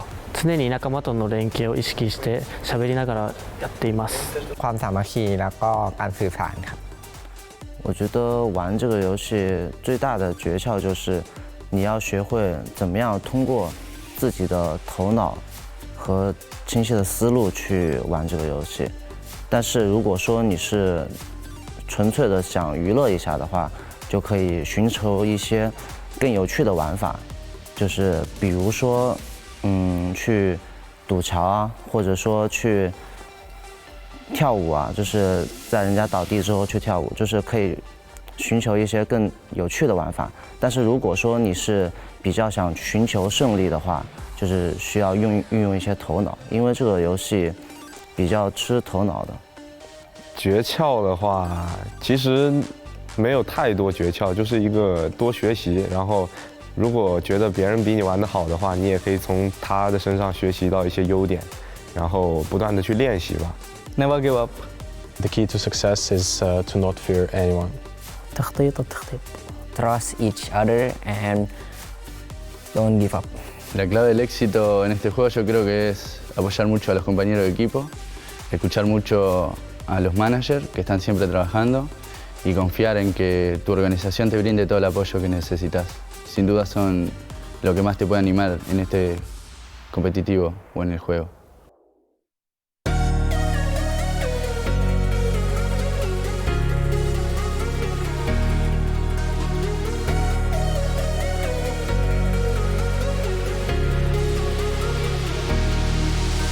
Number one tip for beginners is to keep playing, always practicing, and never let anybody tell you that you can't do it. คนที่เริ่มเล่นใหม่ก็อยากให้ฝึกดูการแข่งขันบ่อยๆครับหัดเล่นบ่อยๆก็จะมีความชำนาญขึ้นมาเองครับ新手的建议就是你要熟悉枪械的话，可以多去训练场多打打，可能熟悉一下弹道。如果你刚刚玩这个游戏的时候，你不知道该怎么玩的话，最好就是进游戏，找块草里面趴着当个毛毛虫就行了。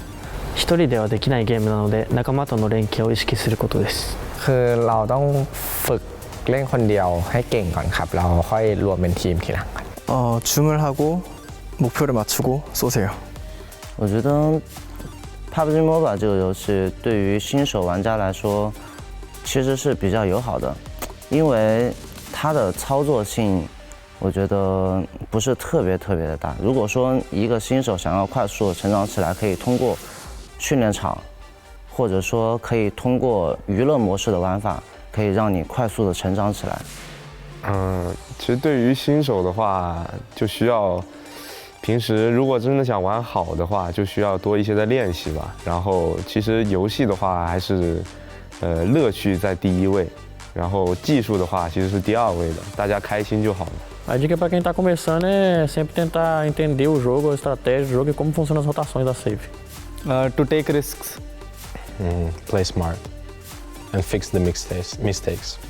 أهم شيء يكون في اللاعب إنه يعمل كتيم وورك وإنه يكون عنده خطط أكثر من إنه بس يعني يمشي ولا يسوي أي شيء. Just don't give up, keep playing this game.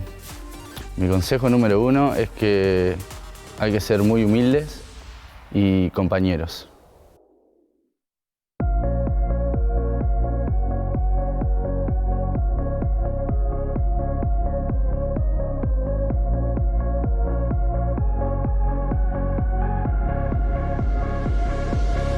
My favorite landing location is Yasnaya, and it's because we have a lot of loot there and a lot of vehicles, so we can always drive and be in zone. 这边是刀贝ครับ我喜欢在居港的下城区，因为那边可进可退。如果我今天想要去钢枪，我可以选择去居港；如果我今天选择绕跑，我可以拿车就往医院方向走了。산옥 부트캠프. อะไรนะฮะ ポチンキです。我最喜欢的跳点是基岗，因为我们训练赛的跳点是基岗，基岗就是我们的家，所以我特别喜欢基岗。私の好きな着陸場所は、ポチンキです。Em Erangel é Pochinki, em Sanhok é Painã, em Miramar é Pecado.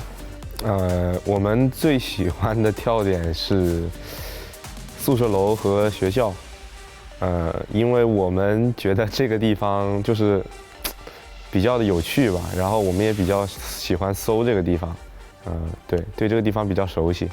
My favorite landing location is Georgiopol, and it's just because we've been dropping there since the very beginning.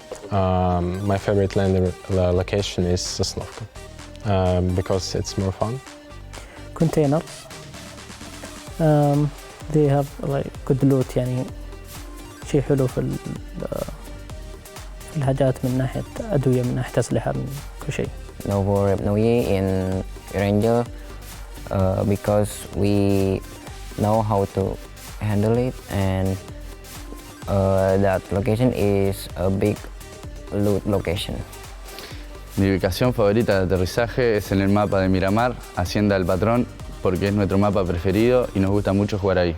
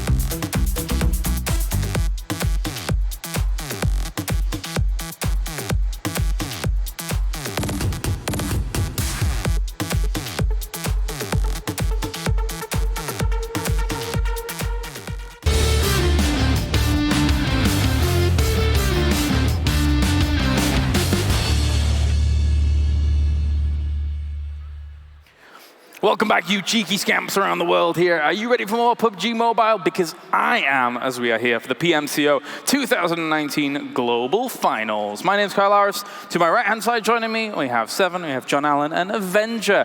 Guys, so far so good. We just witnessed Nova getting themselves a back-to-back chicken dinner Avenger. Very impressive stuff from them. If they continue that kind of form, they could quite easily start challenging the top spots. They have leapfrogged already on the leaderboards, and I'm extremely excited to see these guys perform as they have. And as you said, this momentum, this snowballing, if they continue this, they could very well take one of the top spots, maybe even take the whole championship home. Definitely could. And obviously, we're going to be looking towards Erangel once again, so we get to play it 3 times today. We did see a military ending, and Avenger, I know you enjoy your military endings. Don't you dare start. Yes. But Seven, overall, we saw some interesting dynamics coming out in that military ending. Yeah, especially Team Seoul. We saw SSG doing well, and we also saw BRK doing well on Erangel. So I want to see if they're maybe going to go ahead and continue that momentum that they had in Erangel, and also just going back to Nova. Are they going to be able to go back to back to back? I hope Probably so. not. That would be phenomenal. Something we saw BRK do during that game, and during Miramar as well, actually, was go for the 2-2 split on the drop and try and loot that way. We talked about how it was lucky that they were able to reconvene on Miramar again. over on Erangel, a little bit easier for them if they're way far to the south, because there's not going to be that many teams dropping military. And if they are, they're going to be in the central part of the island. You know that you're going to be pretty safe on those rotations. So we'll see if they are able to do that again, and if it's able to pay off. That, and just in general, I think that when you have a circle like that, which was just north of Western Bridge, it's a very, let's say it's 60-40 in favor of the major landmass, right, Avenger? So most teams are going to gamble for that to start off anyway. And obviously, when you have this, even though it's a 50-50, even if it's a little bit more in military, you obviously see teams that they want to try to stay on the north side until they know for a fact. Because when you try to cross the bridges, there's 2 choke points, unless you get boats or swim across. But there's 2 choke points, and you're going to be afraid of anyone camming the bridges because there's so many points to be picked up. There's team to be eliminated, but we'll see. I actually expect some more teams try to take some more long rotations. We saw that when we had this last melee game. Long rotations to the east side, and it really paid off. We saw 3 teams actually get over safely because they rotated down the blue. So I'm excited, and I'm curious to see if we're going to see some more melee games. Yeah, and in regards to just long rotations, it also comes into just slow rotations, because SSG was able to just pretty much be a little bit slow there when they were rotating. They actually lost Carnage. Carnage, I believe he got knocked down because he fell into the rocks, and that changed the whole strategy that they had, because Carnage went down to the blue zone. Then I believe it was also Angry that went down to the zone. Yeah. And it was only Sixless and Juicy left at the end. You got to be in the right spot at the right time. Speaking of which, of course, we just had the plane come over, and I found myself a loot crate, so I'm pretty happy about that. Inside was the Nex phone, which is of course the official sponsor here of PUBG Mobile Club Open. So thank you very much for that loot drop. I do appreciate that as we continue things on. So I'll get back on track. it looks really, really cool. And I've actually gotten to use the Nex phone, and it's awesome. The gyro works perfectly. Ultimate performance, my friends. And looking towards Erangel here, where would you like some finishes? I would like a true central mainland finish. I know that that's not the most exciting of things, but it does give a lot of teams opportunity to find themselves in a decent spot towards the mid to late game. Just say it. Say Pachinki. Pachinki ending. Fields, dude. Not Fields, no. Just urban ending. Yes. I would also love to see Yasnaya, George Paul. Preferably Yasnaya. I really like to see some of these urban endings. Yeah. And also, that's where the mechanical skill really comes out. As you said, gyro. I learned that yesterday, that apparently pronounced gyro, firstly. That's something that the pros do, and I had to try, and it actually works out really well. And again, I've said it a few times. Some of these guys' mechanical skill, like when I play, and obviously I don't have as many hours as these guys have, but when I play, I get annoyed. Like, how do I die? How is this guy so good? And then I look at these guys, okay, that's why, because these guys are absolutely insane. How they're able to control and how fast they are in their rotations, how fast they are kind of looking around themselves and gaining and gathering information is really important to these guys. You can really see how good they are. And to that point, I never truly believed that we would be at this level when it came to mobile gaming. Watching these guys, as Avenger mentions, John, is amazing. They are accurate. They know exactly how and when to move. They're very, very pinpoint precise. The gap between the perceived gap, certainly in the Western world, is shrinking between the PC and the mobile style of play. Sure. And that's phenomenal to see. I mean, it's already pretty much gone over in the East. Mobile gaming is at the forefront, certainly in places like India, in China as well. Absolutely, it dominates the scene in terms of esports. And some of the people that are dominating at the moment in terms of the kills are XQuest F. Of course, we see Paraboy there, one of the big fraggers when it comes to everything coming out. Very impressive skills, very impressive plays coming out. It just really is a testament to why they deserve to be here. Imagine that. Imagine in prelims, for some reason, a team like XQuest F was unable to get a first through fifth. That would be, I feel like, a disaster. Yeah, and I mean, it happens unluckily, right? Maybe they had to go to the prelims just because they weren't getting circles or just something unlucky at regions. But now they're showing they got what it takes. And Paraboy, one of the players that we've been just talking about the whole weekend, he's only placed with two thumbs, which for me, I play the game every single day, and that is crazy to me because I actually play with 4 fingers. And on top of that, I play gyro. So just to know that somebody can do that with 2 thumbs, that is insane. And one of the good things about PUBG Mobile is that you can kind of just reorganize all the buttons on your screen. So it's good to see people taking full advantage of that. Definitely so. So you play gyro, 4 fingers. Yes. He plays thumbs, and probably a high, I would say, sensitivity on the gyro, so it's very responsive. So I would assume so at least. Yeah, so it all comes down to his control layout, which later on I'm gonna hopefully try to get the chance to see it because it is just insane to me that he's able to do what he's able to do with just 2 fingers. This is the thing, because you can reorganize literally everything on your UI. Yes.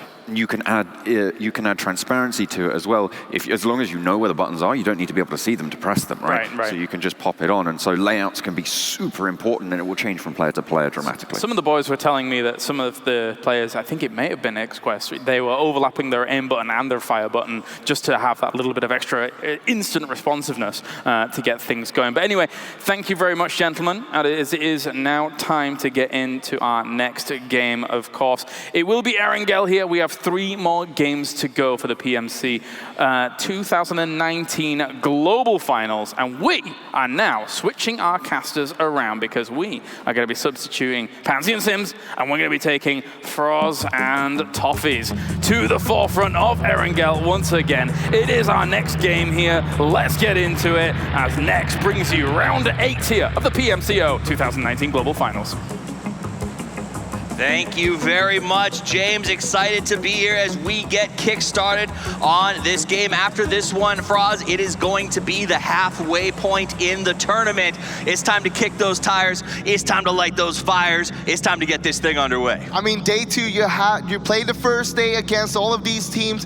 Now you have some time at home, watch some VOD, see what the teams are doing, and we're dropping here now. We're gonna start on the center of the map on the south side, and we're gonna go towards the northwest. Not an easy plane for these guys to work with. Very far over on the corner of that map. That means anybody with long transitions to Yasnaya, Mansion, Prison, very popular looting spots are gonna have trouble getting there, or at least have to invest time to make it to those safe loot spots. But look at how many people actually, how many teams dropped out early. It looks like some of them are going for a long shoot, but hey, it could be some clash going on earlier. I mean, if there's anything that we've learned this week so far, it's these guys are not afraid to sort of mix it up early and stake their claim to areas. Nova, I noticed, not going back to military where they had some success just recently. Those guys back-to-back wins have absolutely been dominating right now. The question is, will teams like XQuest allow that to stand? They've been a little more quiet today. I think I'm expecting a win from them here at some point. You know they're just waiting for their opportunity. Hey, it might happen, it might not happen. We'll just have to see. I mean,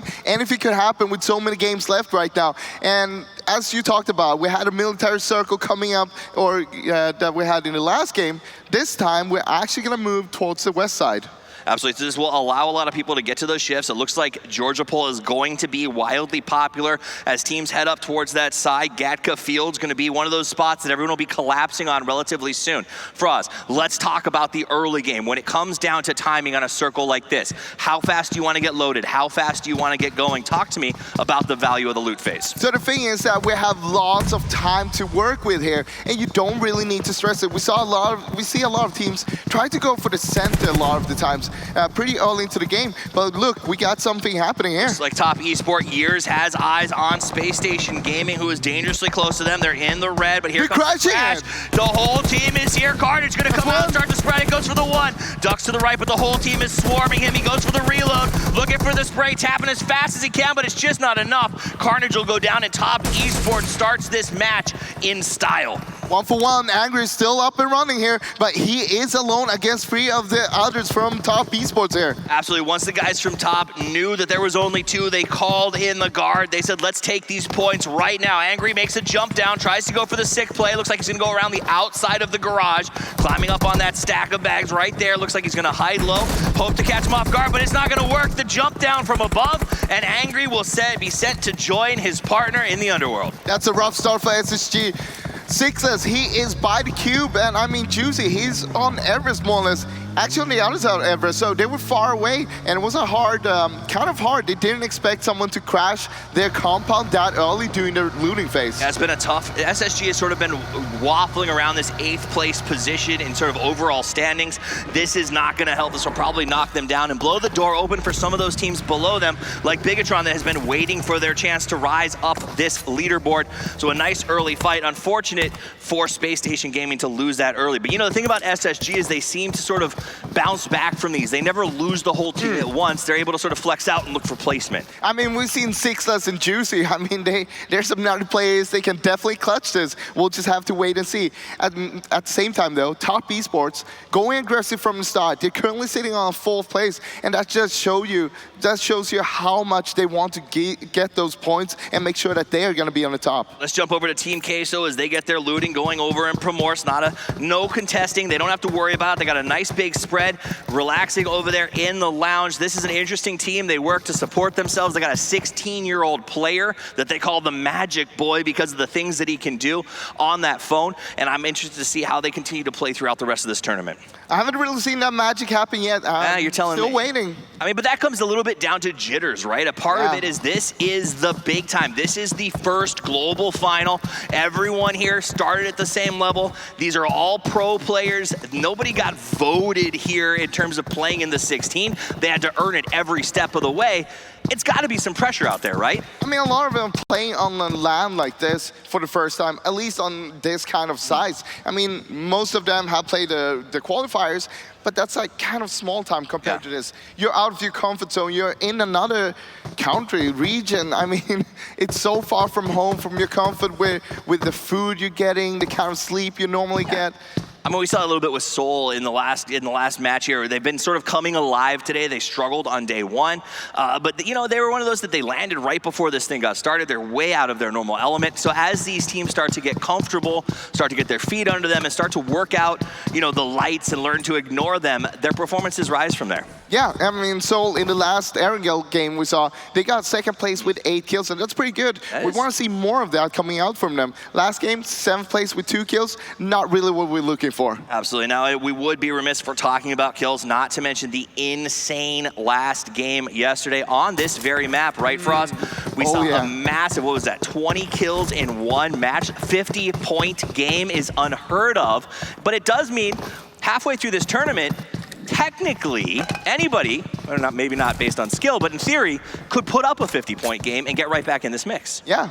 Will it happen, though? Right, all right, let's take a look at some shooting. It looks like we've got Kitsune from Team Unique with Scars Black in his sights. George taking a couple shots, but right now Kitsune with that iron sight, hoping to maybe get one of those lucky shots. And let's be honest, that's part of PUBG too, right? You got to take the shot. Yeah. You're not always going to hit it every time, but if you don't take it, you're definitely not going to hit it. So nice by them. Though it looks like maybe they're hungry for the finish. Oh, they're going to hunt. Kitsune jumps into the buggy with his crew behind him and says, you don't drive into our territory. And it looks like they're going to chase him away and kind of keep, maybe just to keep eyes on where he's going, right? I mean, look, they spotted, they know that it was just one of them, and they shot at him. They got the tags, and now they want to get the kill. They're going to move up onto Quarry, which you guys saw announced earlier today. Erangel 2.0 coming to mobile very, very soon. This is one of the areas that's going to be completely reworked. Absolutely gorgeous. We got a chance to look at it earlier. I'm excited to see the changes, but for now, tell me about fighting out of the Quarry area. What's the struggle of this location? I mean, the hard part is if you're not in the Quarry and it ends there,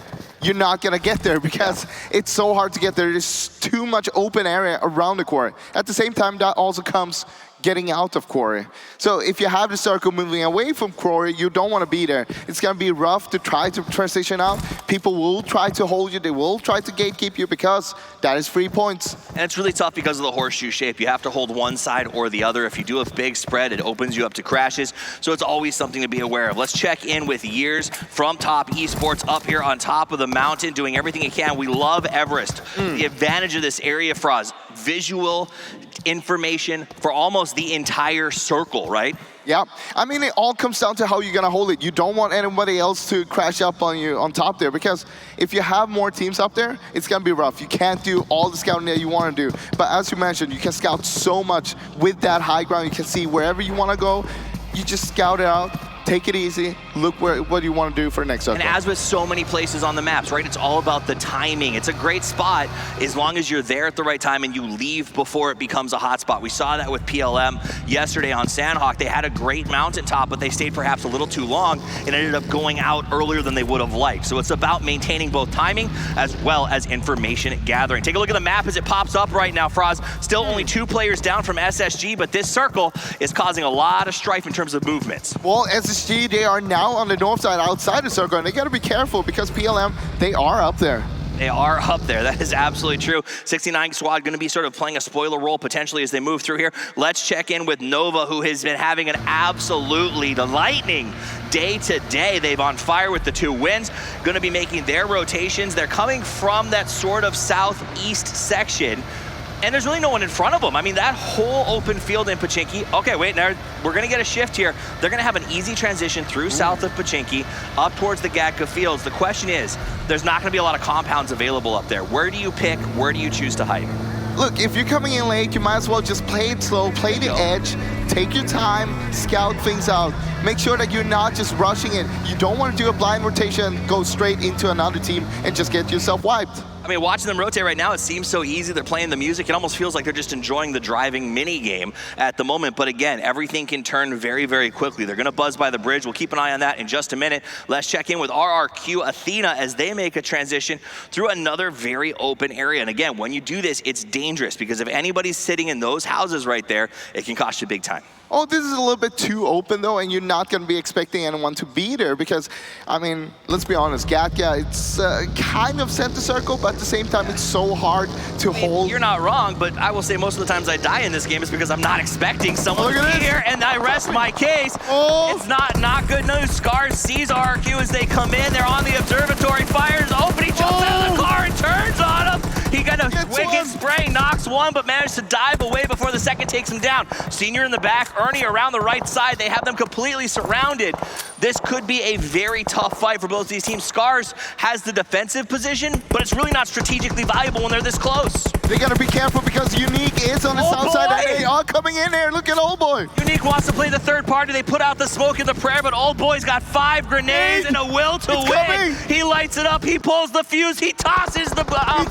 Is it gonna be enough? It explodes and it is causing damage. The ruckus is out of control. Senior gonna start to drop down as Old Boy has everyone else pinned. There's not much they can do. One by one.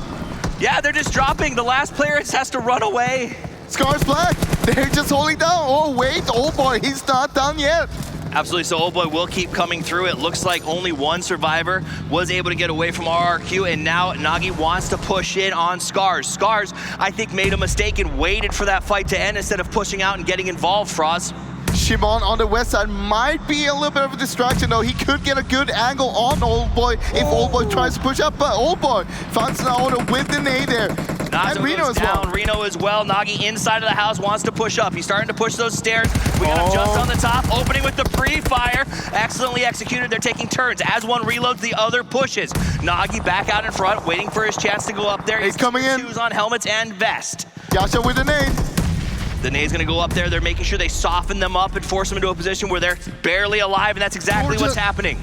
He's on 1 HP, he's literally dead. All the 3 other members of Scars Black, they are knocked right now. I don't understand, Unique needs to capitalize on this. They threw a bunch of grenades, they lapped up on 3. They're gonna make a big push up to the high ground. That was friendly fire, but at the end of the day, I guess it doesn't matter. Sometimes you gotta sacrifice a man to get another. That's what they do, and they execute 2 teams back to back. Well, that was amazing breach. I mean, you saw the trade coming in the end there. Hey, it doesn't matter if the first one goes down because all you need to make sure is he doesn't get flushed. You want to get that trade straight away. The first team out is Scars, our first winners from yesterday. And that said, RRQ Athena manages to escape. D2E, the last man, managed to get in his car and drive away for a little bit of survival. Also an update, Dongjin from GC Busan is also dead. We'll check in with them a little bit later. And it looks like we've also lost Juicy from Space Station Gaming during that time period. So let's jump over to XQuest. Cool Boy behind the wall. He's been watching Unique this entire time, Froz, gathering information and waiting for his chance to pouch. Yeah, I mean, he was here by himself, so he couldn't really push that on his own. And right now, we've seen a new circle pop.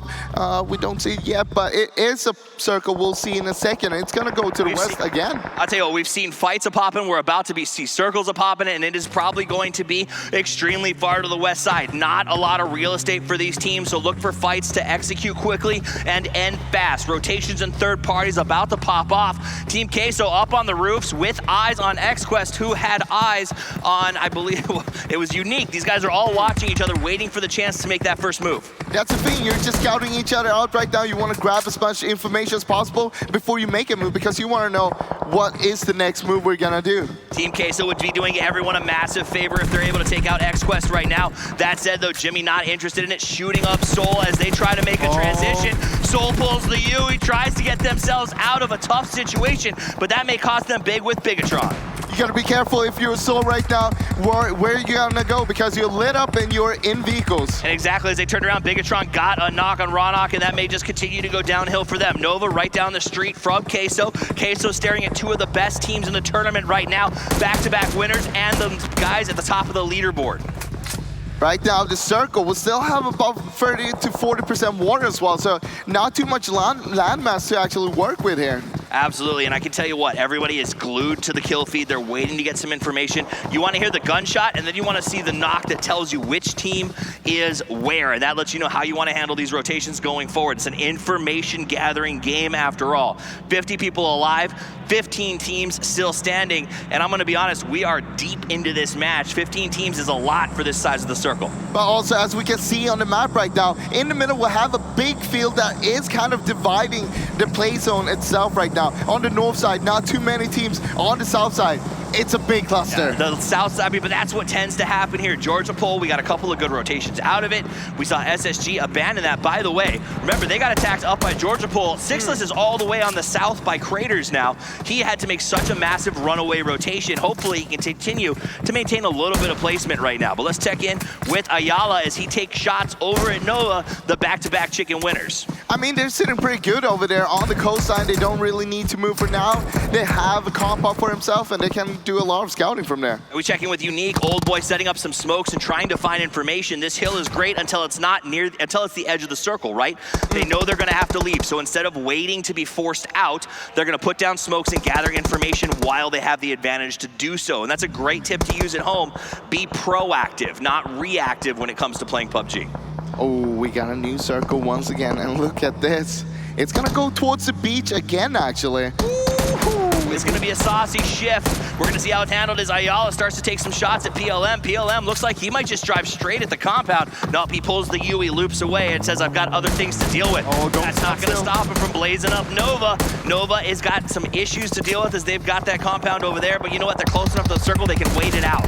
Oh, here comes Zooms. They were shooting at him before. Space Station Gaming eliminated. Eliminated. Zooms tries to find a spot. That beach probably will be okay for now as long as nobody pushes him from behind. Nawin making a very brave transition right past Team Queso. He pulls it off. Not even a shot in his direction. Meanwhile, Top Esports just north of them. We'll see how that breaks down. Bigatron taking shots at BRK. BRK in the smoke, trying not to get inhalation poisoning as they wait and hope that a grenade is not far in the offing. Look, these teams are not inside the zone right now. They need to kill each other, need to work their way into the next zone. Every second you're fighting outside of the zone is time lost finding a good place inside of it.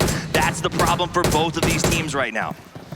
BTR very close to the edge. They don't want to stay here. Sure, they're okay for now, but wet. At what point does that stop? We saw a nice little knock coming over. It looks like Zuxi got the knock on Kitsune. Unique getting involved as well, and RRQ also hit it in a little smoke cloud right next to him. This is a four-way fight, basically. Well, now it's three. BTR coming up over the top of the hill. They want to try to find some information on Unique. Fortunately, they've got a bunch more smoke grenades, and they will continue to create this sort of false cover. It's not hard cover. Bullets will fly through you, obviously, but if they can't see you, then it's harder to kill you, and that's what they're counting on right now. Just get the nades going into those smokes. That's what you want to see. I mean, that's it. It sounds, I think that Unique used most of their nades making that breach over on the top of the observatory against Scars, and that may be hurting them right now. Sometimes you want to keep one or two in reserve. SNT eliminated as the fights continue. We're down to 13 teams with 45 alive. We've lost Scars, 69 Gaming, and Space Station so far. RRQ, remember, down to just one player, D2E, lying there and hoping for a miracle at this point. Not only him, but a lot of the other teams are actually going prone right now as well because they don't have too much cover to work with and they don't want to engage the fights yet. Yasha gets a nice knock on Cap. Old Boy also contributing with that beautiful spray. Paraboy trying to find a little place to call home. Sarah's gonna knock down Yeonjun. We see him get finished, so that's gonna be a finish on that one. And again, XQuest feels like they got the circle, but they don't have a whole lot else going for him at the moment. Yeah, you gotta be careful. I mean, you just want to be careful right now. Take it slow. Make sure to work out your back. You want to make sure no one's behind you and have the zone behind you. That's how you want to work your way in. GC Busan and ARG fighting very close. They've got nothing but a hill separating them and one cloud of smoke. Justice gonna get low. He sprang through the grass. It almost worked. He missed Lapis by maybe a quarter of a centimeter there. And it looks like ARG is gonna go ahead and get their reses while they cover their flanks. There's not much Justice can do at this point to sort of push them. Justice, what is he gonna do here? Last man standing for Busan here. Trying to clutch it, making sure that his team gets a little bit of a better placement than a 13th place right now. Absolutely, they come over and they start shooting right away. It looks like that'll be the finish and the end of Justice, bringing us down to 12 teams left. Let's jump back over to that three-way fight. Well, really four if you count XQuest up on the hill that has been going on during the horseshoe turn. More and more people joining into this. Old boy gonna go ahead and get behind the ping. He's really spent a lot of bullets just shooting at XQuest. Now we do see a commitment to the rotation. Bigatron realized that fight was not helping them. They're gonna immediately get in the cars and start their rotation, but there's not a lot of real estate left available to grab. I mean, this is a beach. Half the circle is in the water. The rest is a sandy mess. I mean, and the circle is so small right now. We still have 41 people alive. But you gotta be careful. You don't wanna go into the circle too early because then you're gonna be taken out from behind, from the other teams that are a little bit slower than you. It's nonsensical. It's chaotic. I'm terrified of what's about to happen when the bodies hit the floor. I can't imagine the stress of being in this situation. These players know the adrenaline has to be pumping, that the last rotations, even the ones on the inside, are gonna have to defend their life as crash after crash after crash comes towards them. And it's started right now. Planet is pushing up on BTR, going for the tree, the only cover open to him. Luxy gets low, his partner is down, he's trying to find a place to hide, but the spray is out of control. Meanwhile, Queso in the houses trying to light up their opponents. We'll jump over to XQF, Paraboy lighting up ELG. Bigatron was eliminated on that push we saw just a minute ago and will be removed from the game. And right now, it's getting so crowded. Remember, not only do we have water on the west side here in the circle right now, but the beach itself, there's no cover to work with over there. ELG is taking a lot of fire from a lot of sides. Paraboy trying to move himself forward as fast as he can. XQuest still nade. With 4 players alive, but they're right there on top of Queso. Oh, a beautiful nade that's going to throw everybody off their game. Paraboy gets the knock on leader. Follow-up. And the follow-up on Bronco. This is beautiful play as Paraboy is able to move forward and get low. Reses, I don't think are going to be available to them, and XQF has to move. The problem is they're dipping into Queso's compound. Here comes BRK. They've got the same idea, but not a lot of options. They're gonna drive right into XQF. Oh, they make it through. No, they don't. Dreams and hopes. They have made it through the first group, but there are 3 more waiting, and that will be the end of BRK. And just before that, we also saw RRQ Fina go out in this game. Absolutely, that's good news for a lot of teams out there. They were currently in second when we started this match. With 9 teams left, that's gonna be good points for the rest of the teams who are still up, and great news for XQuest, who still has 4 and wants to continue to lengthen their lead on the top of the leaderboards. Hey, both XQuest and Top Esports still 4-man up. They can make their lead happening right now. Absolutely, shout out to Soul with 1 player left. Immortal's been grinding it out, trying to get himself some placement. Areas are restricting. The circle is even harder right now. Only sand and a little bit of a ridge. PLM is in the same spot they were in the first game yesterday.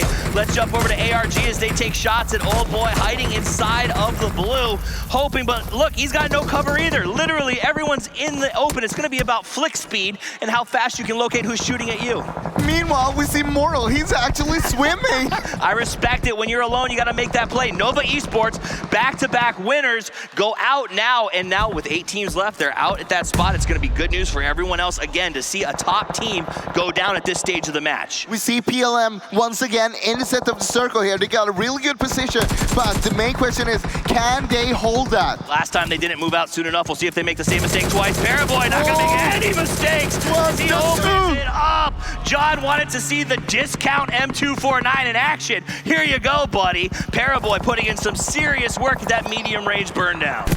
damage done. They don't need to focus on that right now. Right now, you need to figure out what is our next move. How do we move into the circle? Where do we go? Yeah, if you're looting at this stage of the game, you're in some serious trouble. So these guys are just gonna focus on their rotations. Sarah low, waiting for his chance to go. Old Boy's got a nice shot there on PLM. And this is, again, what it might come down to. PLM playing this a little bit passive, just laying there by the edge of the ditch. Old Boy behind the UAZ, trying to find the rest of somebody to take out. We haven't seen where his partner Nagi is. We'll check in on that in a little while. Cool Boy, however, from XQS. Low gets the spray down. Nicely executed.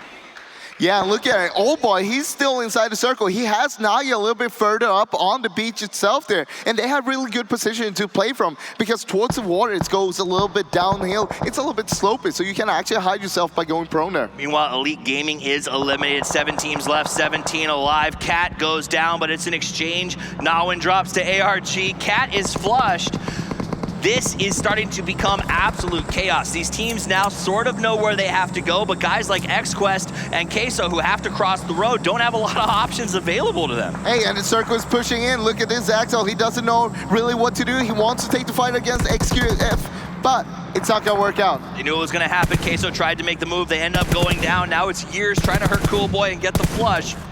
That's 1 point. Does manage to get down. It's a point in the books, and even more is the placement as they continue to climb up. PLM, depending on smokes, Top Esports has themselves a box they can potentially use as cover as they push up on all Rejection Gaming. Paraboy putting in some work, but it's not enough. He's going to go down. The play zone was just too strong. Nagi finds more. I think that's sold out for this game as well on 5th place. Meanwhile, you got to be careful if you're RAG right now because you're in the center and you're getting pinched by so many teams. Absolutely. Top Esports wants to get this win. They've been fighting for the top 5 all day. All of their competitors are falling out of contention in this match. Looks like Queso is also going to be eliminated. Rejection, PLM, Unique, and Top Esports are remaining teams. We've got 3 left for ARG, 3 left for PLM, 2 for Unique, and 2 for Top Esports. No one playing with the full team. All of them having to adjust their strategies for us. Look at Jasper's positioning here, though. It's not too bad, honestly, and he got some cover from his 2 teammates as well. I'm actually quite interested in what the teams are going to do. Right now, we got a new circle. It's centering up as well. So, I mean, most of them need to work in. We have a crate in the center there that you can use as cover. It's going to be on the northwest side of the new circle. Now, getting there is the hard part. Absolutely. As we watch this, remember, Top is the only team in the top 5 that's left in the game right now. All of these teams would love to see them go out and open the brackets. Old Boy taking a spray, has to relocate, but the UAZ so far is serving its purpose. Smoking, for sure, definitely exploding, but still cover. But Old Boy, he's the distraction right now. Nagi, he can actually move in while Old Boy is distracting all the other teams. And as you look at the map, there is a very small decline there on the edge of the beach that he can use to give himself a little bit of cover, but it's not going to last that long. KK Scar moving up. He knows where Nagi is. He's throwing those nades there. ARG in some trouble. Fireboy gets the first knockdown on ARG, so ARG is going to only have 2 standing at the moment, and they're in the middle of the field. PLM found a really nice dip to be working out of, and it has been serving their purposes. The problem is you can't just wait for the win sometimes. You got to make things happen. So they have to hope ARG picks a fight with Unique or Unique picks a fight with Top in order for them to come out on top here. Yeah, you just want to be careful right now. You don't want to be standing up. If you stand up, you're going out. What you could do is use smokes. Try to just fool your enemies. Throw a smoke towards another team and make the people look towards that smoke. Absolutely, it's not a terrible idea. Offensive smokes, decoys, these things tend to work, especially if you know where your opponents are. Unique, Old Boy has made it to Nagi. They're right on top of each other. They're crawling towards KK Skur and Fireboy. Both of them intend on using that box for cover, I think. Stands up and goes for the shot. Fireboy goes down. Beautiful play by Planet. He's down to 1 HP after taking a headshot, but he did get that 1 knock, and that could be the game changer. It's going to be a first aid. I don't know if Top Esports can get the res on Fireboy. There's not enough cover for you to sort of get on your knees and go for it, so it's going to be down to 1 player for them. That knock, that 1-for-1, is one of those rare situations where it's worth it. Hey, it's KK Skur. I mean, we saw what he could do on Vikendi yesterday. He can do it again. Honestly, the rest of the team saw him get that kill and said, all right, boys, let's hope he goes out because we know the power that this man has. We don't want to see it executed again. Old Boy, who has been a survivor. Look at that vest and look at that helmet on Nagi right now. Both of them at the very end of their life because this has been a non-stop firefight. Yeah, I mean, you can see the difference here on CC, for example. It's good blind fire. They know that where their opponents are going to be, and they're doing a good job of scouting it. Oh, blind spotted. KK Skur is going to go ahead and get that spray down. He finishes off Planet and gets the extra points in his pocket. Meanwhile, Lapis takes out CC. PLM loses a player. Nice play there. ARG trying their best to get the flush as he crawls to look for a little bit of safety inside of that smoke. Zone is coming. Not sure you have time for that right now, Lapis, for that first aid there. He gets it off. Any smokes, any grenades, any utility that you've been saving, start whipping, start throwing, and get that out there. It's go time. Lapis goes down to the blue. That'll finish him off. All Rejection Gaming is out. Unique still 2-man standing. I was just about to say that, but I'll take that back because KK Skur finds another one. Yep, KK Skur putting in some work. Unique's lost Nagi. Old Boy, the last man standing right there as Nagi is finished off. So it's a 1v1, v2. Zoom's not at full health, but he's got a smoke cloud. You got a couple seconds left before those two dissipate. At some point, someone has to stand up and go, right? The problem is you don't want it to be you. You don't want to be the first one to stand up. Oh my God, what? Old Boy with a beautiful shot takes out KK Skur. He heard him shoot. He figured out where he was and burns him down. Zoom's heard the shooting. He knows exactly where Old Boy is. He's hoping Old Boy the first one to stab him. Oh, he gets him instead. This guy is on fire. Jasper. He's standing. He's confident. All he needs is Jasper. Can he do it? He does. Old Boy does it. He does. Brings it home. Old Boy stands out 10 kills, representing Team Unique and putting the nail in the coffin. They've been waiting for this win, Froz, and they take it. And one of the hardest final circles to play that I've seen in this tournament. Oh my God, that was so good from Old Boy. And I mean, Team Unique, they needed this win. They needed the points. And with all those kills as well, they're going to be happy. You love to see it. These guys have had a great attitude all week. They've been putting in a lot of hard work, and they've been waiting for their moment in the sun. And it seems like this game at the halfway point may signal a huge turning point for them. That said, we're going to send it back over to the desk team and James to break down the fight and talk about this epic win. That's right, absolutely one of a kind. Team Unique is able to get themselves the chicken dinner. Old Boy putting in massive, massive work there throughout the entirety of the game. Gentlemen, I have Seven, I have John Allen, I have Avenger. Where do I even begin? For me, I was making notes studiously at the beginning of the game. I'm like, wow, Unique's done this amazing thing where they've pushed RRQ off of Athena off of this compound, taken the rest of Scars in that compound, and absolutely obliterated them. I thought that might be the one shining, glorious moment of the game for them, but no, they just kept going and going and going, Avenger. And I was actually saying to Seven here, well, this first fight in the observatory, well, that is the first and only fight they're going to have a good fight, because John has said it, they have kind of one good jump in them, but they actually managed to play so well throughout this whole game. Yeah. Their rotation as well, to get onto that beach was just the game-winning moment for them. Yeah, I think Toffee's actually, during that game, he highlighted this could be the turning point for them. You know, we saw them dominate EU, and you can see right at the top, 14 kills. They've been able to get the placing. They've been able to at least be in the top 7, but now they're starting to get it together. Now they're starting to get in those skills, which are very important. You can't just go by placing. You have to support it with those skills, and they're doing just that. Very impressive stuff. That's 44 points coming in for Team Unique up towards the top there with the 30 placement points and the 14 kill points, to say the least. And it was the momentum for them throughout the entirety of the game just felt there. It felt right. I mean, you were saying the one hop and that's done, but when you saw that fight go down at the observatory, the fact that they pushed RRQ away, then actually were able to put on the pressure to Scars. Do you think that Scars could have benefited from maybe, because committing 4 to that building Avenger it's a very tight area. Do you think they should have looked for extra angles for their members as well? Exactly. You close yourself in. As soon as you go indoors there, you don't have any control. And on top of that, RRQ put it an extreme amount of pressure onto Scars as well, which actually was extremely harsh to them. Unique then third partying and pushing onto that, they completely closed them in there, and Scars was just, they were left for dead at that point. Yeah, Unique being able to take full advantage of that third party, and also when they push Observatory, when they went inside the building, they played it out right. They didn't do what RRQ ended up doing last time, which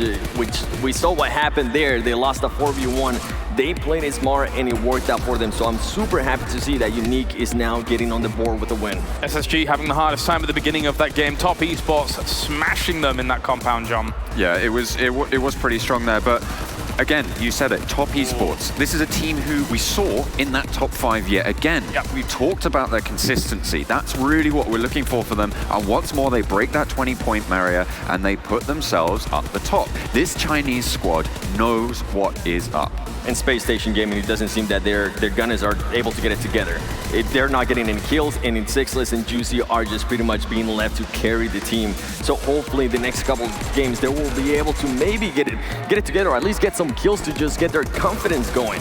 I can't overemphasize how much Old Boy impressed us this game. I think Avenger, whilst we were over at the Telestrator there for a moment, you were like, well, you know, I'll take Boy in my name because they're doing so well. Well, call me Short Boy for my all intents and purposes, because I will take it. If that is what it requires to get the big kills, I'll take it. I'm quite sure that Old Boy is actually top the leaderboards, the kill leaderboards overall individually after this here. So very fantastic play for him. Also overall, he saw Paraboy also frag out, so definitely you need to have Boy in your name to be one of the top players in PMCO. I feel like given that only one of the people on this desk is standing on a box, you can't claim Short Boy. Well, you know, wizards and tricks of the trade, I think, fair to say. But Paraboy as well showed us a few tricks of the trade when it came to his DP usage. He showed that you don't need to have that bipod out. You can quite easily just slam with the DP and make a lot happen. Not only there, he had actually 4 kills, so he got a lot of kills. I think he will maintain the first spot. I was not aware that he was going to have that many kills, but I think Old Boy here for me is definitely the hero of the story throughout this game. Yeah, I can only agree. We saw that the recoil control going on that DP spray down specifically was incredible, and it speaks a testament to the skill of these players. But as you say, Old Boy was the guy landing the shots. You can see towards the end there he had 6. I think he ended it with 10 total right towards the end, which is a phenomenal count to rack up in one game. Purple Mood didn't quite have the kills, but they did have the placement points, of course, actually getting themselves a second place spot here. So very important for Purple Mood to get themselves some points on the board. And it is because in the previous game they actually got 4th place, so I'm happy to see that they're starting to get it together. It's one of those teams that came from the prelims, and now they're starting to maybe be a little bit more confident. Another person that I actually want to make sure we are aware of what he did is Soul Mortal. He was able to just take a very high risk, go for a swim I mean, if it would have been spotted earlier, it would have been just, I wouldn't be saying this, but it was just such a risky play, and it paid off because instead of being, I believe it would have been 10th or something. They ended up being 5th or 4th. Well, look at that, Avenger. You were right by one. One! Nice one. And the previous statement still exists here. You need to have Boy in your name to be a top 3 fragger. Old Boy, Paraboy, and Cool Boy getting themselves the top 3 spots right now. But look at that divide between 2nd and 3rd here. Old Boy and Paraboy are contending heavily up towards the top there as our big fraggers. And it's not like for Team Unique they've been able to get super consistent placements, but Old Boy has just been fragging out regardless. So that's even more of a testament to how he's been able to play things out when given dicey situations. Yeah, and it's good to see that he's going to be able to continue with that performance. Now challenging, as we were able to see there, Paraboy. And I'm pretty sure Paraboy is going to go ahead and see them and be like, you know what, I might want to go ahead and change that up. They've hopped up. So they were 9th, as you can see on the screen, they're now 5th. They've gained 4 places off the back of that win. They're within striking distance of the top tiers of the leaderboard. So is this the resurgence of EU? We saw in the prelims, Deformia Meditari 99, one of the strongest in the region, go down. They weren't able to come through. And at the start, it felt like Team Unique were going to be a kind of a similar story. But off the back of that performance, they're sat towards the top of the tables. They've got what it takes. We'll see if they can continue. They're 16 points off 2nd right now, so definitely in striking distance here. Obviously, a bit more points all the way up to the top, but curious to see if they're able to continue this. I don't hope they're going to be kind of the one jump every game as so far. I want to see them continue this aggressive play, and I really want to see them continue their rotation because that's where they've really been playing well here, especially in Erangel. Let's take a look at our dream team. I'm pretty sure Old Boy and Paraboy might be up there. We shall see it in a few moments. Oh, look at that, what a surprise. Actually, I think there is some surprises there. Yeah, the name that does stand out for me is Planet. Not the most common name that we have there, but All Rejects and Gaming did get themselves, I think it was 11 kills during this game. They did very well. And not only that, they had a very strong central position. Their use of smokes to hold down the center circle on that beach side was really well placed, and it paid off when it came to the kills. You can see exactly why he's up there. Planet seems to be doing pretty well for himself on that map. Yeah, so Old Boy, Powerboy, and KK Skirt, who we have learned throughout the yesterday is very, very powerful in himself, and then Planet manages to sneak on in there as well. So great stuff. Anything else you guys extrapolated there from our Erangel match? I just want to be able to see Team Unique overall. I know Old Boy, we're highlighting, he's doing great. Can the other team just start doing that as well? Because all it takes is honestly just one game. If you have one great game, you get the win, and on top of that, you're able to get the kills. That's just going to propel you in the leaderboard. So I want to go ahead and see the whole team working together. What was that? And we've learned that their logo, that bull, apparently bulls can now hop. So that does itself justice as well. I didn't think they'd be able to. Actually, no, I guess they do when they're, bounding through fields and stuff like that. That's a bound, not a hop. It's kind of like a hop. A hop is all limbs firing at the same time. Oh, okay. I'll take it. All limbs firing at the same time. All limbs. You hop, you're on one limb. Are you for real? You said, oh, never mind. All right. Do you know what? I'll think about it in the break. This is weird. More weirdness. Let's head over to the illustrator and figure out exactly what is going on over here. Scoom, save me. Yeah, I want to break down the main fight of the game, which was at the observatory. It was initially RRQ Athena crashing into Scar's Black, which was really, really smart of them to do. They had really good positioning, but we did see Team Unique were here ready to do that third party. As soon as that happened, they were throwing nades over at the RRQ, and you saw 2E actually left. He was like, I'm out. I don't want to take part of this anymore. And just how smart Unique approached this. They wiped out RRQ at the smokes right there, and once they did that, they were ready to send it in super fast into Scar's Black. And here, Scar's Black is probably thinking, not again, we just got breached once. It's going to be a second breach, but they did this so good because the way they approached this Team Unique, because normally the breaches in the previous games has been successful. As we saw, always the team holding were winning, but in this case, Unique just do it really perfectly. They initially send one in, then the second one comes in straight to the wall. So they have two here, and Old Boy gets a flank position on the left side, and he's basically going to be looking at the balcony, the top of the roof, and in case anyone tries to play outside. And the fourth guy that we won't see, he's going to be playing on this rock right here, and he's going to be looking at the other angle to the far right. And as we play it on, you'll see this beautiful formation by them. They get an initial lock on Nato, and after that, they just make the breach so successful. They have all angles covered, they take their time, they throw their nades in, get a couple of knocks, and the way they pushed up the stairs as well was really perfectly done. They were just, both of them together, Yasha and Nagi, perfect combination. One of them spraying in, the other one reloads, and they just pushed up, cleaned house. You see Kutsun coming in now from behind. And Old Boy, at this time, is always looking outside, getting knocks onto Shimon, who was playing on the top right. That was really important for them to crucially win that game. He gets a knock on Shimon, and at this point, he's just waiting in case anyone from Scar's Black decides to jump out. And he's just covering the outside, whilst the remaining 3 players are pretty much just breaching. And this was just perfectly played. They ended up knocking them and wiping the whole team. And this is what ended up winning the game, because they can then push into the swamps and create a lot of space for themselves. Yeah, it gives them a really good anchor on the game as a whole. Actually, that was my biggest kind of assessment of that situation. Maybe, Scars needed an alternate angle, but Old Boy was already looking out for it with Shimon up there, so that was very important. Well, thank you very much, Scoom, for all of that, as we do have our game finished, done and dusted, as some of us like to say here. Let's head over to Team Unique to find out their perspective from that game. Well, how could I not grab Old Boy after he got 10 kills in that game and 14 for the team overall? Old Boy, first of all, I do need to ask you about the fight in the observatory. So how did you nearly wipe out RRQ and then Scar's Black in that early game fight?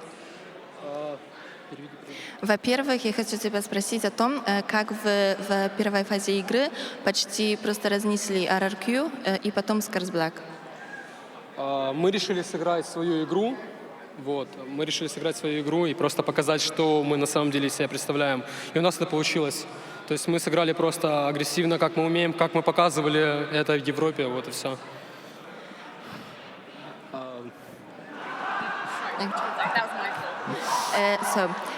We just decided to play very aggressive, just play our style, and that's how we just enter the battle and just fight, and we could do it because this is our game style. And what was your reaction to that circle that was on the west coast? It was very far west.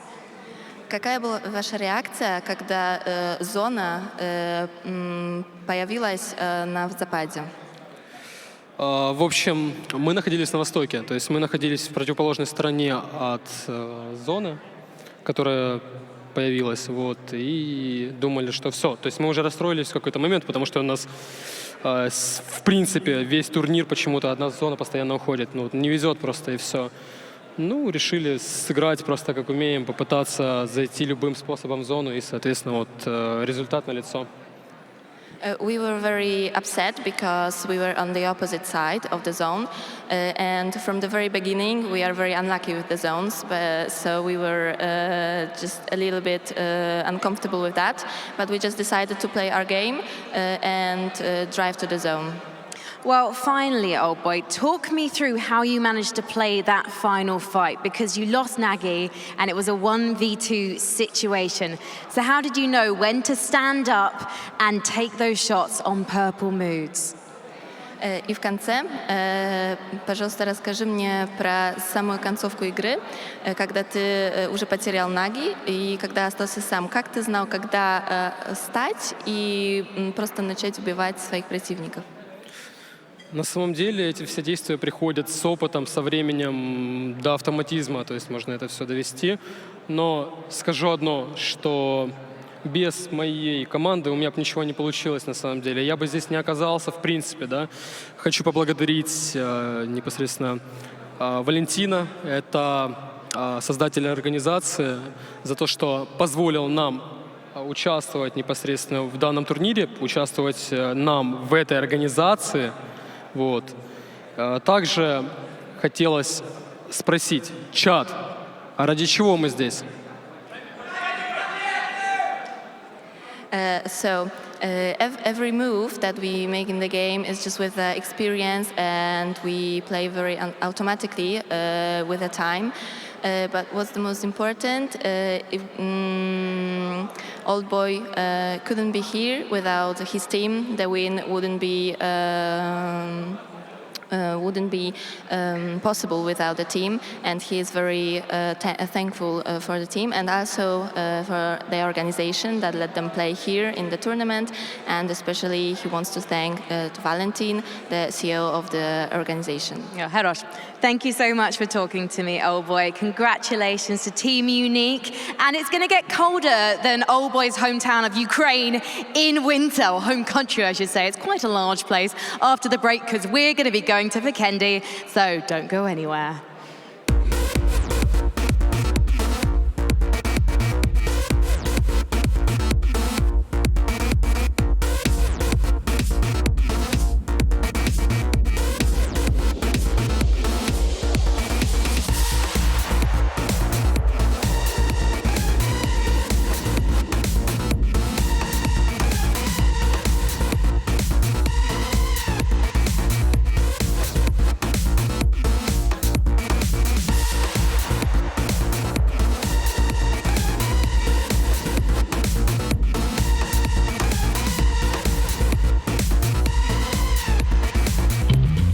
Lag and poor connections slowing you down? Speed up with Net Turbo and Center Turbo. Up your game with the Vivo V15 series. Vivo.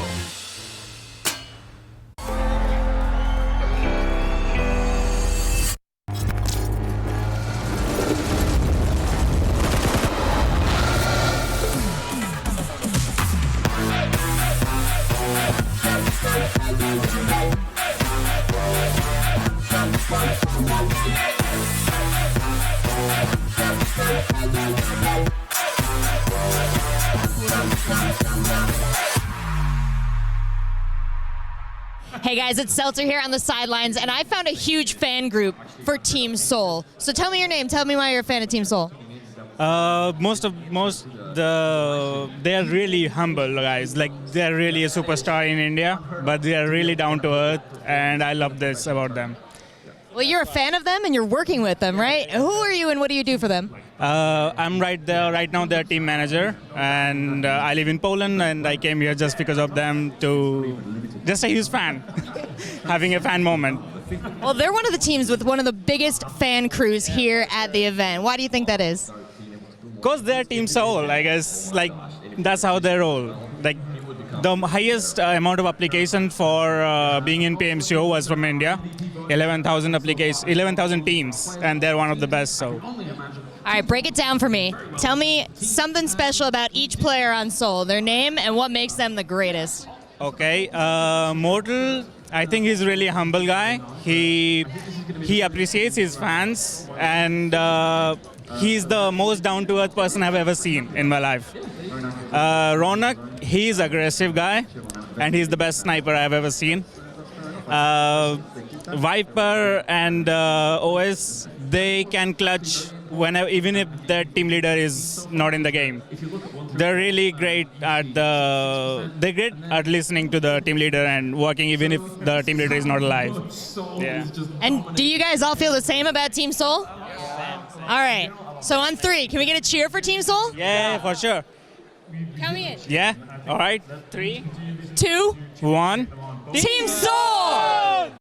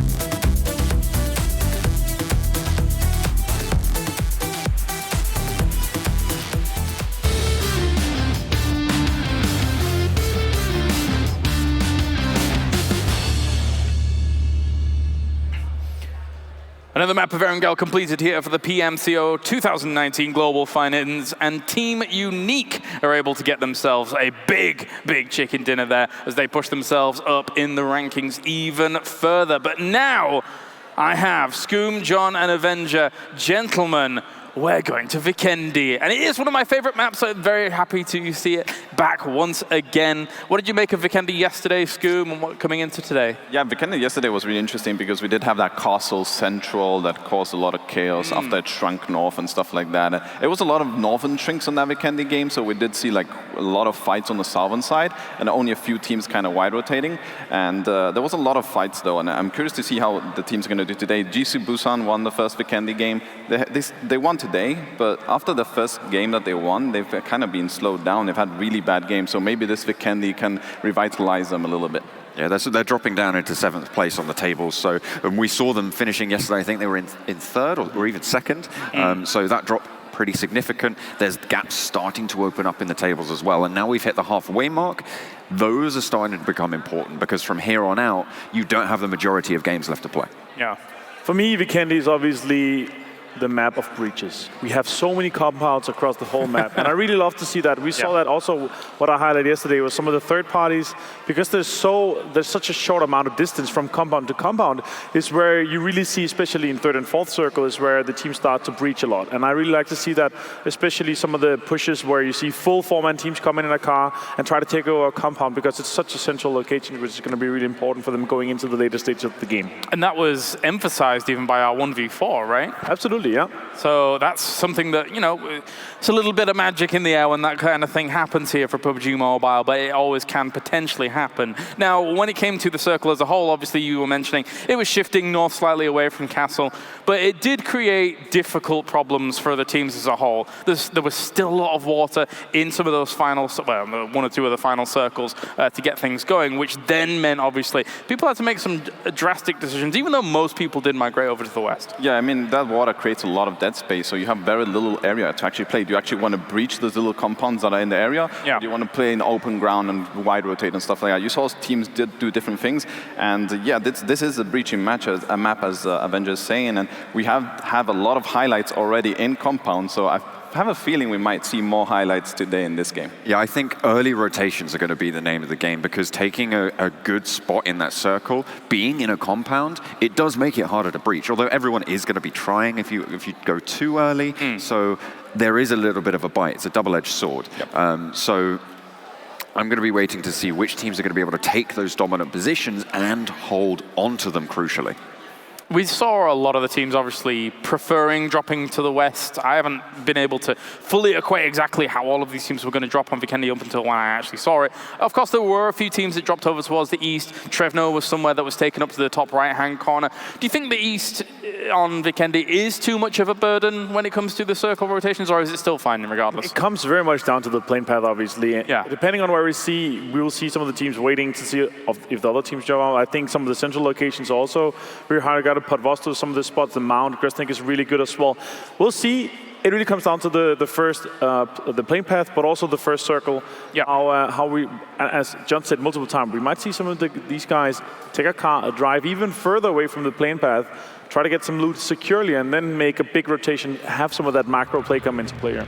And some of the vehicles can be a bit dodgy, I suppose, when it comes to rotations and being kind of vulnerable when you're actually trying to go for them. Do you just kind of swap out on vehicles if you can find yourself a Dacia, etc., along the way if you're trying to make these rotations? Yeah, for sure. You want to stick to the Dacias or the UAZs specifically, because they will create yourself cover for later stages of the game. You don't want to have the snowmobile or bikes or anything like that. And when you're later, that's only good like for long rotations and stuff like that. But when you want to take fights, these UAZs and dashes are really crucial to have. It's good for, as you say, long rotations. It's pretty decent for scouting as well. It's a lot harder to hit a fast-moving target, which you do achieve on a motorbike, on a snowmobile as well. But as you say, later in the game, those will be ditched. Those definitely will be swapped out. But we might see some people riding high. I'm a big fan of the snowmobile. Although instead of the Dacia, I do actually prefer the Dacia, which I think is a much better vehicle. He's a southerner. Just ignore him. Beyond that, though, of course, as we are almost ready here, thank you very much, gentlemen. Vikendi is our next map of choice. It is time to get into it. It's our penultimate game of the day, game number 9 here for the PMCO 2019 Global Finals, and we are subbing in Toffees and Frost once again to bring you that snowy action. Put on your snow boots, boys. I want to hear some snowballs flying. Take it away. You, James, excited to head to Vikendi, one of my favorite maps. Volnova is what I like to call home. You guys set us up perfectly for the beginning of the second half of this tournament. Fraz, let's talk a little bit about the snow and the chances that some of these teams have who performed here in the past. Let's start with what Kalaris said there. Snowballs? I want to see the nades getting thrown, not snowballs. The snowballs won't do any damage anyway. That's what you think, but the explosion creates snowballs and all kinds of chaos. Now, we had a couple of teams do well in the last time we played this one. Who came out on top in our first Vikendi matches, Frost? I mean, first match on Vikendi, we had Busan winning the game with 11 kills. We also had Top Esports, second place, 11 kills. But don't forget Nova. Even though they got the 6th place, they had 10 kills, and that's big potentials to do good again here and now. How can you forget about Nova when they're putting up back-to-back chicken dinners? The last game was not great for them, but here's a little bit of a chance at redemption. 9th place, 2 kills in the last game for Nova. Not what they expected after 2 back-to-back, or a back-to-back win, as you said.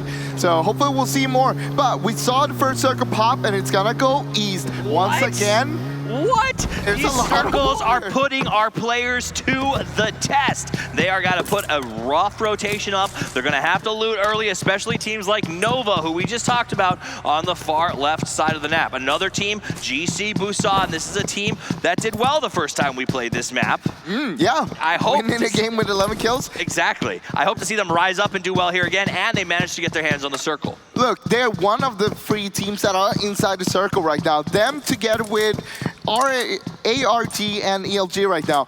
They're all 3 inside the circle. All the others are outside. Now, these 3 teams, they can go and take whatever position they want to play from. They could even go for the edge of the circle, trying to get some kills, especially on the south side, where we'll probably see a few teams rotating. We did see Nova and Top Esports buzz by each other. 2 of our teams that have been fighting tooth and nail. Top Esports in 2nd, Nova in 4th. Both of them going to be having an eye on each other going forward in this tournament. But for me, the winners of the last game, Team Unique, who made a giant jump all the way up to 5th this time, Froz. There's a lot to see. Do they continue that momentum as they move into this map? I'm actually interested in All Rejection Gaming, because in the last game we saw them get a 4th place with 11 kills, and that's their best game so far in the tournament. And I mean, as they said on the desk, halfway through.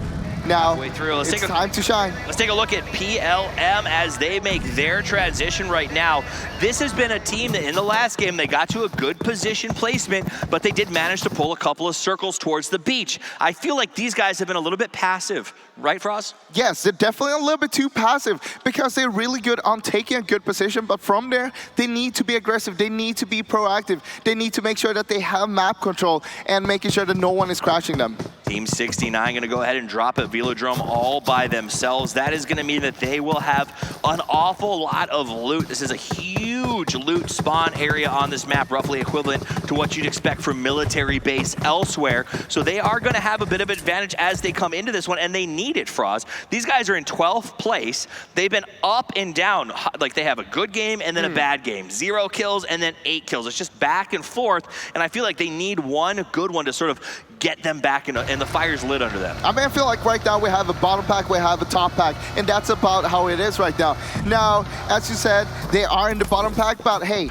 it's not far from the top pack either. We did take a quick look at Seoul Gaming as they make their transition here. They have had trouble in cars. In that last match, they tried to find a compound, they got chased away, they ran into Bigatron, and 3 of them got massacred in their vehicles. So, I like that they're moving early. It looks like Seoul's already sending Ronak out there and Mortal as scouts, basically, to find their spot, while the rest of the guys are still, shoring up the loot situation. Yeah, we've seen about half of the teams, they started to move in towards the center of the circle already, because they want to be in a good position. Now, the rest of the teams, a lot of them are still looting, because they know we're going to be late for a circle anyway. There's no need to rush it right now. We'd rather get some good gear and play from there.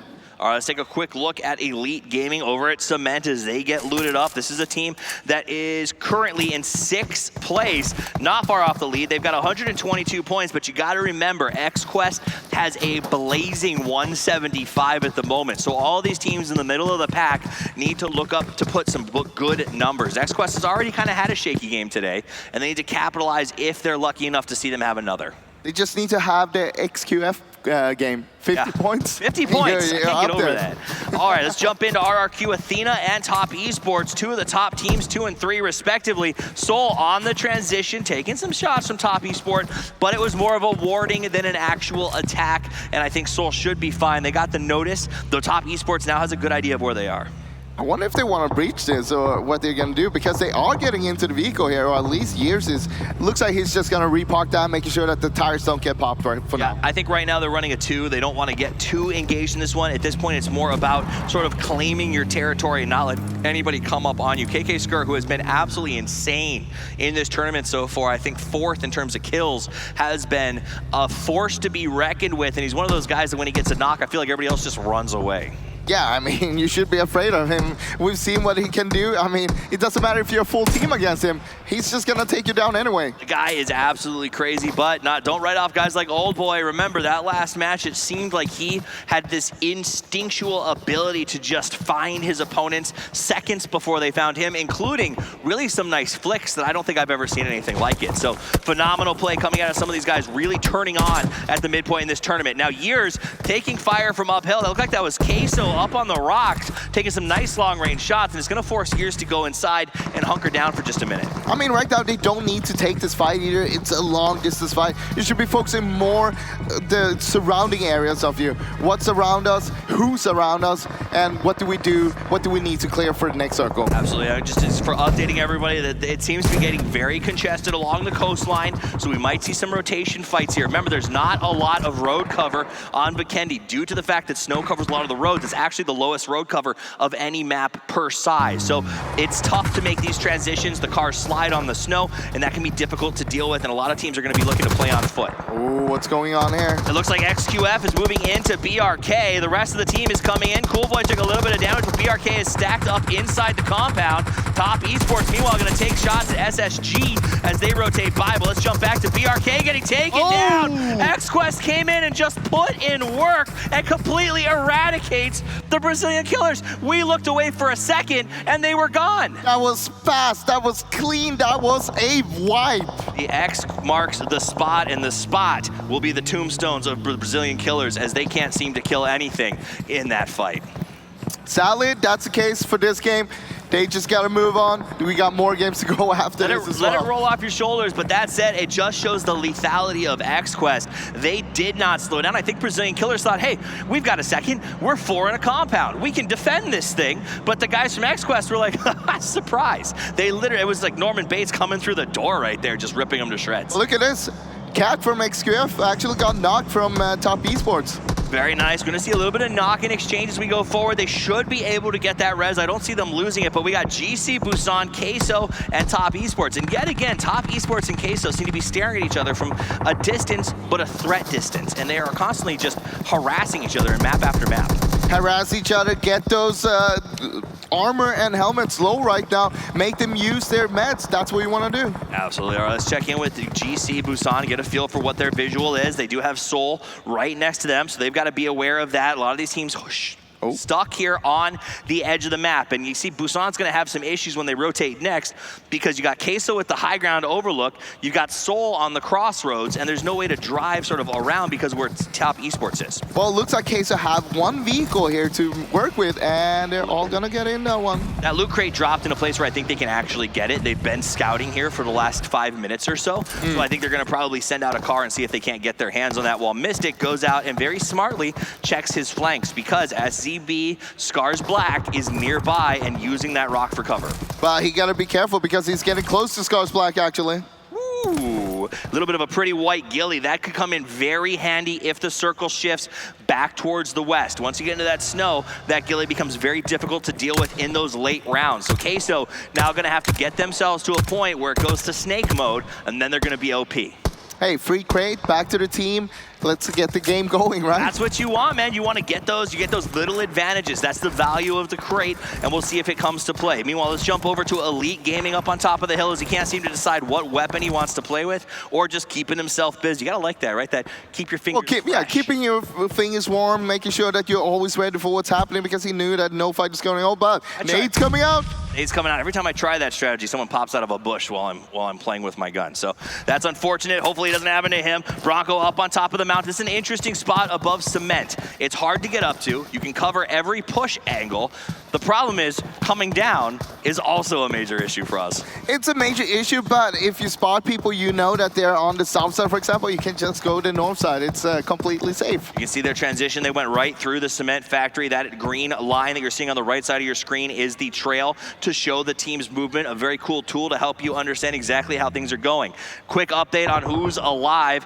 Team 69 has lost 3 players. Only Groza remains for them. We also have 1 player lost on Scars Black. It looks like that is going to be Naoto, who will no longer be with us. And then obviously the Brazilian killers who were sacrificed to the X-Quest. Scars Black, what are they going to do? Looks like they kind of want to push Queso here, but they're not really sure if they want to do it or not. I mean, at the end of the day, none of them are in a particularly strategic position, assuming the next circle moves away from the water. But if you take over this position and have that for yourself, that's a good vantage point. It's true, but the question is, will you take that fight? A lot of teams seem to be waiting. The blue is starting to close. Everyone, for the most part, has found their little place to call home right now. Well, we got a new circle, and it looks like it's centering up. So, hey, if you take that spot right now, Queso, Scars Black, whoever wins this fight now, you're going to have a good place to actually try to get a lot of kills as well. I mean, so we're going to see a little bit of shift and shuffle here, but again, you don't want to over-risk yourself. A lot of people, every team is in the circle at this particular moment in time. So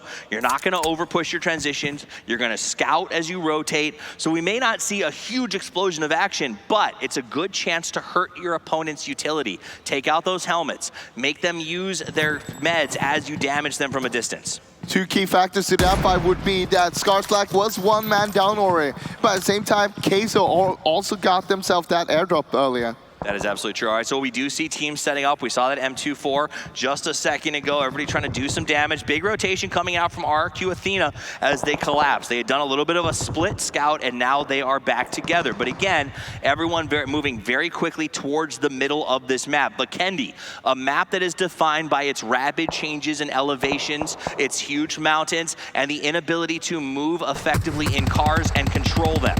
Old Boy, the hero from the last game, down. And remember, we talked about those range fights that we were going to see. Luxy putting in some serious work on Unique, who I don't even think they thought they were under threat at the moment. Yeah, but that should be a easy rest. You just need to get the smokes out. Almost got it, just barely missed Jimmy. Jimmy was trying to gather some information. Luxy says it's best you just don't do so, bro. Gather information without peeking your head out. That's what you should do.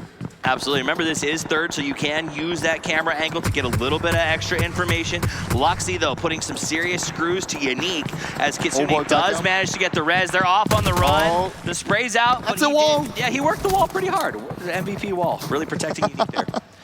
Jump over to Luxy. He's still going back. Oh, he finds the headshot. He's nuts. All right, remember, Zuxy, Luxy, 2 twins. These guys are putting in work. Oh, let's jump over to where Queso, RRQ Athena, has moved into their house. They're 2 very, very close. They push the rest of the team away. That's going to leave 3 of them against Queso. RRQ Athena trying to put in some serious work. Axel's got the high ground. Mystic on the low. Axel with that going up over the side, wants to try to get him down. He has the tier 3 gear. That's one. Spray, looking for the rest. He's going for number 2. He got 2. Can he get the triple? Nice play, beautifully executed. Axel, Ayala, the guys push in, and RRQ Athena, the 3rd place team in this tournament, goes down. We're expecting big things from RRQ Athena right now, out on 15th place. That's not what we're expecting from them. To the team in 14th. It's going to be a big boost to their confidence. That crate gave them a little bit of extra. They put that guy who was loaded up with crate gear in front. He made a nice push, and Ayala on the flank play executed perfectly. These are the top 16 teams in the world, Froz, and I think RRQ Athena just learned a lesson that you can't underestimate any of them. Oh yeah, even if you're in the bottom right now, you are, as you say, the top 16 teams. Don't underestimate anyone. Don't sleep on anyone. Anyone could pop up anytime. Absolutely. I believe it was GC Busan that helped out there as they're up from that ridge just a little bit. The circle about to close. Teams already getting in cars to make their move. And the center will continue as the landmass that is playable gets smaller and smaller. But hey, as that circle establishes, everybody's inside of it. Oh!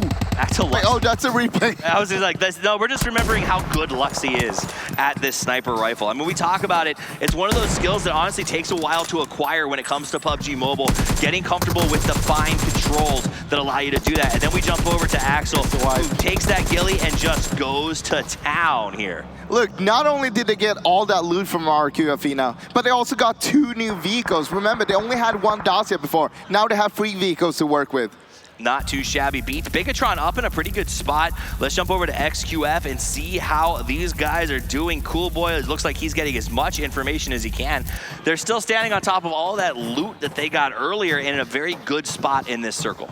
Yeah, I mean, there is a lot of places to play from right now, but it's getting really, really congested on the center towards the west side. All right, let's check in with Angry, who's moving on Nova. Remember, SSG had a little bit of a tough start in the last match. They want to try to get a little bit of that back this time around, and we do see them get a nice little knock on Nova there. Let's jump over to the rest of the team as they get ready to load up in the cars, maybe make a couple decisions about where their next rotation is going to go to. SSG, I mean, the pride of America, right? Coming in here, they came in as the 5th place today. Right now, they're currently sitting on a 9th place, so they need to work a little bit harder to make sure that they're going to be there on the top 5 again. They're doing a great job. Juicy has sort of been the sort of standout player on the team. He had a rough game last time around. Let's see if they can clean it up here. Remember, Justin up, they were down to 14 teams. RRQ, Athena, and the Brazilian Killers have been eliminated at this point. Nova, the back-to-back winners earlier today, are down to 2. They only have 2 players left. So again, a lot of these teams are seeing those kill feeds. They're starting to get a little bit hungry, saying, all right, when the top is going out early, it's a chance for the middle and the bottom to rise up and better their position. Down to 2 man or 1 man, doesn't matter here. We see the clutch coming in time after time after time. I mean, remember Unique in the last game, Old Boy put the team on his shoulders as the last man standing and just dropped body after body, sending lead down range in a non-stop tumult of death. Now we got BTR, Unique. I like this. What do you think about this Unique split? Let's talk about that real quick, Froz. Is this too aggressive for this late in the game? I mean, it's not too aggressive, but at the same time, being alone in a compound, that could be rough. We saw what happened with BRK. They were 4 in one compound, and they couldn't hold that by themselves. That's absolutely true. Now, remember, Bigatron has been harassing them pretty aggressively. We got some driving distance, some distance traveled stats for you guys to play with over there on the right side. Bigatron really found a good spot in this circle and has been defending it aggressively. We saw some beautiful knocks from them. Unique, who was at the receiving end of those knocks initially, knows where they are, and it seems like they've been trying to find a way to crack the egg that is that compound. Yeah, I mean, at the same time, Yasha in the lonely compound over there, he can also get another angle. So if the other people from his team, they draw the attention, he can actually find a blind spot on them. If you guys are wondering why things slowed down just a little bit, it's because in that last circle establishing itself, almost every team was on the inside of it. No one was forced to make hard choices, but that is about to change. As this circle closes, the next one's going to pop, and teams are going to have to make some rough decisions. It goes very hard to the south, so a bit of a tough yoink for those teams like ARG and Unique, who now have to move past other teams. Ayala sees SSG, we just talked about him, and Queso from the Queso Mountain is able to completely lock them out. Now they're loading into their cars. The question is, Froz, relocate down the coastline or hold? They're in the circle. Hold it, hold it. I mean, you can play from there. You still have the high ground. You can do much work from there before you need to actually move. And they still have a lot of vehicles to use for breaching later on. Did you teach him how to drive? Wow. We're going to go there. But look at that. They had 4 vehicles, and looks like they're going to try to rotate a little bit more to the south, get themselves a little bit more towards the center of the circle. I mean, I can't blame them. It's one of those things you always want to try to get a little bit better position, but sometimes it can cost you big. That said, they have a lot of information. Let's check in with GC Busan, who's got them. Let's see, where are they on the map right now? They're good and in the middle. They've got PLM as well as Seoul nearby, and it looks like they may have top esports pushing down on them from above relatively soon. But a lot of teams trying to find some space on this side of the map. Jasper is going to go down. It looks like ARG is in there mixing it up with them right now. Yeah, it's a breach going on here. So it's a big breach. CZ, Nawin still up. Planet is playing the front position for ARG. It looks like Sarah and Indy they're not coming out to help out right now. They need to help Planet. Planet is all by himself in that little shack, as we can see. And 1 nade in there. Wait, he actually ran out now, so it's more safe.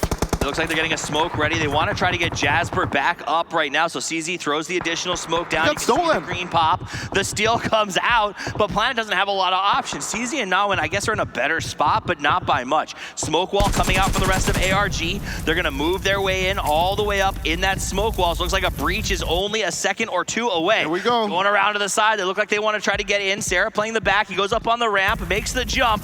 The breach should be happening at any moment. They'd have to figure out which door Nawin is covering, and they want to try to come in, split, two in one and one in the other.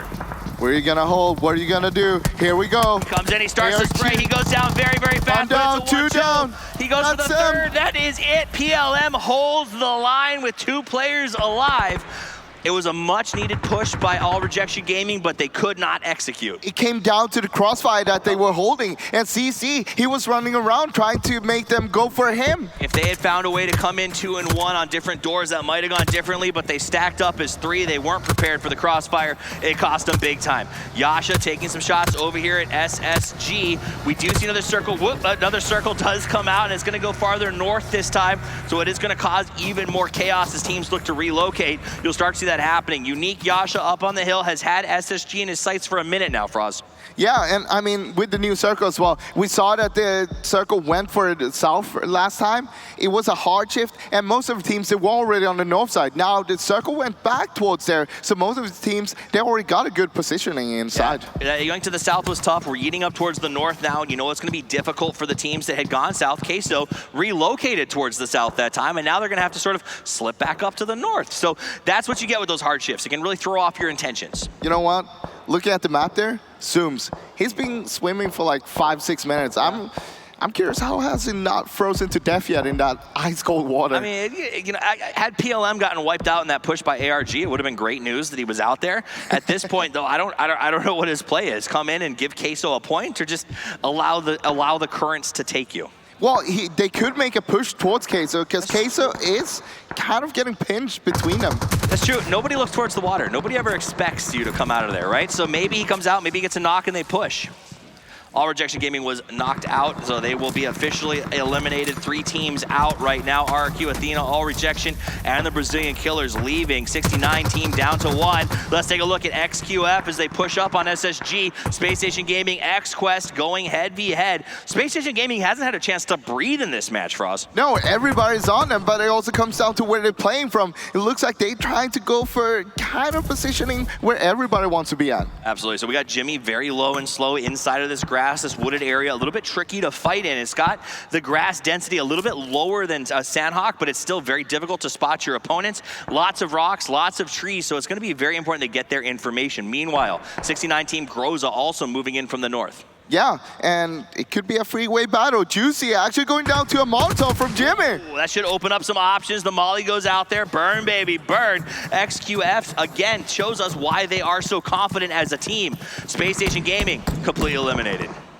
They are gone for this game, and looking at it, we still got 12 teams, 39 people alive. We're going into phase number 6, and it's still a lot of people alive. Look at that new circle. Yeah, Yasha looking to get a spot there, but that's the problem with SSG. They were all bunched up. The Molotov was just too strong. They had no other options. Yasha and the rest of his team have been on the move ever since they took fire from Bigatron early on, and again, they have to relocate. They've been chasing this circle non-stop. It looks like Seoul, the guys who we said have trouble with rotations in cars, found themselves a good spot because they are right smack in the middle of this circle, and they've got GC Busan right next to them across the road. Those 2 teams have a tall order of defending their space against what's going to be an onslaught with 12 teams and 39 players still alive. Yeah, no rotation for Seoul this time. The question is, are they better at holding it down?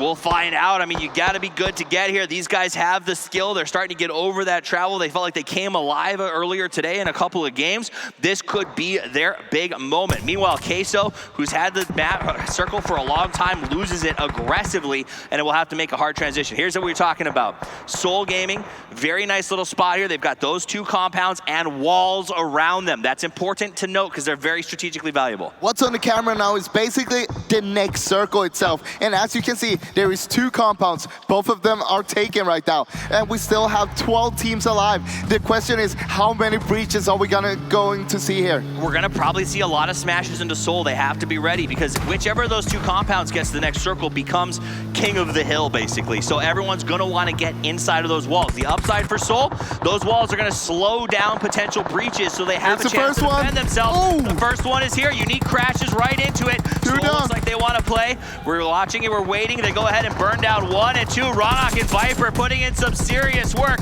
Meanwhile, GCB defending against the Queso push.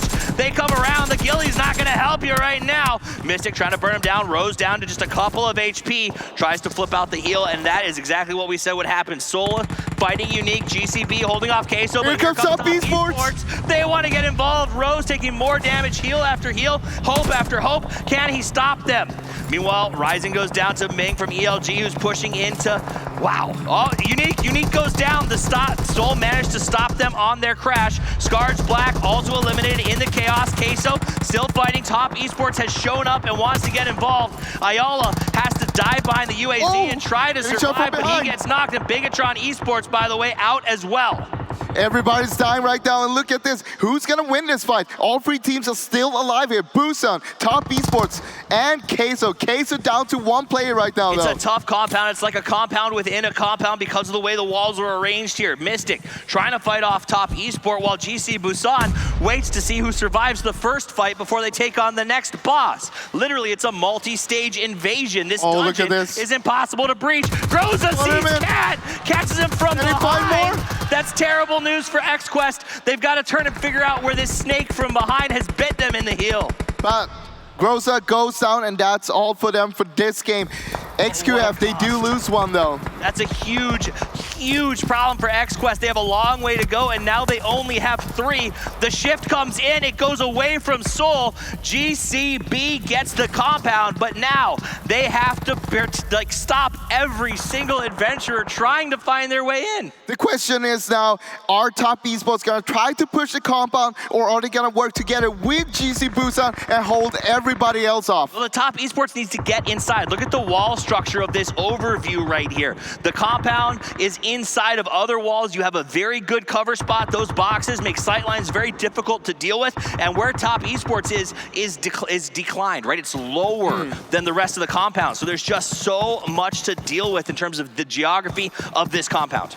But the thing is, they don't need to engage the fight right now. They could just hold their west side, making sure that no one can come in from that side, and then they can push it really, really late because they are just on the edge of the circle. I like what GC Busan's doing. Rose is in charge of gathering information. He'll call his team if Top Esports pushes. The rest of the team is watching across the road to make sure they hold off anybody who tries to push in on them. Rose, Yeonjun doing a great job of holding. Mystic, the magic boy, by himself trying to hold. It looks like they're right on top of each other. He gets one down. He's inside the smoke, but now everyone from Top Esport knows where he is. He gets another one. The second one, and the flush. That's the double. Mystic gonna be excited about that one. Top Esports, their heads are spinning. They're not sure where the bullets are coming from at this point. Mystic, can he get a third one? He gets a third one! Mystic is on fire as he takes out Top Esports. The second place team is falling to Queso, for they'll knock out a top competitor for the second time in this match. No one saw that coming. Busan, they now have a really good compound almost for themselves because they have Mystic from Team Queso helping them out. RRQ, third place dies to Queso. We see Top Esports, second place dies to Queso. Can Mystic do it? Can he go the distance? We'll wait and watch as we go to the first place team, XQuest, Cool Boy. Keeping it low, keeping it slow, trying to get himself into that circle. But Jimmy's up in the mess. Everybody's putting out smokes right now. They are crawling. They are trying to make their way in. Jimmy, as you said, inside the zone. Cool Boy, not inside the zone. Mystic going for the first stage. The blue tick is real. He's going to have to pop lock and take off running. Get himself inside if he can. He does get low and slow as he waits it out. ELG coming from the far side. Soul is up there on the edge as well. They're inside of the smoke. The fight breaks out. It looks like Soul. Mortal ends up going down. They're down to 2 players, I believe. We got ELG with 4. But they're outside the circle. They're gonna have to make a wide open push to try to get in here. Soul needs to try and maybe try to hold it down a little bit better. They are in the new circle, but it's gonna be rough with all these teams all around them right now. Yunjun knows where Jimmy is. He heard the crash. He knows that someone's in there. I don't know if he has the grenades to take him out. He's going to want to do that. Mystic, remember, still on the outside, causing problems. Rose has been assigned to keep his eyes on him and make sure he doesn't come in. Jimmy trying to gather information. Justice now is right outside of Jimmy's compound, waiting for him to peek. Gets the smoke. He's trying to trigger him. He's trying to scare him into running out. They go for the breach. They start the pre-fire. Shotgun. It's an exchange, but it should be okay. Was that a shotgun? That was a spaz 12. What a boss. So the smoke goes off, and that means they knew that they'll have the space to get the res. Meanwhile, Seoul taking some serious fire out from the outside. Elite Gaming absolutely lighting up our Indian team as they try to hide between their homemade fortress. That's the problem of being in the center of the circle. It's gonna be so hard. XQuest was eliminated during that fight. The #1 team is out. Looks like ELG gonna continue to crawl forward here, trying to get themselves into the mix. They've been doing a good job, but the blue is at their back, and GC Busan has something to say about how to play this one. We wondered if they'd thrive on Vikendi like last time. Looks like they are. They could do it again. They could get another win on Vikendi, but it's not over yet. And hold your horses because Mystic is still alive. He's alive, but he should be dying to the blue. He's just spamming first aid, so don't expect him to get involved with this one. It's down to Nova, GC Busan, and Elite Gaming on the crawl. Want to make the play. Yunjun gets a nice spray down. That'll be the end of Beizai out of Elite. Nova trying to push forward, and it looks like GC Busan just gets this map. GC Busan is now down to 2 members, so Rose is knocked, but Justice, he might be able to get the rest. They are inside the smoke, and a new smoke is coming out for him as well. Remember, Elite Gaming does have 1 down. They're probably not gonna be able to get that res as they can't stand up. They're out in the wide open. Yunjun out in front of the rest of his team. He ends up going down. So that means we've got Mystic from Queso. Nova has 2 players left alive on the outside. Elite Gaming with 3 and 1 knock, and team GC Busan with Justice and Rose, the only 2 remaining members after that wicked fight with XQuest. Now the question is, who's gonna make the first move? Who's gonna try to take control? Nova, they got a good, not a compound, but a 2 Dacia Fortress to play with here. Mystic finally succumbs to the blue. The injury's too great, the time too long, but at the cost of so many top teams. Nova tried to make the play. They stand up. We see Justice go down. That'll be GC Busan down to 1. Leader on the push.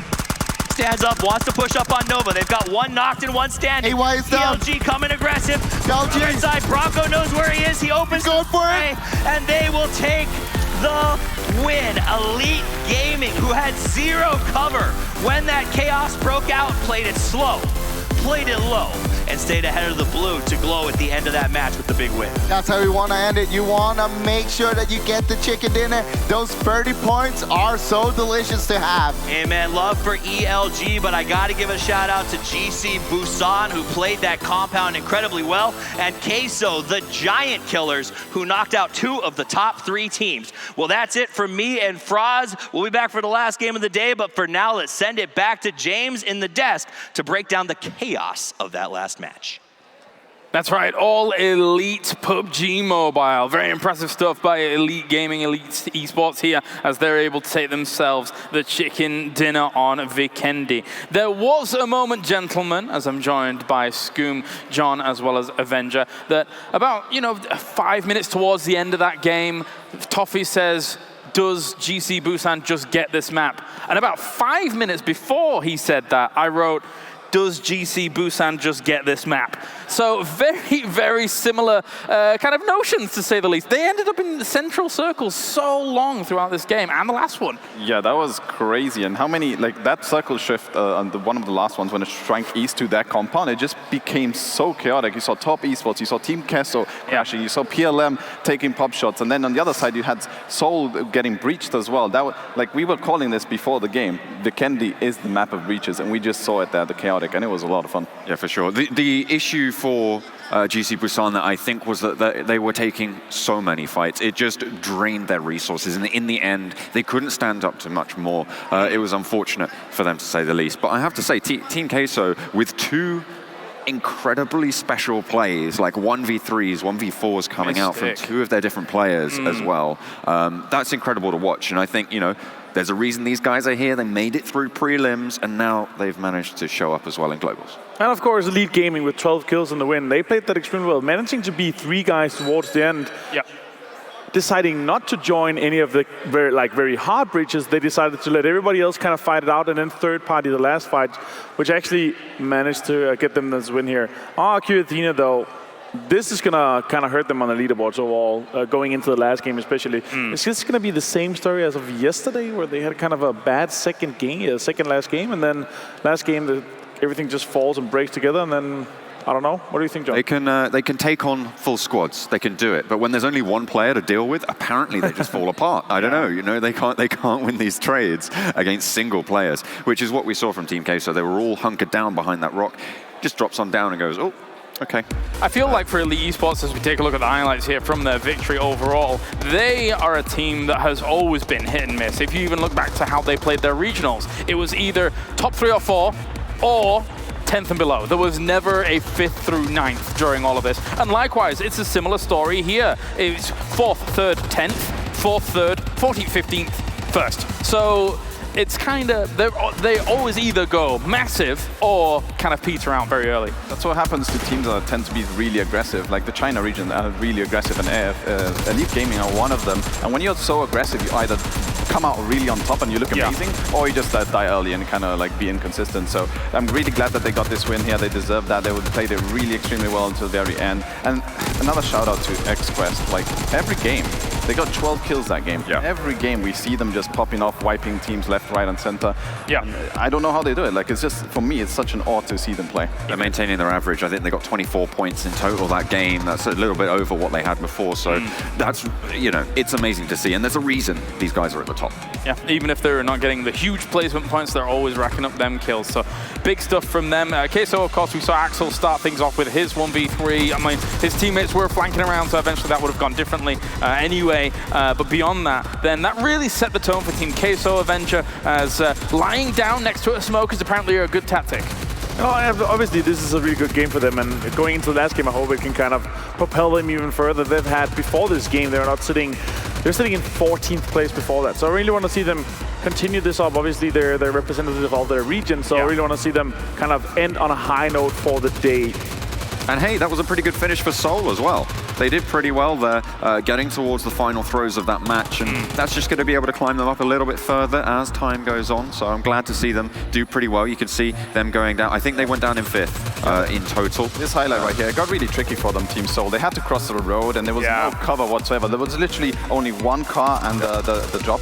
Yeah, that's it. That's the only thing they could play. They spammed their smokes, and once their smoke ran out, they just got peppered down. Yeah, I mean, they got bombed by Molotovs as well. Yeah. So that's how predictable their kind of position was within those smokes. Makes it very easy for people to capitalize on it. And of course, John, it wouldn't be a death segment without checking in with you in Team Seoul, so thank you very much for that. You're much welcome. Appreciated. Bronco, though, here being able to push up on all of this, and just a devil-may-care finish here for Bronco to get himself those final kills and get himself the win on the board. Yeah, for sure. And another shout out also to Nova. They've been having a really good day today. They just got 2nd place. They won 2 games already today, and just playing really well. And they speak in English, for me, like from different languages, and they speak only very specific things like call-outs. And when I heard that, that's so crazy, because I feel like PUBG is all about synergy and team communication, and the fact that they only have specific call-outs is it's incredible to watch them. The amount of trust that requires in your IGL, in the call-outs that you make, is absolutely insane, because you can't really challenge a call.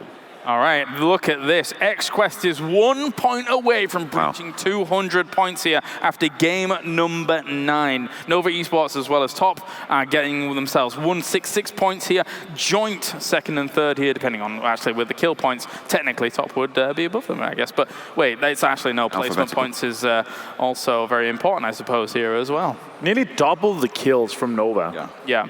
That are sitting in 2nd. That's actually insane. I really love the playstyle and how beautiful that XQuest plays. I feel like they were playing a kind of a progressive playstyle and a proactive playstyle, which will really benefit them in the future, I feel like. Let's be honest, they are playing an aggressive style which is unparalleled currently here at PMCO. To be able to have that number of kill scoom relative to the rest of the lobby, it is a dangerous, it's a killing machine. Yeah, it is. It's just insane. And they have now a 35-point lead, so that's going to even boost their confidence even more to be even more aggressive. Because even if they wipe early on, they know they they have such a big buffer and a cushion that they can be even more aggressive. Yeah. Moving from strength to a little bit of a lack thereof, I spied with my little eye a team called SSG there. They're sitting now in 11th when they were sat up towards the top, near the 5th, top 5 of this tournament. Now they've dropped down a huge jump. Yeah. They need to start to pick it up. As we said, we wanted to see the fraggers come in for their team. We wanted to be able to see that, and that performance just hasn't been there today. No, indeed. Everything can change very quickly here in PUBG Mobile, especially when it comes to the global finals. Let's take a look at our MVPs, our dream team for game number 9, and who would believe it? What a surprise. Mystic's up there with Rose Justice and Jimmy. I wouldn't have minded a little bit of Axel in there, to be fair, from double team queso, but I'll take it. Mystic with his lie down and sprays into the smokes as everyone was coming through. And he defeated a very important team in the tournament right now, which is Top Esports, as they were filtering on through that smoke.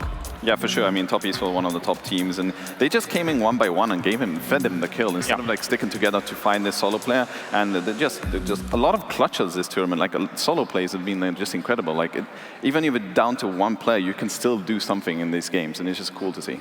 Yeah, if you're holding an angle and doing well for yourself there, Avenger, seems that you're able to actually make those plays happen. And we keep seeing them on Vikendi when it comes to... Vikendi, for me, has impressed so much.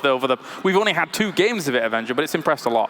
I actually like to see it. It is, yes, the story of kind of breaches on breaches, but I really like to see this, and some of the teams that really excel here, especially XQuest, they have all 4 players in the top 7 out of the 64 players of kills. That really talks to how much this map is theirs, I feel like. All right, well, thank you very much, gentlemen. I'm going to call it breaches in bunches. As I now head over this way, I'm going to go and talk to Mr. 7. What do you have for me for Vikendi? I can only imagine it's, okay, all right. Yeah, Team it has to be.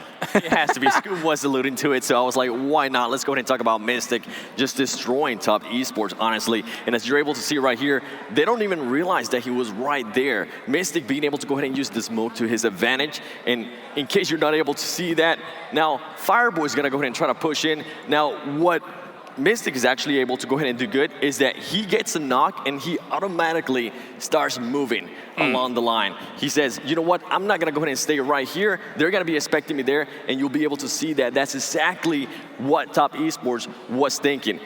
And just one more thing right here, very high IQ play by him.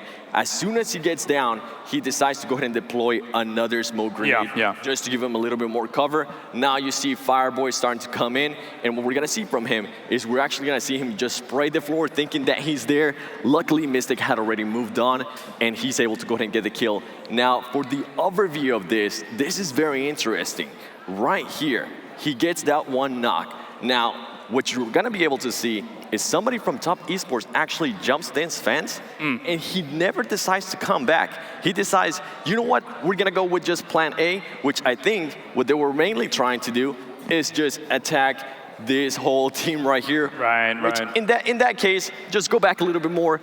Don't do it. Stay put, and maybe go ahead and help out your squad. So great plays there by Mystic on Team Queso. Deal with the most primary threats first, and then think about other things later, I suppose. Yeah, and referring to that, actually, KK's Kurt decides to do that, but by then it's just a little bit too late. He has no idea where he's getting shot from, and he gets knocked right there. All right, well, thank you very much, 7, as of course we are now ready to go to an interview, as we do have all elite PUBG ready. We do indeed. We've got Leader from Elite Gaming, and they're the #1 Chinese team here. So I'm wondering, Leader, how did it feel to finally get your first chicken dinner today? And did you feel under pressure to perform because you're the #1 Chinese team?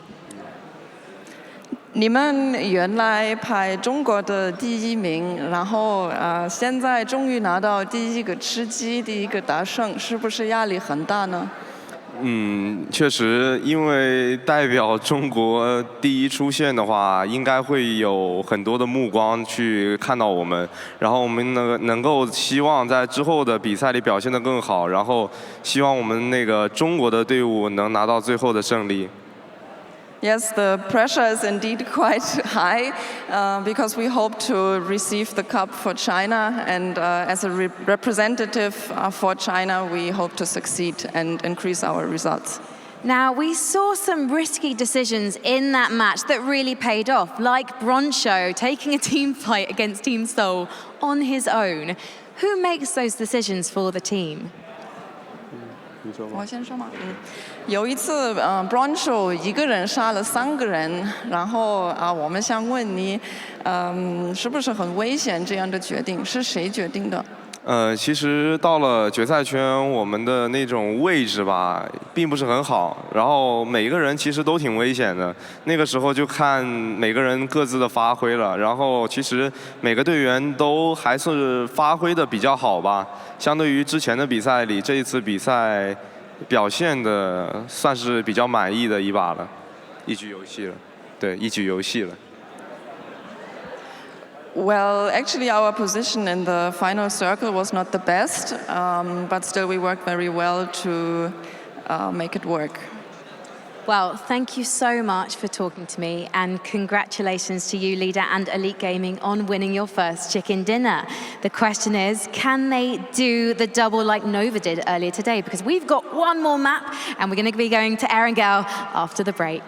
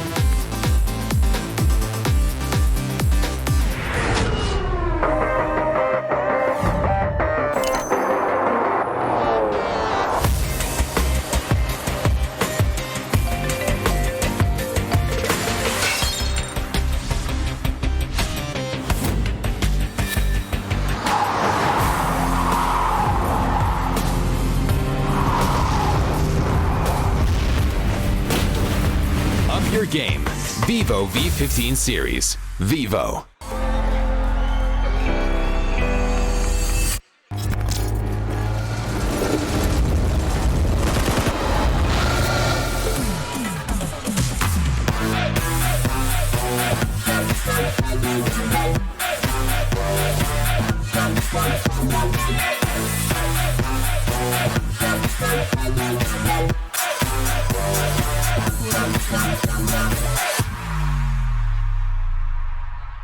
Hey guys, it's Seltzer here on the floor. Day 2 coming to you from PMCO, and I thought I'd catch up with my buddy Juicy from Space Station Gaming. How's Space Station doing today?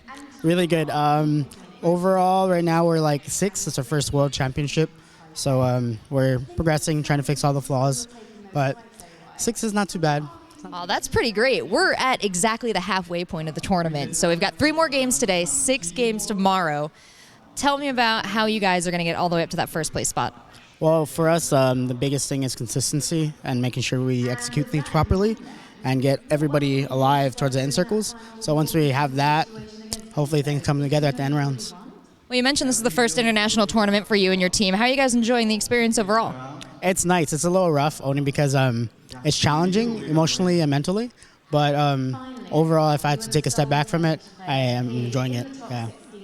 Well, you get along very well with your team. Are you guys able to come together through this? Are you guys enjoying yourselves as friends?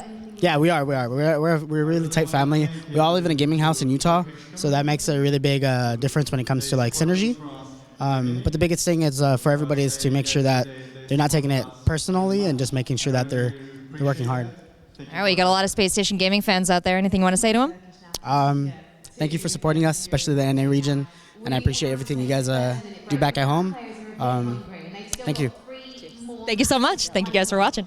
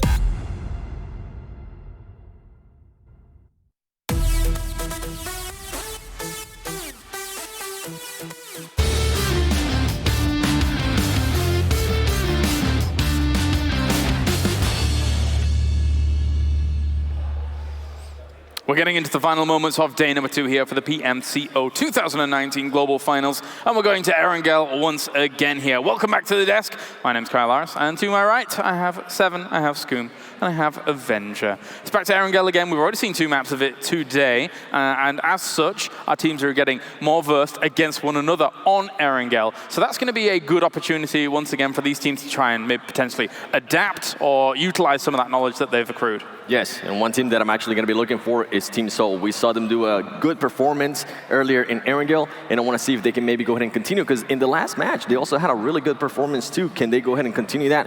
Because they need it. They're higher now, I believe, than Space Station Gaming, which was in 5th place. So it's good to see that Team Seoul is getting their confidence. They're starting to get cool, calm, and collected, and some of their players are doing clutch plays.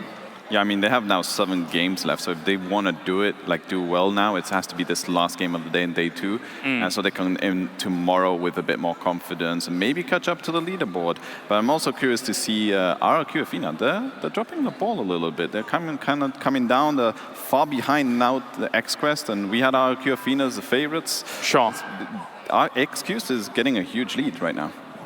I'm looking for SSG to end on a high note today, because it's going to be important. If they want to kind of get in the high prize pool money, in the top 3, in the top 4, tomorrow, they need to end on a high note. They need to get in there, they need to get closer, because right now, the top 4, they're kind of running away with all of it. Even the top 5, they're kind of running away with all of it. They're getting a really good lead to our mid-pack currently. I'll tell you where RRQ Athena is not dropping the ball. The MVP voting for players, because I just saw while the break was going on that 2 of their players between them have about 80-some%, and then the other 2 players have 3% each, and thus the 4 of them are the top out of the 64 players that we have here. That's kind of crazy. I think it probably has something to do with the fact that they've probably garnered so many fans, not only from the SEA region themselves, but also when they were playing in Dubai and claiming the championship there. That probably helps as well. And it's actually honest that you say that. Before, they weren't a known name. Nobody knew who RRQ Athena was. They won Dubai, and now they were the team to beat. Every single team that I asked, how are you looking forward to beat in this tournament, they will tell me RRQ Athena, RRQ Athena. And you can see they've been consistent at times, but then they kind of drop the ball. It doesn't seem like they're able to go ahead and clutch up plays, as you guys were saying, when it's just a solo player. But if they're going up against a team, more than likely, they're just going to go ahead and out-tactic them. I think the pressure might be getting to them, or that one mistake that they did in Vikendi where they lost that 4v1 since then, because they started like really strong and we were like, oh, they're going to win it all. After that, we saw them pushing teams, taking so much control. But since that specific game, I wonder if it actually affected them mentally, because they don't look as good as the RRQ Athena that we know. That's still playing really well, of course, but not that level that we saw in those initial games. They're 18 points behind right now, 2nd place, which is very much doable in this last game. I hope they're going to end on a very high note. I hope they're going to have a really good game, because that's the only way to really catch right now, because 51 points is from them up to the 1st place. That's a really good cushion. That's more points than we've seen any team, including Russia, in one match. So I hope they're going to have a good match and kind of gather their strength for tomorrow. Yeah, and as you say, 18 points of 2nd place. I mean, they're still putting a hell of a performance. Yeah, absolutely. That's a great performance. I just want them to go ahead and be a little bit more consistent and not just be so careless, because that was a careless play in Vikendi. They were able to just go ahead and rush that full team, and Team Keza were just able to destroy them. Daisy, of course, was modified as a low rider, bouncing up and down just a little bit there. So, playing some nice music as things go on, as you do in PUBG Mobile, of course, when you're driving about. I do like the music indeed. So, gentlemen, I want to talk to you guys about the final moments of our last Erangel game as well, because it was a very uncommon last circle. And it was a very slow last circle. A lot of creeping about because it was so flat. You know what it was? It was a very unique circle. Damn. Well, you like that? I had to do it. We've actually had a lot of unique circles. We had the one in Miramar on the top of the hill. We had this one in the previous Erangel on the beach. It's a lot of diverse, and you see how teams adapt, because I think this game is all about adapting. It's the number one thing you need to do in PUBG, especially when you're playing such a high pressure stage that we have right now, 16 games. You need to be able to adapt in all situations and scenarios. I mean, to that point, I think even Eastern circles on Vikendi are kind of unique in themselves. That you don't see too many of those relative to those West circles and how they do shift. Final thoughts, who's going to win our last game of the day? Throwing at you. Team Unique. Okay. I'm going to go with Purple Mood. Ooh. Space Station Gaming. That's A bold claim. I like it all. Thank you very much, gentlemen, here as we are going into our last game of the day. It's game number 10. It's Erangel. It's the PUBG Mobile Club Open 2019 Global Finals as we hand you off to Toffees and Froz for all of the action. Once again, boys, bring me those grassy pastures. The plane is in the air and we return to where it all started. Erangel, we saw it a couple of times today. It was action-packed. Party by the beach just 2 games ago. Let's see if it happens again. Froz, that last game ending was a barn burner and it shook things up a little bit for some of those teams who were trying to climb their way to the top. Yeah, I mean, it definitely did, but hey, don't sleep on the teams as we said so many times before. Now, once again, we're moving back to Erangel. We saw them here 2 games ago, and I mean, this time, sort of a central plane, a little bit north and from east to west. That's going to leave a lot of room for the teams to go wherever they want to go. It is a very different plane than last time. Remember, guys, this is the top 16 teams in the world. 35,000 teams dropped initially. These are who remains here at the PUBG Mobile Club Open Spring Global Finals. The winner of this tournament gets to call themselves the first true esports global champions for this game, and there's a lot on the line. PLM doing a nice split drop on the north side, but let's check in with a few teams around the map as they get the looting phase underway. All right, looking at it, it's pretty congested all around a little bit, but Nova here, they are by themselves, looting up.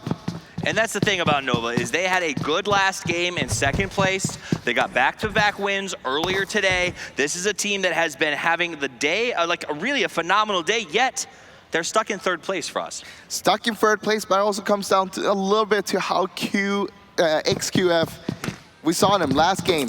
They got a 6th place. They had 12 kills. See, that's it. XQF is doing well, and I take nothing away from them, but to a certain extent, it feels to me like the other teams are letting XQF win this tournament. They're not standing up and fighting. They're letting them sort of run rampant, be aggressive, and they're not punishing for them for that because they're so focused on placement in the mid game. That's the thing. It looks a little bit like the teams are a little bit afraid of them sometimes, but hey, it also comes down, if you have the aggressive playstyle, you know how to play, you know how to breach a compound, you got all that already practiced so many times and times and times.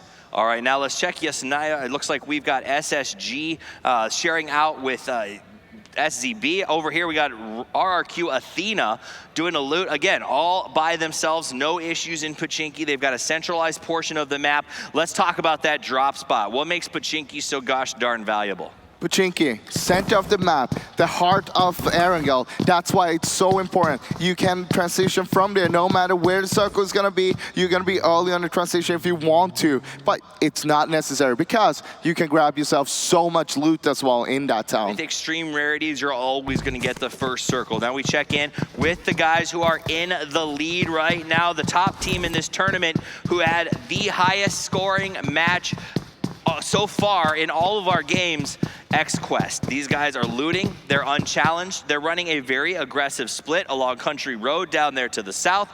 Remember, that's sort of that spaghetti-shaped compound to the left of Farm, and then all the way over to Crossroads south of Pachinki. They should have a pretty okay rotation, but more importantly, other teams may have to come past them. All right, so let's talk about the circle, because the circle itself is towards the northwest, and it's pretty much covering a large portion of the map. So a lot of the teams are actually already inside and not too congested in the center, because towards the center we actually have the river itself. That's why we're taking a look at Top Esports, as they are inside of the warehouses, which is right inside basically the center of the circle. Ruins is going to be dead center, but let's talk about this river. There's a river that runs through it north of Rozhok all the way to Georgia Pole. Right now, the circle is an even split between the top and the bottom. How do you play this?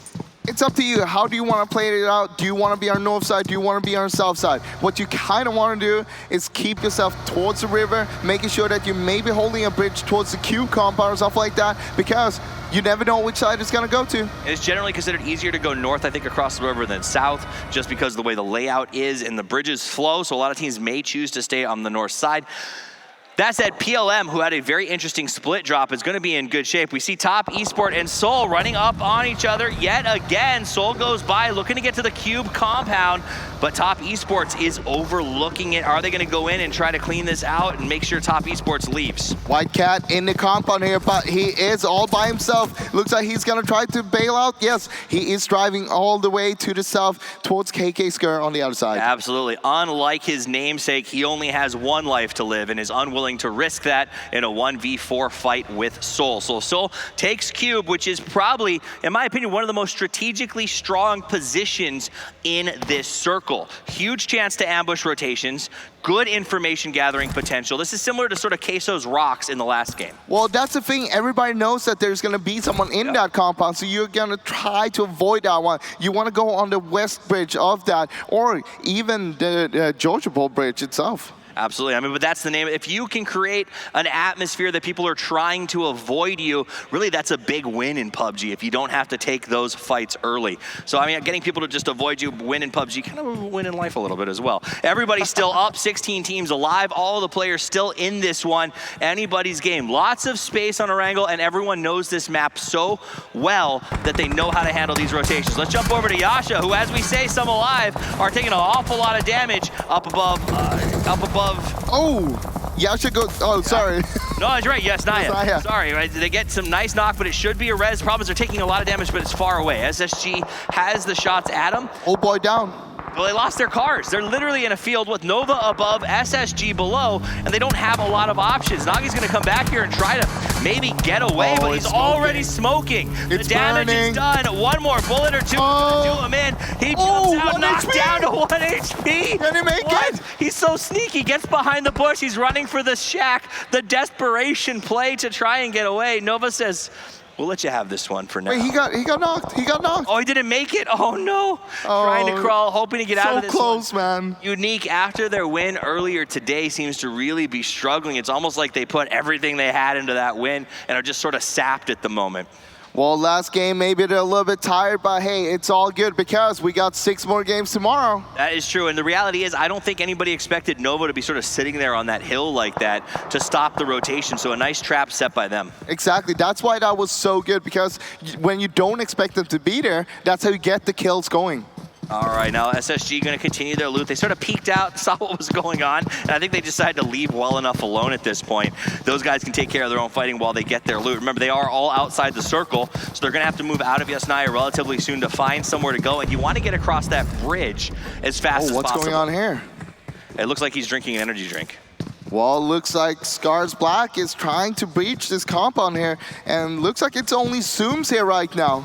All right, so Scars and PLM. Zoom's gonna have to try to figure out how to get himself out of this situation. It's a very strategic spot. You got Nawin just off to the side on the rocks, sort of looking at him. This garage compound is very popular. The problem is it can be very breachable because of that hill to the south of it. So we'll see how it goes. SCB's got everyone in there. If I'm Zooms, I think maybe. Oh, he goes for the roof. Goes for a rooftop.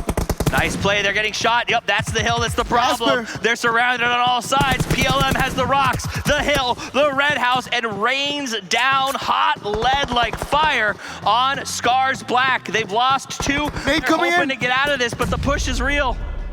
Look at this, PLM, they got 4 different angles. They are just pinching them down right now. And here comes Jasper, hot in with the UAC, Navin as well with the Dacia there. They know they have the numbers, they want to execute while it's like that. Toss the nade to the high ground, they're going to push Naoto out of the top of the roof. George comes down, gets lit, he's going to drop Naoto, the last man standing, seeing what he can do. He wasn't ready for the roof! The roof was too strong, and Purple Mood Gaming knocks out Scars Black. That was a good kill there from PLM. They were coming in from 4 different angles. And I mean, Scars Black, they were not expecting that at all. They knew that someone was in the house next door, but they didn't think that would be 3 other people just around it. So you can learn something from watching the pros. That compound, like we said, is susceptible to the hills around it.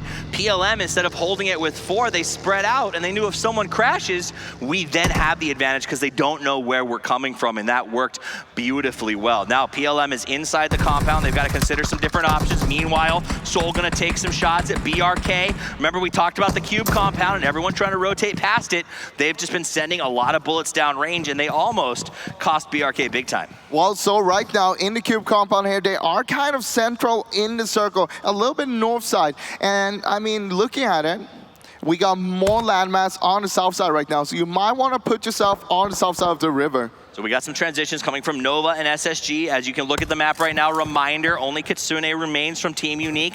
They went down to Nova. Nova did, however, lose one in that exchange and only has 3 left alive. Let's check in with GC Busan, who played an amazing last game over on Vikendi.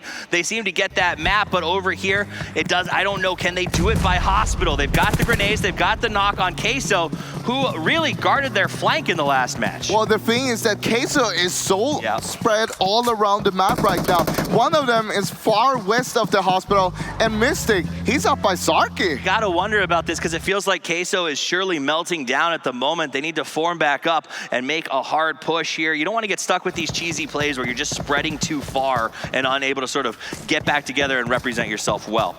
Was that a Queso pun? Of course it was. Let's go up to the top of Everest where XQuest is all about information. They get up there, they look down on their opponents and gather as much as they possibly can. But this is a very, you can spread like this on Everest, right? Because no one's gonna be able to come up that hill very quickly. Well, that's the thing. I'd say you don't want to spread like that because you want to make sure you take one end of it. Meanwhile, while XQuest is climbing mountains, 69 is executing amphibious operations as they try to sneak up on Seoul at the Q compound. They go into the water, they slide up under the bridge, and honestly, if they take that bottom bridge and they sort of play the troll role, they could catch Seoul off guard. Well, the thing is, they could move with the river towards the east and then pull up on Seoul by the Q compound there, just by the riverside, and it's really hard to hold there from Seoul. Especially if that cube gets crashed. If there's a shift towards it and another team crashes them, 69 gets a chance to come up and possibly clean up 2 teams in the process. So we'll stay a little bit with this throughout the rest of the match and see exactly how 69 handles it.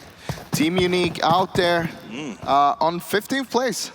Oh, so that will be the end of Team Unique. Unfortunately, they could not get traction after that early on fight with Nova, and a rough out for them. So reminder for you guys, we've lost 2 teams. That's Team Unique and Scars Black so far. Nova is down 1, as is Team Queso. Everyone else still running hot with 4 players each. The question is, who has the compound? Who gets the circle? And where does the next shift go? White Cat looks over Lachine, takes some shots. 69 team, they know where they are, but Seoul, I think, is still a little bit unaware. Lashin does make a push. The nade was out. Oh no, a bad nade bounce. The spray is there. Everything is unraveling, and having one person. No, whoa, he gets him with his nade. He gets him. Oh no. The thing is though that the rest of Seoul is on the other side by Q compound. And Groza, he could move in here. Maybe. Be careful, because White Cat, he is still scouting this. I don't know if that's a PogChamp or a what face. That was absolutely rough. It was a 200 IQ nade. 200 IQ nade. Excellently executed. That was incredible. Anyway, so now they're both like... They're going for the rest. Soul is going for the rest. 2 of them are coming in here. No man left behind. These guys have fought to get here. They've been playing strong. He's gonna get it. He stopped the tick. Now Top Esports firing some bullets in there, but the res is gonna go off. They should be able to get the heals, and the nade ends up working out. Soul Mortal does go down to Groza though, as 69 team not happy about the way that played out. But 69, they are getting shot by Top Esports from the west at the same time though. All right, so Groza hiding under the bridge, chooses to go back there. Soul now stacked up in the lighthouse. They're not going to be happy about that. It's not where they want to be. Top Esports really in a good spot to just consistently harass Soul.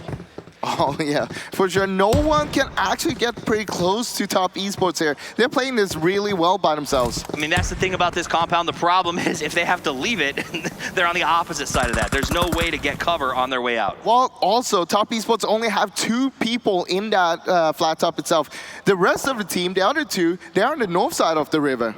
That is very true. Now, Seoul, in a way, I think that this push sort of helped them because now they've crossed to the south of the river, which they're going to need to as the next circle starts to establish itself. The south of the river is going to be where everyone wants to call home. Really, XQuest up on Everest has the ability to cause a lot of trouble for a lot of teams as they end up stacking up sort of in this area right now. XQF, I'm surprised that they haven't been taking shots at Top Esports already. Question is, what is 69 going to do? Because you don't want to be in that riverbank right now. It is not the place to be at. Yeah, but they don't have a lot of choices. They made a play. It didn't work out due to a grenade that you just can't expect. and they put them in a tough situation. So we'll keep an eye on them. Soul has recovered, which is very impressive, and got their team back up and running. Let's take a look at some other teams on the map. Over there in Georgia Pole South, we've got GC Busan over in Pizza. We got PLM. Looks like they want to start a fight here. Oh, what a minute. This is the replay from that fight where PLM, all right, I forgot about how that was. It's just they just ripped them apart. Sometimes we get caught off guard by those replays, but you also have ARG right now in South Georgia Pole. But also, SSG is actually coming in from the west side there. So as you watch those replays, keep in mind a lot of repositioning going to be happening here. The blue closing up to the next circle very, very soon as we get sort of a pile up of all the kills we've seen thus far. South George and Crates, people are going to start to really stack up in their Froz, and the problem is there's no getting out of it. Oh my God, did you see that shift? So it's going to the Crates. It's a big one for me. So Crates is going to be our next circle, but it does include River North. So that means people can play the riverbanks. Team 69 can now sit inside of North George and wait for their moment. Top Esports loads up into a car, does the right thing, which is rotate fast. The thing is, you want to get one of these warehouses and you want to hold it down by yourself. Don't spread out too much. Don't be too greedy, because in the Crates, anybody could be lurking around. GC Busan knew that ARG would be moving. They chose to try to set the trap on departure, but that now means ARG is going to get the water tower potentially, or at least be inside, and have to have SSG and GC Busan potentially push into them. So we'll see how this defensive goes out. GC Busan does have the ability to play the double red and stay there, but that could cost them on the next shift. So we'll see what their actions are regarding, do you wait or do you push? Look at how many teams are in the Crates right now. All right, so we've got XQuest moving in. Top Esports already has a spot. Bigatron's got themselves some crate location, and All Rejection Gaming as well. We've got just north of the river a couple of teams starting to stack up, but there are still a lot of people alive right now with 14 teams. Another team coming in. Caser's coming in as well. So Justice going to take some shots here as we watch him go by. GC Busan sees RRQ Athena going up to a very good spot there by the water tower. Opens fire. Gets the knock, and we're going to see him go down. I don't know if that's going to be a resable position, but RRQ Athena is getting absolutely taken apart by both Elite Gaming and GC Busan. D2 to E is down as well. Senior is low. Ernie, he is up there, but can he make anything happen? Can he get them up? The smokes got deployed. I'm not sure if they were cooking them on the way in, but two are down. One is completely dead. I don't know if they can save G9. Either way, they are just being pinched from both sides. XQuest, however, has started to put some work on Elite Gaming. Once they saw RQ taking shots, they knew they could kill them while they peeked and got those returns. While all this is happening, we have 2 free teams on the north side, and we have what? Like 11 teams inside Crates, more or less? Absolutely. The teams on the north are taking a massive risk. If that shift goes to the south, it is tough to cross the river. They may have to get involved here. Space Station Gaming has taken the warehouses, as you can see right there. GC Busan has got a nice little spread between the lighthouse, or the tower, if you want to call it that, and the double reds. And they can hold that position for the time being. And SSG's trying to get a better position, but it's costing them.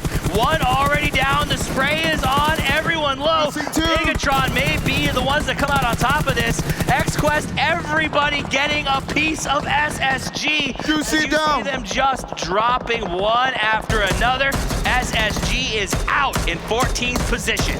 Senior, we saw him on the top there. Now he goes down.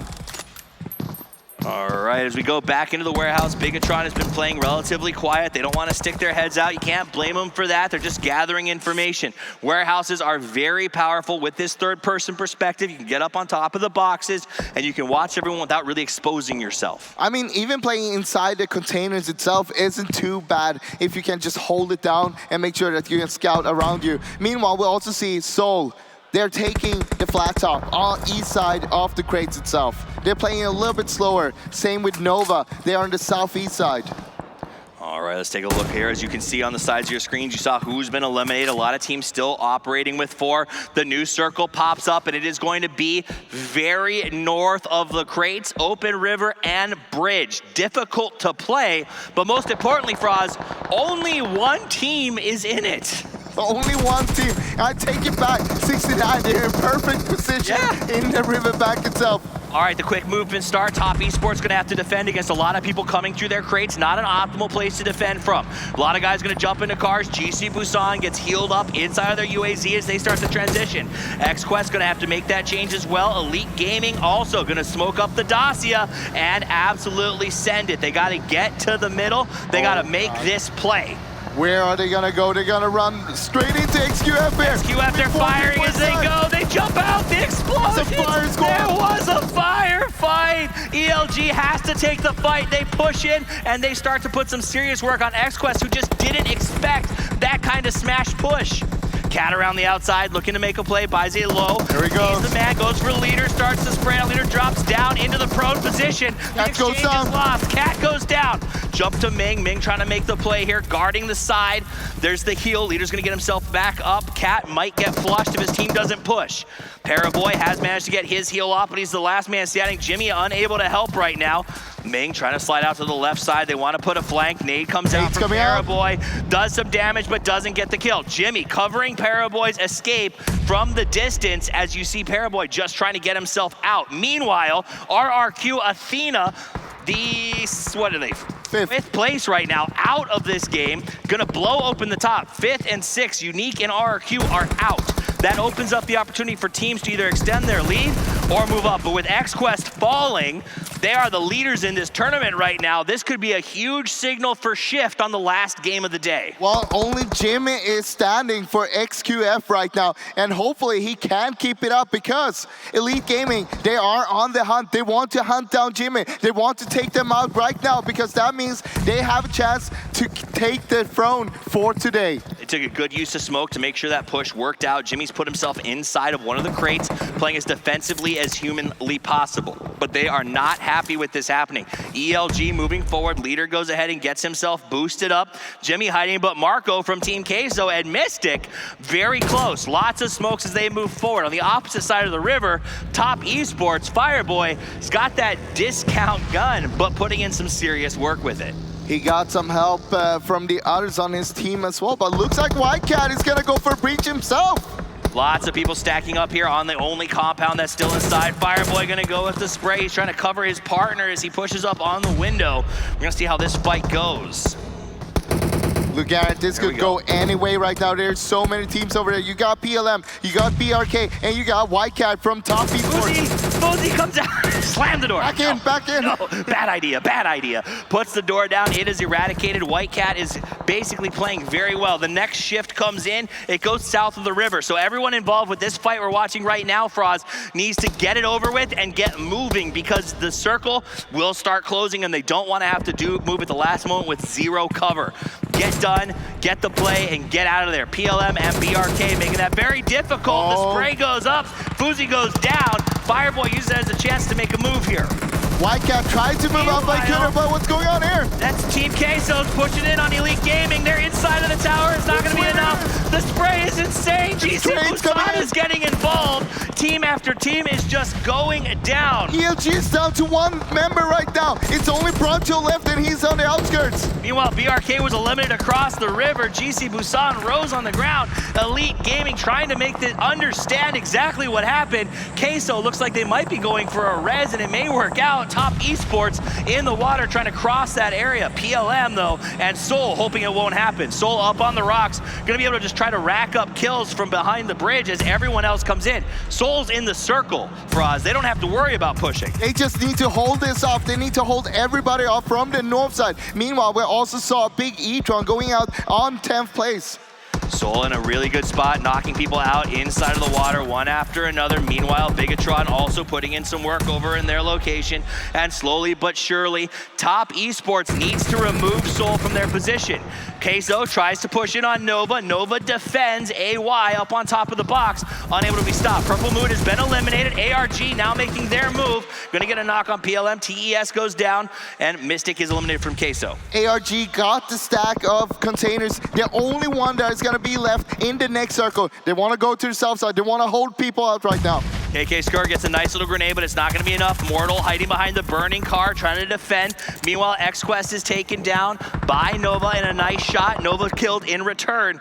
This fight is absolutely insane. A minute ago, there were only 2 teams eliminated. Now, Busan, RRQ, Unique, PLM, 6019, Bigatron, X-Quest, Scars, Black, Space Station, and BRK are out. We are down to 6 teams with 16 people alive. Seoul had one thing to do, and that was holding Top Esports from crossing the river. They couldn't do it, and right now they are falling to them. Top Esports putting in work. Meanwhile, ELG trying to move up. Marco, the last man from Queso. X-Quest is eliminated. Our leaders in the lobby are out. The top 5 left. Nova goes down. The back-to-back winners earlier today. The threats are dropping one after another. That's first and third place. Top Esports saw that and knows this is their chance to potentially end the day in first. It's not only for them, but also Elite Gaming. They got some people back up, and they're trying to move their way into circle, but it is gonna be rough, not gonna lie. There is nothing in terms of cover for him to work with. Absolutely. I will tell you, Seoul is doing everything they can to defend against this Top Esports push. They've been playing it very well.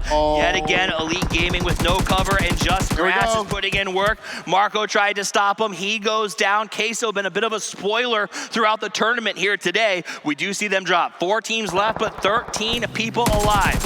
Viper gets the knock there on Top Esports. He's gonna make that big push. We see KK Skr trying to prepare. He's watching the top. He doesn't even care what's happening behind him. Viper trying to figure out how to come up. He gets knocked down on the rocks just a little bit. Has to switch out to the left side. Wait, did he get KK Skr? He's still up. Throws up the smoke. They're just trying to find a way to move away from the blue wall. White Cat goes down, and KK Skr, last man standing for Top Esports right now. Seoul looking strong. Seoul's got the smoke wall. If they can get KK Skr out and take that box, they're in a good position. But KK Skr ain't Skr to nothing. He does take one down, but Viper returns it. That'll be the end, and Seoul in the pole position to take this one home. Top Esports, the top 3 teams on the leaderboards are out. Seoul and the Indian fans are hyped. They've got a smoke wall. They've got a crate, but ARG 4 up is not about to give up the win easily. Elite Gaming still one man strong. They have made a good effort to keep themselves alive here. ELG with 1 player, all rejection with 4, and Seoul with 4. Seoul has been fighting since the cube to keep themselves in this one, and it's working. ARG doesn't have a lot of cover. Both teams gonna snake forward. We got a UAZ and a crate in terms of cover out here. ARG has the strongest position. The nade's gonna hurt them pretty badly as the team tries to creep forward. Good spray, gets the knock, he gets the blind knock. Beautifully executed as he now has to readjust. They know where he is. Number 2, he gets the double.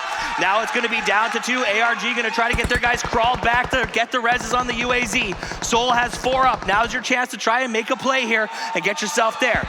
Sarah goes down. He's finished off. That's gonna leave 3 alive and 1 knocked on All Rejection Gaming. ARG not looking good now. 2 men left, and they are spread out. Planet on the left side, as you can see. Lapis by the little guard tower over there. Ronak gets another knock. Viper on the offside. They're spread out all over the map. Elite Gaming staying low on the edge of the blue. Could potentially play spoiler, but for all intents and purposes, it's 4v2 right now as Seoul has their shot at the big chicken dinner. Everyone moving in very slowly. The thing is, if Seoul can go for the US, they could get a good cover to work with, but look at this. He knows, he gets him. Lapis goes down, it's a 4v1v1. He's executed. This could be the moment that Seoul gets their win. They're moving slow. They're keeping it in the grass, listening for every sound cue, every moment. There, they see him. That's the end of ARG. 2 teams left, 4v1. ELG is gonna do what they can, but I don't think it'll be enough. Seoul takes it home. Work. They had the cube, they earned it. They fought off Team 69. They made a push to stay 4 strong. They stopped Top Esports and they took the win. Remember what happened earlier in the sniper tower? Nade got dropped. That's the thing that led to the victory itself here. Was the nade the turning point? Who knows? All we know is Seoul has fans aplenty. They worked hard to get here to Berlin. This is their moment in the spotlight, and what a way to end day 2. That's it from me and Franz. We'll see you tomorrow, but for now, let's send it back to the desk to talk a little more about Team Seoul. That's right, an out-of-body experience for Team Seoul as they're able to get themselves the final chicken dinner of the day. Game number 10 goes to India. Mortal looks immortal here as he finishes it off with the rest of his squad. Great stuff coming out from Team Seoul to claim themselves the victory, and they'll be pushing themselves up the leaderboards. I have 7, I have Scoom, I have Avenger, and the crowd is going wild for Team Seoul. I could not be any happier for this, especially for Mortal, especially for the fan base from India. They're so passionate. They have been following him for the longest time, and every time they're just always supportive. So congratulations to Team Seoul. Gacho, because that was just an amazing performance by them. Yeah, I mean, it was bound to happen. We saw them today. They were consistently getting better and better and better. And they got this, finally, the win. And finally, they deserve for the fans. The fan base have been voting for them, and they got this win for them. It feels so good. It was a really well played as well. I really love the play towards the end game as well, how they crossed the river, managed to get everything there. 9 kills as well to boot the win with 39 points. It's going to push them up the leaderboard and further into the higher of the prize money. And actually, talking about the leaderboard, Team Seoul in the past 3 games, they've been 5th place, and now 1st place, which is a huge momentum, especially going into the final day, Championship Sunday. Can they go ahead and continue this kind of performance? Can they go ahead and continue to just perform like this, especially for their fan base? As I was mentioning, they're so passionate. Oh my God, I'm actually so happy right now that they won. I know, considering all the circles towards the end, obviously kind of focusing around crates area, etc., they were one of the teams that opted not to commit to crates to try and get themselves a little bit of wiggle room near the water. And I think that was really smart. You saw, as soon as we saw the crate was center, we saw a lot of teams just getting cars in. We saw Space Station Gaming coming a bit too late, and everyone's already established and they blew up. But we did see Seoul just take your time. Let them kill each other. Maybe it will shrink away, and if it does, we're going to have super control. It did shrink away, and they just controlled the riverbank and played it perfectly from then on. And one of the plays of that match was actually, I believe, when Wise just threw that grenade. He got knocked. Luckily, the grenade stayed inside and knocked that other player. And as soon as that happened, the whole Seoul team just decided to go ahead and, you know what, we're going to go ahead and pick them up, and it worked perfectly for them. If they would have not done that, they probably would have not won this game. So that was great awareness by them. Let's take a look at some of the highlights here from our final game of the day. This was unfortunate, to say the least, as everything went down, but they did manage to recover from this situation valiantly, in fact, and obviously that grenade, very, very important. Yeah, this set them up to cross the river, because had that not happened, maybe 69 might have pulled them, and this game would have been completely different. That nade, that 200 IQ nade, actually ended up saving them and possibly for the success. We'll call it that. It was a 200 IQ nade. It worked out perfectly for him. Of course, here as we see Elite going up against SQF. Guys, there was a moment between, I think, towards 6th circle, where I feel like I blacked out and I had no clue what was going on, because there was about 4 teams running at each other in the middle of crates, and everyone was running around each other in circles and just shooting at each other. What was going on? Did anyone remember this? Did anyone have any idea what was happening? Absolute mayhem. That's pretty much what it was. That right there. And actually, the Team Castle, one of the guys was just standing there. I don't even knew he saw the enemy. He didn't even shoot for the longest time. Yeah. And Elite Gaming actually survived it. They had 3 players knock took Team Castle out and managed to get all 4 players up to go in another fight. It was actually extreme, and the complete mayhem they got there actually managed to get themselves a really good placement from this match as well, obviously. Even though I'm a little bit happy that the circle did shrink away to give Seoul the win, I kind of was hoping it was going to be a container finish. I love it. Of course you were. As we saw in that fight, that's a complete mess. It's a maze. It's like a maze, and it would have been so awesome to see 10 teams just made it out there and crash it out with containers. But it went out, and it went to Seoul, so I'm happy for that. Yeah, and Wise with the honestly huge knocks. Being able to get knocks against ARG and allowing his team just to go ahead and move forward, and as we're able to win, they got the win. PR Mortal, PR India, because that was awesome. Yeah, so impressive stuff, definitely. They'll be pushing themselves up the boards. Before that, they were in, I think, about 10th place with Seoul, but obviously that's quite a lot of the points that they've been able to accumulate from that victory as a whole. Avenger, looking at how Seoul played out, maybe even looking at the rest of the day, what has really stood out to you so far here for day number 2?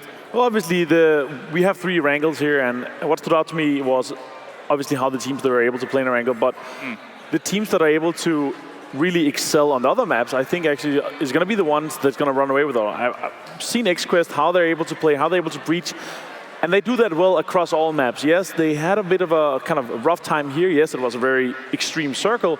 But I think even though that they're not going to have as big as a lead as they were before this game, I think they're going to be able to run away with all of it. Here is the overall standings. Express still sits at the top here with 212 points.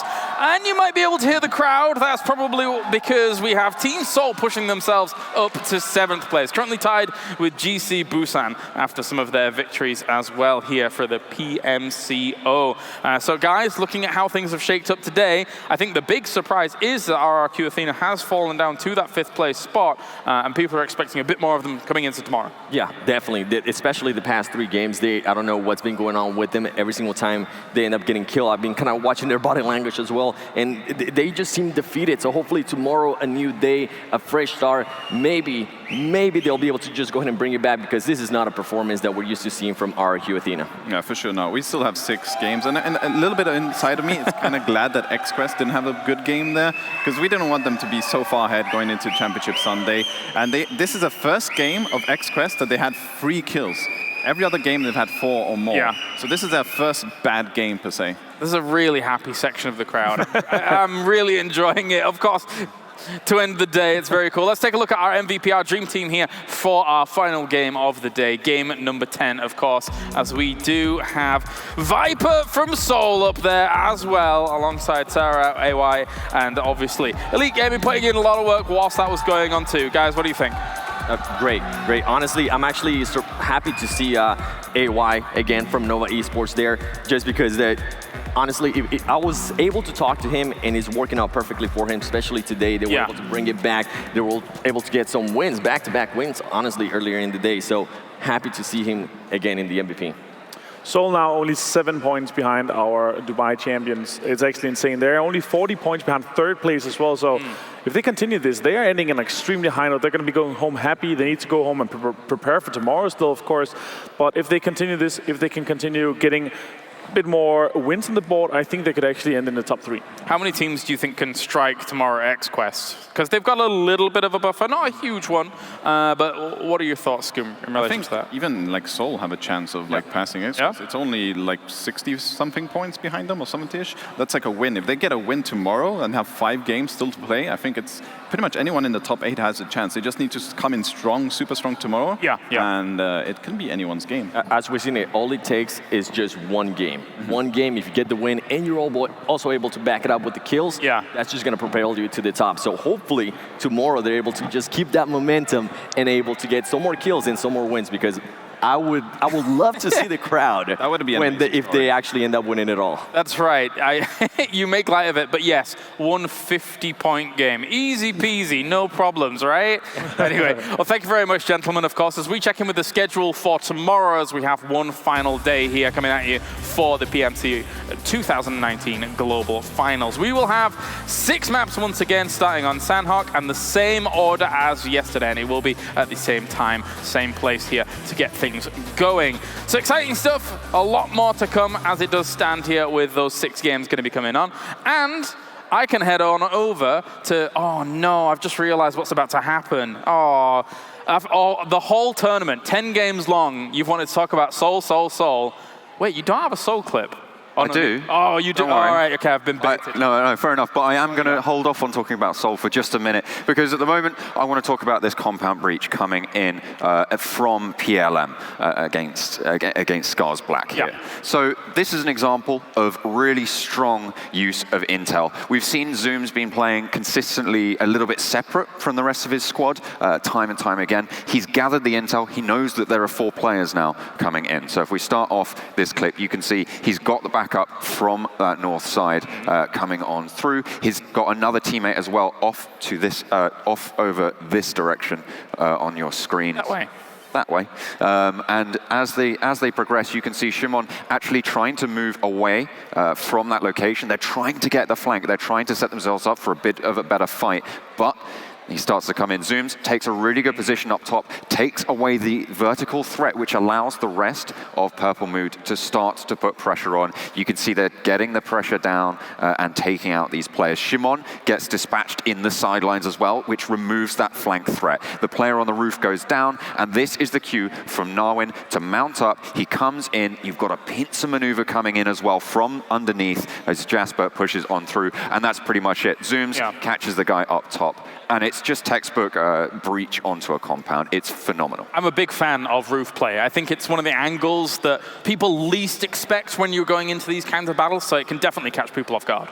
Yeah, absolutely. So very, very well played there. But now I'm going to head over to a Seoul clip. This one is in the final circles now. Seoul, they've crossed the river. They had the position under the bridge. They were trying to stop Top Esports crossing the river. Unfortunately, they failed. But with the smokes that started to appear on your screens from ARG, that gave them the cover they needed from the rest of the team. So there was the Elite Gaming ARG combat going on. They used that to their advantage, and as you can see, they'll start to push on through towards Top Esports position with the strength of a couple of smokes, a little bit of cover. You've got Viper leading the charge. They take down Fireboy. They've yet to take down KK Skur, but as they start to push through, they notice that maybe they actually want to be moving forward and taking a little bit more position. So you can see the call comes back, they rotate in, and they move in towards Whitecat. This movement sets them up for the dominance that they had in that final circle. They could move around the smokes that actually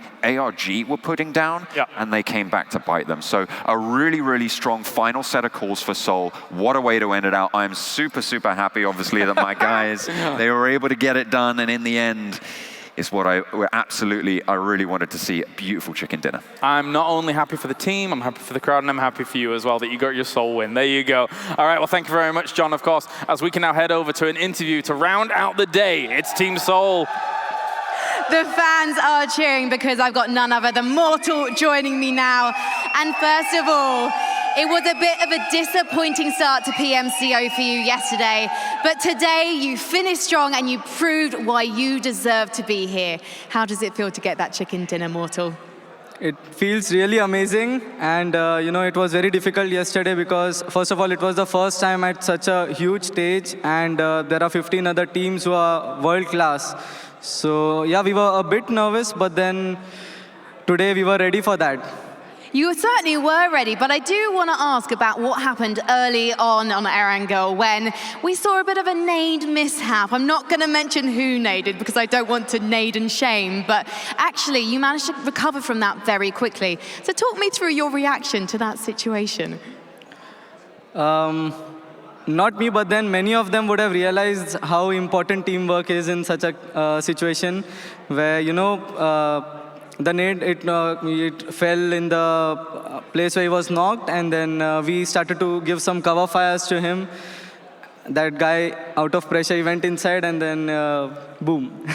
I think SNT will be avoiding your booms tomorrow, and also props to Ronak for getting the res in as well.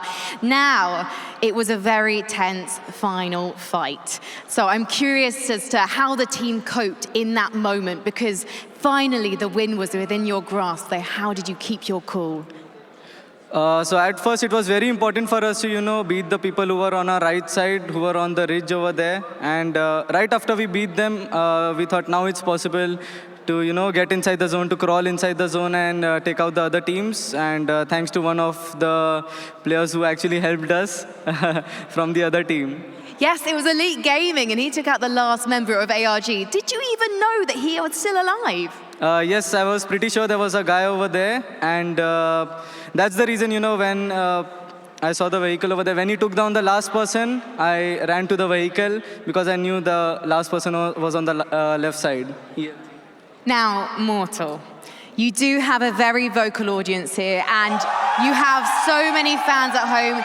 2 million subscribers on YouTube, one of the biggest PUBG Mobile influencers and content creators out there. So I think I need to ask, do you have any words? Do you have a message for the fans?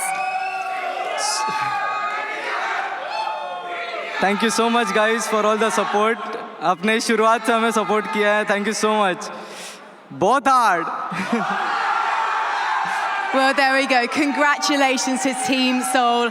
I hope that you finish even stronger tomorrow, because that's all we have time for today. We're going to be back with our pre-show at 11:50 a.m. Don't miss it, because we've only got 6 more maps before we crown the winner of the PMCO 2019. See you then.